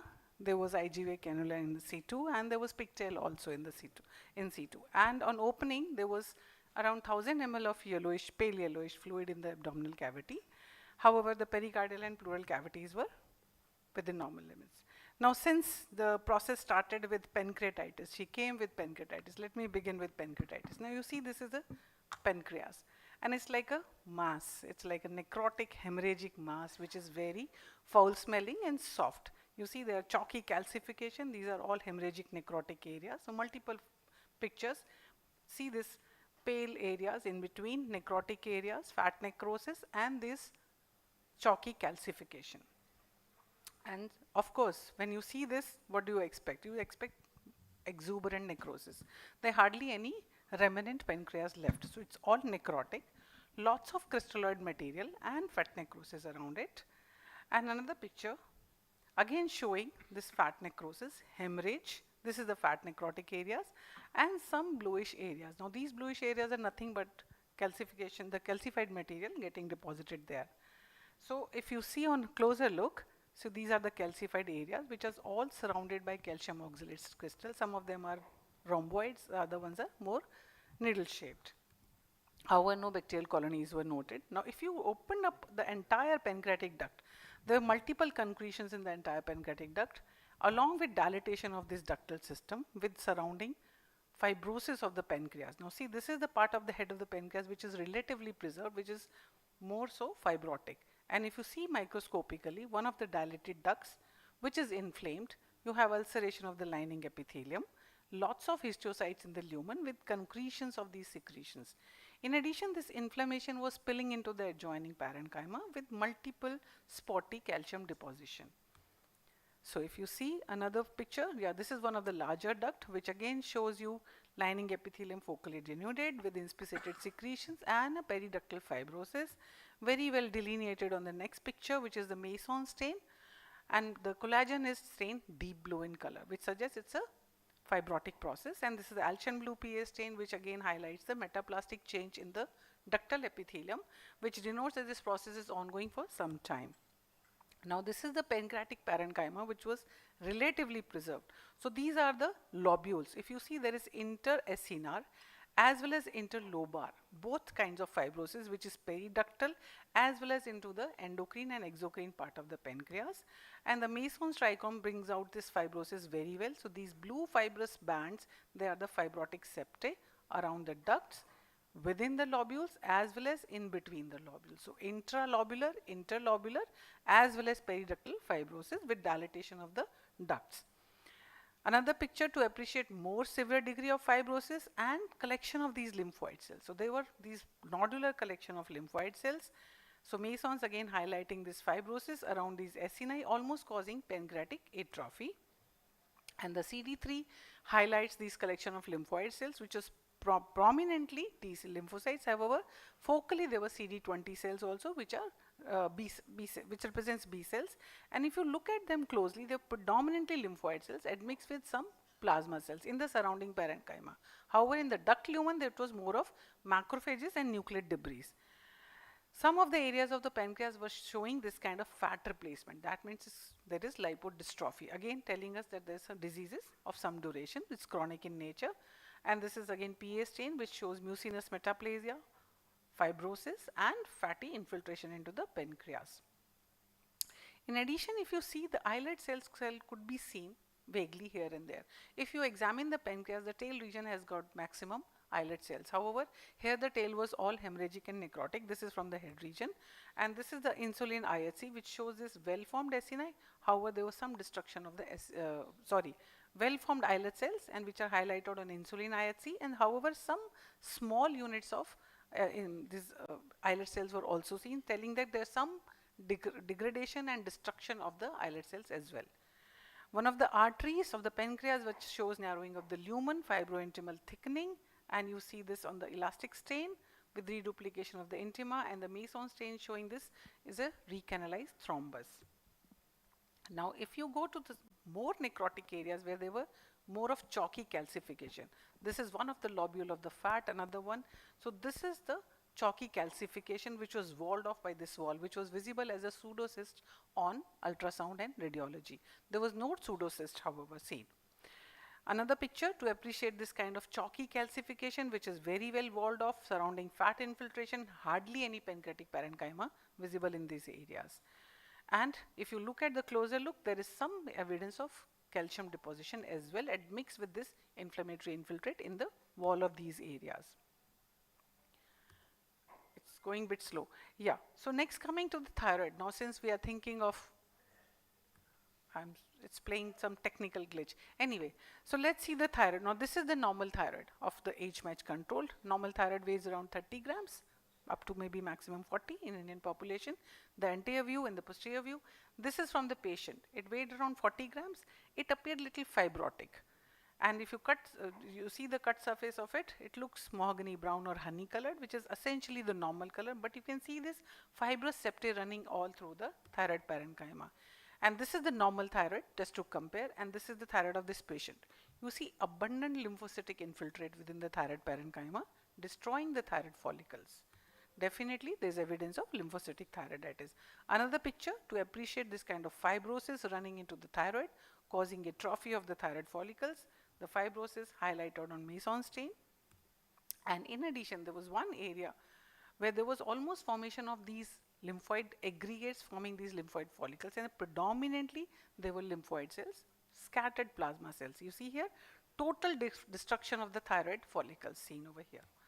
And these cells are predominantly CD3 with admixture of some CD20 cells as well, that is B cells. In addition, there was one area where we had this kind of papillary proliferation, but it did not show any nuclear features to suggest that it is papillary thyroid carcinoma. This is the high magnification to appreciate this nuclear crowding overlapping, but there are no definite nuclear features to suggest it could be a microscopic foci of PTC. Now, since there was a clinical as well as radiological suspicion of parathyroidnoma, so entire anterior aspect of the trachea was sampled just to look for whether there is adenoma or carcinoma. This is the anterior aspect of trachea, this is the posterior aspect. So the entire tissue was sampled from top to bottom, almost taking 10 to 15 sections from this area. And what we found was there was a lymphoid collection with a cyst within the lymph node, another lymph node, and some collection of these tubular cells, epithelial cells on hyper. This is like a cluster of epithelial cells, some acini formation. In between you have fat as well as some fibrous septae. Now this was the parathyroid gland which was visualized on multiple sections taken from this area. Most of it was lymphoid tissue, and if you see it closely, this tissue also had lymphoid infiltrate. So there was almost forming lymphoid follicles causing destruction of these parathyroid cells, that is the chief cells. And some clear cells can be seen, and of course we wish to confirm them. So we did PTH immunostain which was positive in this area. However, the thyroid parenchyma was negative for PTH stain, again confirming that it is parathyroid tissue. And the nodular lesion which was seen more so was seen as a lymph node in the section. It was not a parathyroid adenoma in the section. Now, next is, let's finish with the other endocrine organs. This is a section from adrenal. You see there's a lot of periadrenal hemorrhage and lymphocytic infiltrate in the periadrenal area. A higher magnification, again appreciating the hemorrhage, and some lymphoid infiltrate both within the adrenal parenchyma as well as outside. And if you see them closely, you have predominantly plasma cells, macrophages, and some RBC extravasation seen on both sides of the both adrenals. So none of the adrenal was spared, right and left both were involved. And further higher magnification to appreciate, this is bit slow, to appreciate this inflammatory cells, some RBCs. However, the RBCs were much more in the right side compared to the left side. So what are we dealing with? Is it an autoimmune polyglandular syndrome? I don't know. So we know that there are various types. There could be type 1, type 2, type 3, whatever. However, type 1 presents much earlier in the age, so this cannot be type 1. It could be type 2 or type 3. However, we do not know the other evidences. There was a history of candidal infection, which is very odd at this age, unless until patient is immunosuppressed. Candidal infection is much more common in the younger, the pediatric age group, and in the older age group, or when the patient is immunosuppressed. So possibly it could be. So I submitted the post-mortem sample for autoantibodies as well as for gene expression, gene mutations. None of the pathogenic variants could be identified. However, yeah, this is just for the theory. However, TPO was positive by the post-mortem sample, and the anti-thyroglobulin TG was also positive. So they could be, I would just suggest that possibly patient had subclinical hypothyroidism. There is adrenalitis on the both sides with hyperparathyroidism, possibly secondary to the parathyroid crisis, and there is none of the parathyroid gland was seen in the autopsy, and there was only one focus of the parathyroid gland, and there was no parathyroid adenoma. Now let's come to the other organs. This is a slice of liver which was slightly enlarged. You can see it's 2100 grams, normal weight is up to 1500. C loop of duodenum, and this is the spleen which was very firm, and as expected there is lot of steatosis. You see macrovesicular fat accumulation in the hepatocytes, and this is the reticulin appreciating no significant fibrosis. Masons again highlighting the fat. There was some histiocytic infiltrate in the septa, but there was no features of HLH. Focally there was portal triaditis, and you can see these histiocytes within the sinusoids of the liver parenchyma, but there was no HLH and no hepatitic illness. Incidentally, in one of the areas we found this hemorrhagic lesion which was confirmed microscopically as cavernous hemangioma, and this is the closer look. This is just incidental finding. The spleen was congested, the capsule was thick. The kidneys together weighed 250 grams. They were slightly hemorrhagic on the opposite side. This is the left side, this is the right side. If you see here, there is a deep scar here, multiple deep scar here, which is dipping into the kidney. So there has to be something underlying. The aorta was essentially clean and the bladder was normal. And if you see on closer look, the left side was showing this hemorrhagic cortex. That means there is cortical necrosis. The right side had multiple depressed areas and scars, which was secondary to this stone. So there was pyelolithiasis. Definitely it was there. And this is another view of the same. And if you see the scarred area, you have sclerotic glomeruli and moderately dense inflammation with interstitial fibrosis. This inflammation was again lymphocytic in nature. These are sclerotic glomeruli, and there was ulceration of the pelvic-calyceal lining, and you could see these concretions in the interstitium of the pelvis. So there was pyelolithiasis. Definitely, the glomeruli was otherwise normal. There was evidence of acute tubular injury in the form of these vacuolated cells, degeneration of epithelium. In addition to that, the hemorrhagic area from the left side showed this kind of infarct, and there is a calcification seen over here. And this infarct seen as closely, the glomerulus here is infarcted, and there was some thrombi at the edge of the infarct. So that was a thrombotic infarct. The stomach and esophagus grossly were normal. However, there was some congestion in the stomach, and microscopically we saw these kind of lymphoid follicles. And these were just not present there. They were destroying the parietal cells. You see here, these are the parietal cell sections from the body. Normally we see abundant parietal cells in the body of the stomach, but here there was lot of destruction to the parietal cells. The large and small intestine, however, essentially unremarkable, but in one of the area it did show some ulceration, but there was no organism seen in any of the special stains. This is a Gram stain, and this is a PA stain, no fungus and no organism was seen. There is a small intestine again showing focal ulceration, the spared lymphoid follicles here. The lungs were normal in weight, they were a little bit more anthracotic, And there was some evidence of pulmonary thromboembolism, and which was confirmed microscopically. In addition, we saw evidence of bronchopneumonia, neutrophilic infiltrate, filling up the alveoli, and there were predominantly nuclear debris and neutrophils with some histiocytic cells, telling us that there could be little of 4 to 5 days of duration. The gram stain did not reveal any organism, and so was the PS, no fungus, no candida. Some dot-like organism could be seen, possibly gram-positive organism. And of course, there was evidence of pulmonary thromboembolism. This is one of the pulmonary artery. You have this thrombus here, which is highlighted on the Marshall scarlet blue as red in color. The heart was essentially normal. There was no vegetation, no myocarditis, and this is the inflow. However, one of the coronary did show atherosclerotic areas, but no significant occlusion, and it was this is a lipid core, but it was a stable fibrous plaque. The uterus, ovaries and all otherwise were normal. Incidental, there was a leiomyoma, and the ovary was also essentially normal. So what are we dealing with? This is a bone marrow, so no hemophagocytic lymphohistiocytosis, and the bone marrow does not show any fibrosis, no myelofibrosis. So normal representation of all hemopoietic elements. So what are we dealing with? So there's a primary disease leading to complications and terminal events. So I am putting it up, open to the house. Possibly patient had subclinical hypothyroidism, which was secondary to the thyroiditis. There is focal bilateral adrenalitis, and there is parathyroid crisis, secondary to which patient had hypoparathyroidism, because none of the parathyroid gland was visible. There was only a tiny small area. There is pancreatitis, which is acute and chronic, with evidence of cholelithiasis, ureterolithiasis, pyelonephritis in the left kidney, and malnutrition changes in the liver due to fat deposition. And terminally, patient had bronchopneumonia, pulmonary thromboembolism, acute tubular injury, and acute cortical necrosis. So what the final diagnosis, I would put it as 48-year-old female who had hypercalcemia with pancreatitis. She presented with pancreatitis, with chronic thyroiditis, malnutrition, which caused steatosis in the liver, focal bilateral adrenalitis and hemorrhages, left ureterolithiasis with hydroureter, chronic pyelonephritis, cholelithiasis, acute hemorrhagic on chronic pancreatitis, acute cortical necrosis of the right kidney with acute tubular injury, bronchopneumonia with pulmonary thromboembolism, and incidental leiomyoma uterus and cavernous hemangioma of the liver.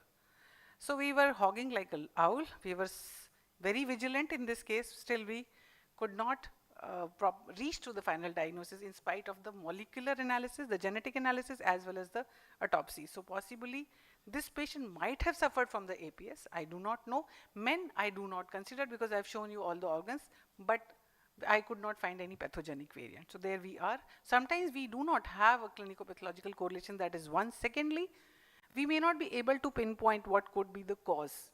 So we have to leave it open to the house, and maybe something more was there in this patient which we have not been able to decipher. Thank you all for your patient hearing and time. So as clinicians, we are glad that you're as confused as we were. And I was discussing with the presenter that the presence of lymphocytes and positive TPO antibodies are not sufficient for us to say that this addition. And also, certainly they did not contribute to the patient's presentations and the course of illness she had. She had pancreatitis, that everybody knows. We could not demonstrate the adenoma in the pathology. That's the surprising part. And I think the rest of the things are in line. So we are also quite happy that you're as confused as you were. May I make a small, I had a doubt. Madam, in this autopsy, you removed you opened the neck because my endocrine surgeon, whom we associate with closely. Lingual parathyroid. Or lingual somewhere thyroid else may be there, parathyroid in the, won't be there. so I see, yeah, my the doubt entire is neck has been because dissected. the way, maybe you should, the endocrine surgeons will help you better in this because from the carotid sheath, Yes. from the top till mediastinum. So we did not went up to the carotid sheath. That's what I'm saying. Ectopic If there's an is, ectopic still a bit. parathyroid, I cannot say, but out of the conventional we talk of, we did not find any parathyroidoma in this. And one small clinical small suggestion is we don't use the word APS when one gland is hyperfunctioning. No, The that APS I understand is, totally. I just suggested, APS I'm is not saying it is condition where all the APS. glands will go low. Yeah, of course But it sir- is multiple glandular. I'm worried about. I think Dr. Badada would remember this Yeah, case. endocrinologists will not accept the APS, that I is know. for sure. I'm So not I am saying it is underscoring APS. that. And the second thing is, there is a possibility of ectopic parathyroid gland. Absolutely. We I have to totally agree probably with that. more intensively search for, because when now we are seeing the ectopic gland in the arch of aorta and elsewhere, so it patient might be having. The second issue is because patient was under Dr. Sinha. Yeah, Yes. so Dr. Sinha has a kind of typical, before subjecting for the surgery, they do the alcohol ablation of the parathyroid gland actually. And you see in the follow-up, the patient calcium is normal. I don't recall what was the exact PTH. Yeah, that is also, but otherwise they do the alcohol ablation also. So that is, you may not finding difficult to get the parathyroid gland now. So that may be another reason not finding the parathyroid gland. So diagnosis is PHPT, there is no doubt about that. Yes, And they absolutely. died because of sepsis complication, that is also. And then I say this adrenalitis and thyroid is a incidental finding. So that is very likely. We can always debate on that, but yes, I agree with you totally. I am not saying this is APS. I just postulated it because multiple endocrine glands showing multiple Dr. Uma, abnormalities. problem with the pathologist now you cannot discuss with the clinician. I'll suggest know. please discuss with us. We'll tell you the correct diagnosis. No, I think, if you have to present it to another audience, Yes. please delete those two. It has been, he was the endocrinologist. Madam, one just query. Were we waylaid by the fact that in radiology they clearly showed an adenoma? No. No? I thought. Radiology, they can say there is a globular structure seen behind the bandage. In the region of parathyroid, there is something seen. That's what. They also put a query there. Yeah, they will always put a query. Yeah, madam. Just one question regarding that adrenalitis, whether it could be part of Waterhouse-Friderichsen as a part of sepsis, because this patient had definitely sepsis pancreatitis, could be part of Waterhouse-Friderichsen syndrome. No, Because it was not like that, because when we say adrenalitis, it is not only, there was an additional hemorrhage also, but it might have been setting in. But presently it was not like that. So when we see that kind of situation, the adrenal gets totally atrophic, and I would not use the word atrophic, damaged. So this was not really fully damaged. So I'm just making a speculation. I'm not making a diagnosis. Dr. Bipin rightly said, no, I'm as confused as you are. Yeah. No, Madam, this may be early stage because that's why cortisol is normal. So maybe if progressed, then it would have progressed to full-blown Waterhouse-Friderichsen. This may be early stage. That's what I said. I am not, abhi nahi hoga, but maybe later. Maybe it's the beginning of that. Yes, yes. Multiple admissions. Yeah, somebody wants to say something, yes?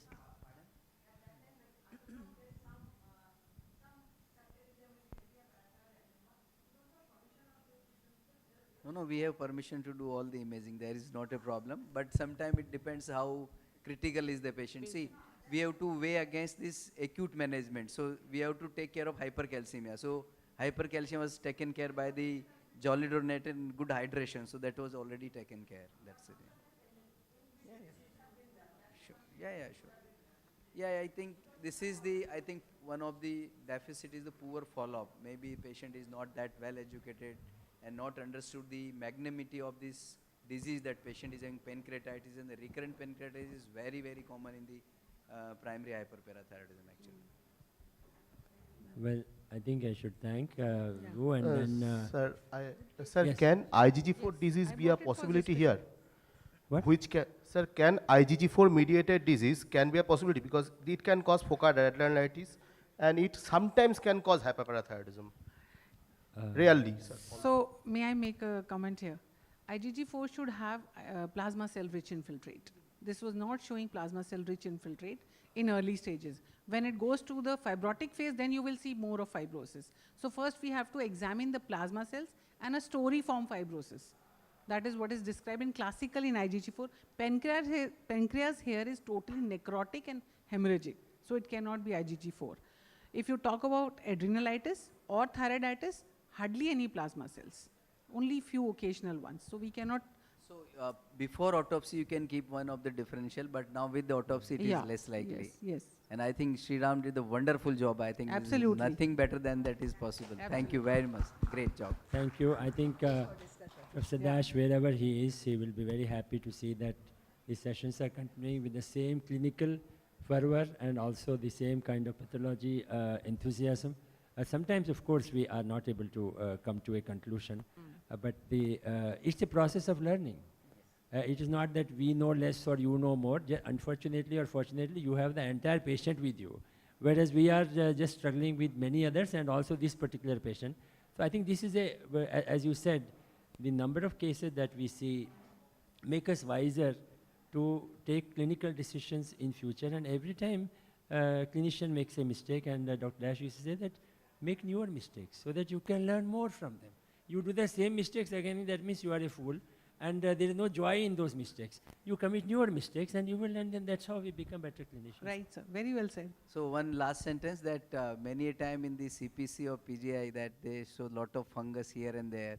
So we used to joke, लगता है इनके microscope में कोई fungus लगा होगा तो वही देखते रहते हैं, सबको वही दिखा देते हैं. आज कोई फंगस नहीं है इसलिए. Thank you anyway. Thank you for all who are present here. Yes, yes, sir. Thank you. Thank you, sir. No. I have already thanked her for provoking clinicians to think about alternative possibilities. Clinicians think we know everything. Pathologists think that what do these people know? But the truth is, both of them don't know anything about the patient, and many things come up during the follow-up of patients, and you learn more and more from them, so that you can save more lives. And So that's why it's a clinico-pathological conference. So we are discussing the clinical aspects as well as the pathology aspects, and we both learn from each other. Many a times it happens that I've given a diagnosis and they would call me back, please look at from this angle as well. And then we go back and pick up a slice and see it always again. So it's always there. It's a bilateral learning. But thank you very much. Thank you. Thanks everybody for being there. Thank you.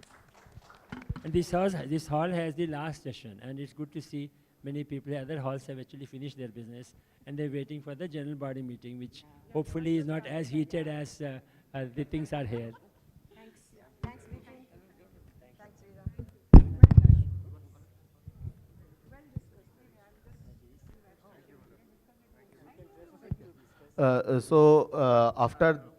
So thank you both the chairpersons, and that brings us to the last of our sessions, and I must thank all the chairpersons and the presenters for their excellent deliberation. And after that, all the members of the Endocrine Society of India requested to attend to the annual general body meeting at Hall A, Subhash Mukhopadhyay Hall, followed by, and we will be having a non-academic program after that, and that concludes our session at Hall C today, Ganguly Hall.